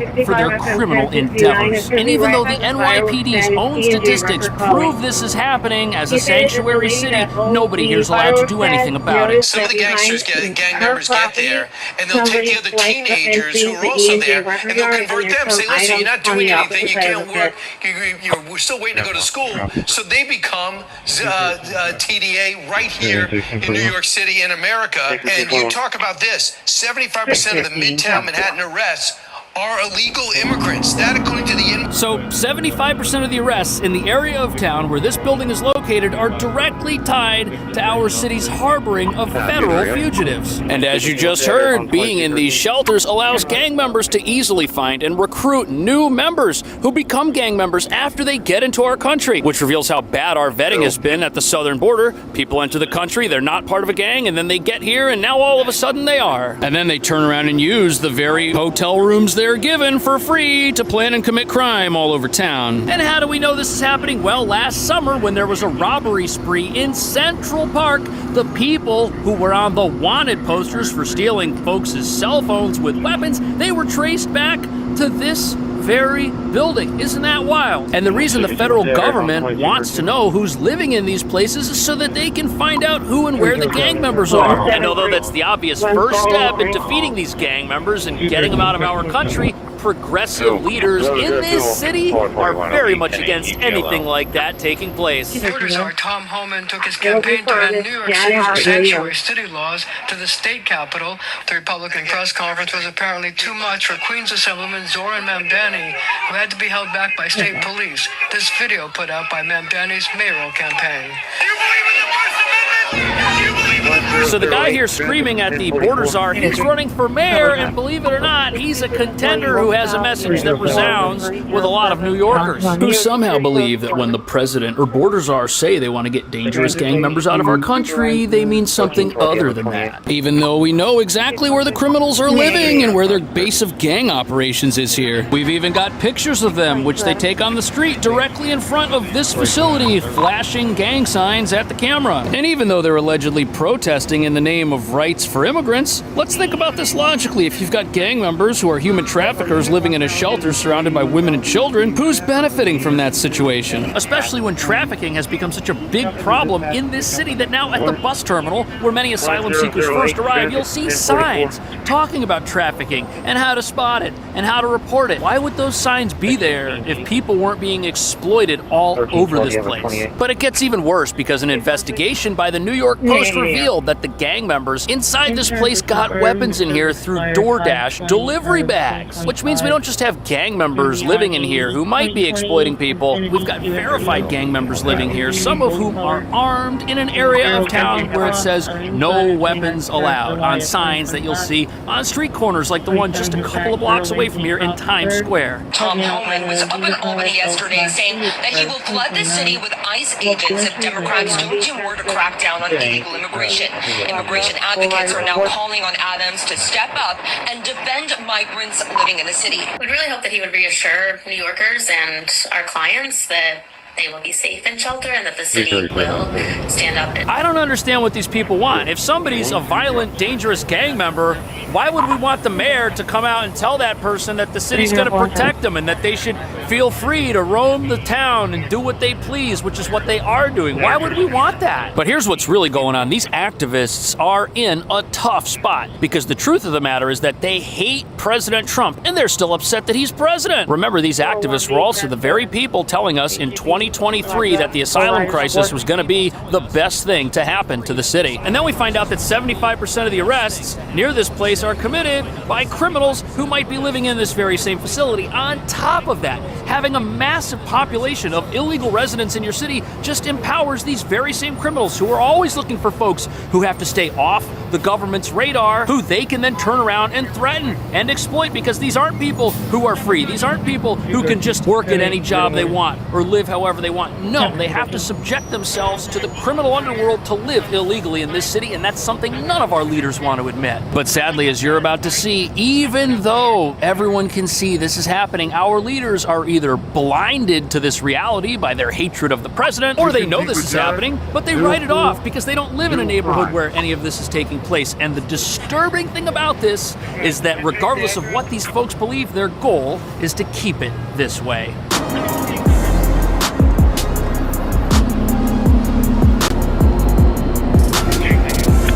So there's an entire fleet of what look like police vehicles littering the street in front of this very same hotel where we know gang members are living, which is completely bizarre because it reveals that the police know exactly what's going on in our city, but as a sanctuary city, they're not allowed to cooperate with the federal government one bit, which is why the border czar now says that he's going to have to flood this place with even more ICE agents because he's not getting any cooperation, and he's on a mission to make America and the residents of this city safer. But while this is happening, pro-safety laws that some of our elected officials have put forth have absolutely no chance of getting through. Now, Republicans right now are pushing for two bills. One would repeal the state's green light law, which allows undocumented immigrants to get driver's licenses, and the other bill, which is called Lakin's Law, which would allow for law enforcement officers to notify ICE when they arrest an undocumented. Right, so it looks like this sanctuary city is going to keep doing two things: issuing driver's licenses to potential gang members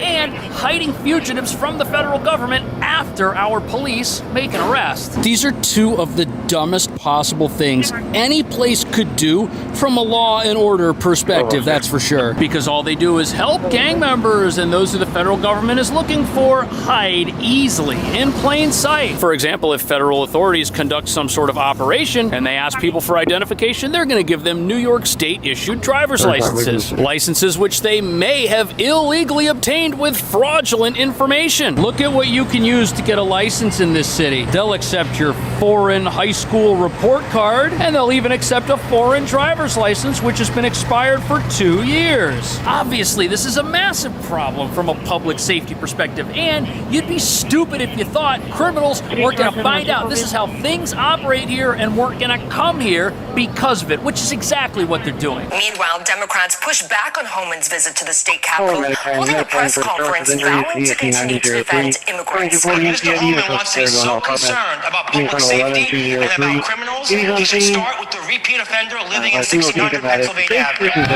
Avenue. So according to the political party that runs this city, the only criminal the border czar should be worrying about is the one who lives in the White House, President Trump. Are you kidding me? What about the criminals on wanted posters outside of our asylum shelters? How come nobody's focused on them? The only way to believe this stuff and talk this way is if you live in an alternate reality where you think that every crime that is reported by the police is somehow misinformation if it in any way hampers what's on your agenda. And don't kid yourself, that agenda is not about protecting immigrant communities. No, instead it's about open borders, and the language used to further that agenda is all about separating families and tearing lives apart, and oh, how horrible this is that gang members who live in a hotel like this might not be able to do so anymore. As a matter of fact, I've noticed recently there's news articles saying Tom Homan is suggesting family detention again, family residential centers, and I am. Family residential centers are the opposite of family separation. Why are we even talking about family residential centers? Because this administration, President Trump, wants to make sure these children aren't victims of trafficking. He wants to make sure this family is really a family. This is about saving children.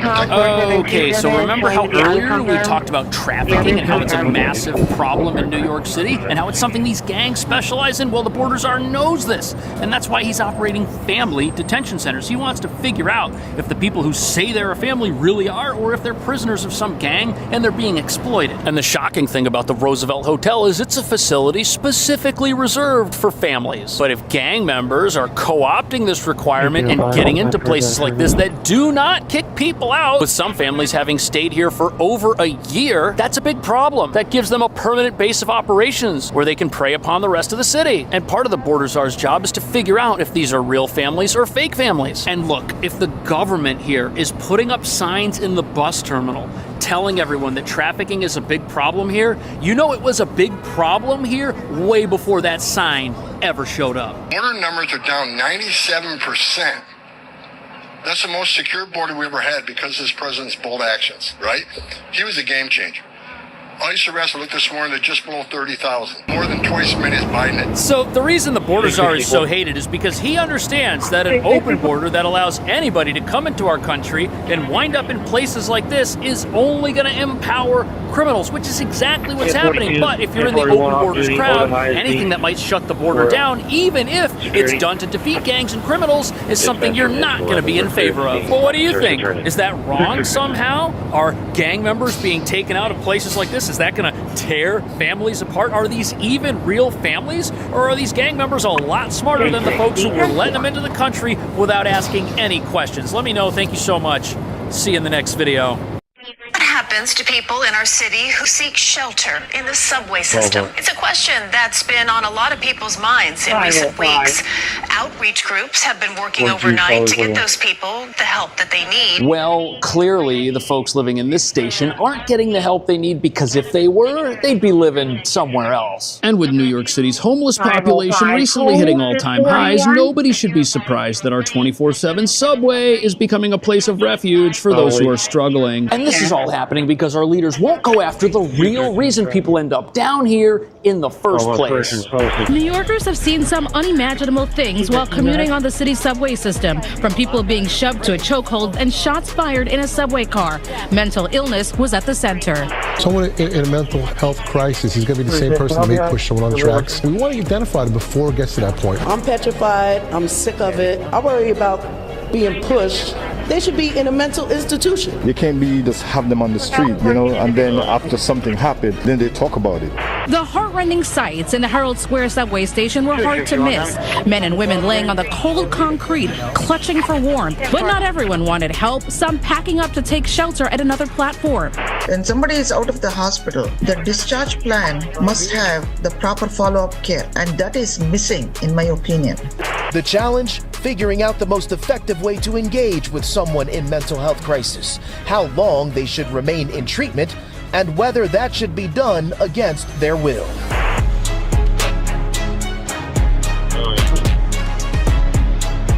So New York is launching a quality of life commission to find out why so many people are complaining of societal decay. And although this article mentions that complaints about homeless encampments are up over 500%, nobody running New York City has any plans to reverse those numbers. Oh yes, you'll hear speech after speech about mental illness and how we need to help the vulnerable. And I spoke to one city employee who told me that the reason this problem just seems to be getting worse is because in the past, police used to be able to arrest people that they saw using banned items in public.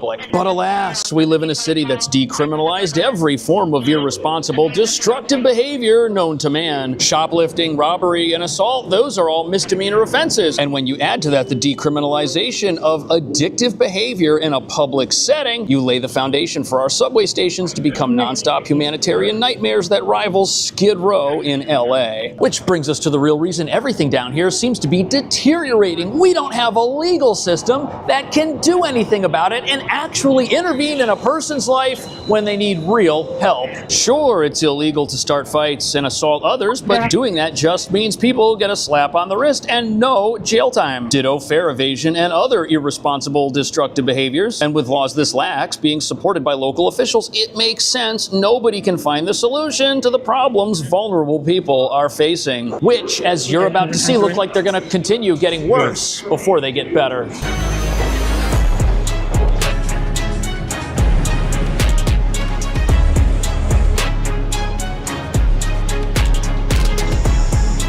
This looks like it might be someone's living room, unfortunately. But here we are in a station which has been featured in several news reports because of the sheer number of folks that are living down here on a full-time basis. And if you look a little closer, you'll see the one thing that has a lot to do with the reasons many people wind up down here, which our city has no plans of tackling. New Yorkers have seen some unimaginable things while commuting on the city's subway system. Mental illness was at the center. Someone in a mental health crisis is going to be the same person that may push someone on the tracks, may commit another crime. We want to identify them before it gets to that point. Wednesday night, one of the cold. Sadly, this is the state of our subway system, and it's not improving or getting better despite all of the recent announcements about extra police coming down here for safety and mental health outreach teams that are supposed to interact with people who are living down here and don't know there's a place to help them. But part of the reason these efforts aren't working is because chemical substances are sweeping over our streets and are winding up down here where they rob people of their cognitive capacity. And the figures here are shocking. Last year, a federally mandated survey revealed that over 4,100 people were living down here on a full-time basis. And these numbers are up from the year before, but experts say the real figure could be even higher because this survey was done at a time when New York City's homeless shelters were so full they were pretty much at capacity. And while the Department of Social Services Commissioner says this is good news because it means New York City is using its resources to get people off the streets, critics say homeless shelters are not designed to be full because they're supposed to be a temporary destination for those who are recovering and trying to get back on their feet, which, if you look around, does not seem to be what's happening down here at all, sadly. The heart-rending sights in the Herald Square subway station were hard to miss.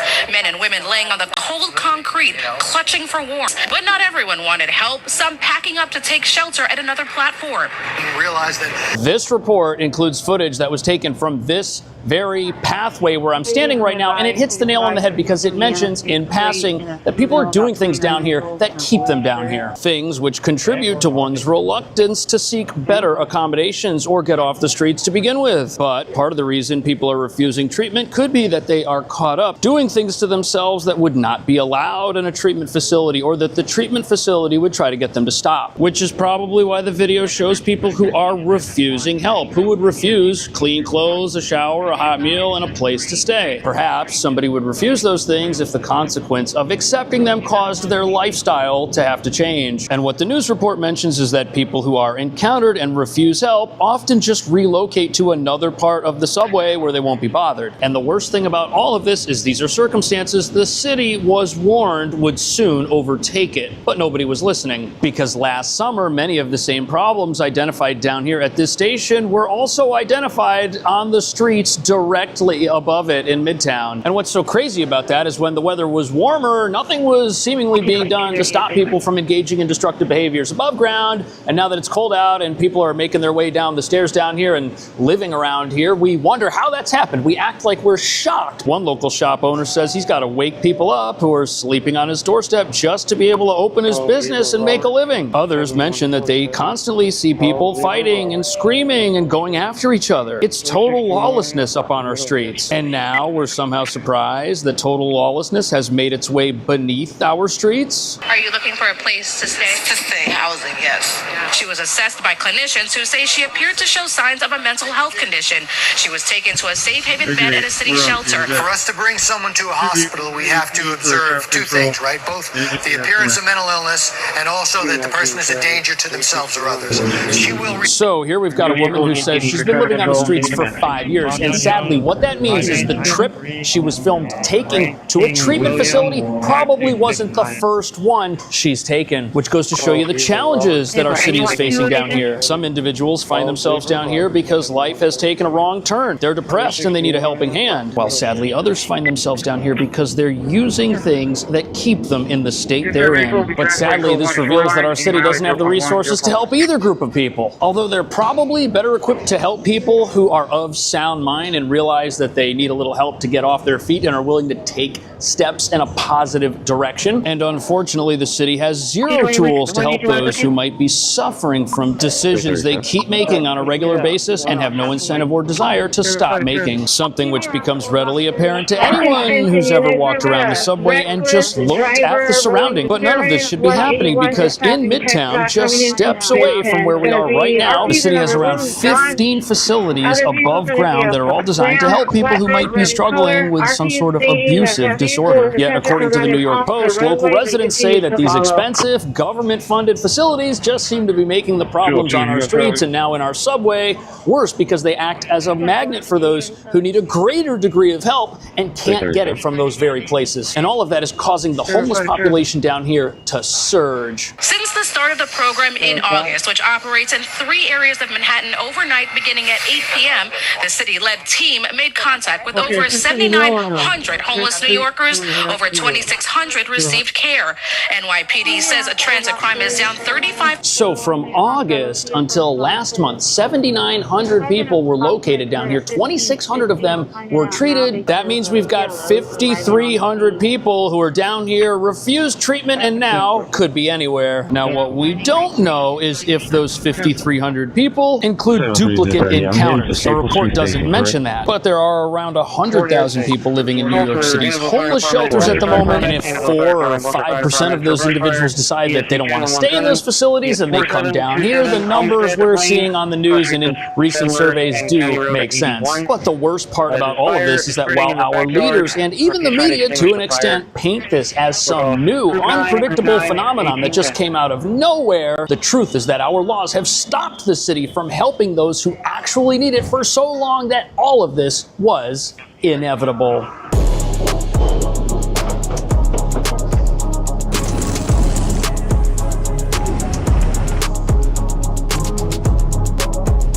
So here we are above ground, that subway terminal we were just in. It's directly beneath our feet. And this is the area where an ongoing humanitarian crisis was spotted just half a year ago. And you've got to ask yourself, as the weather warms up, is that situation going to come back? Is it going to be even more unmanageable than it was just a few months ago? Critics of how the city's been handling this say that's the case. There are some neighborhood stories that take us a while to find when we get out there.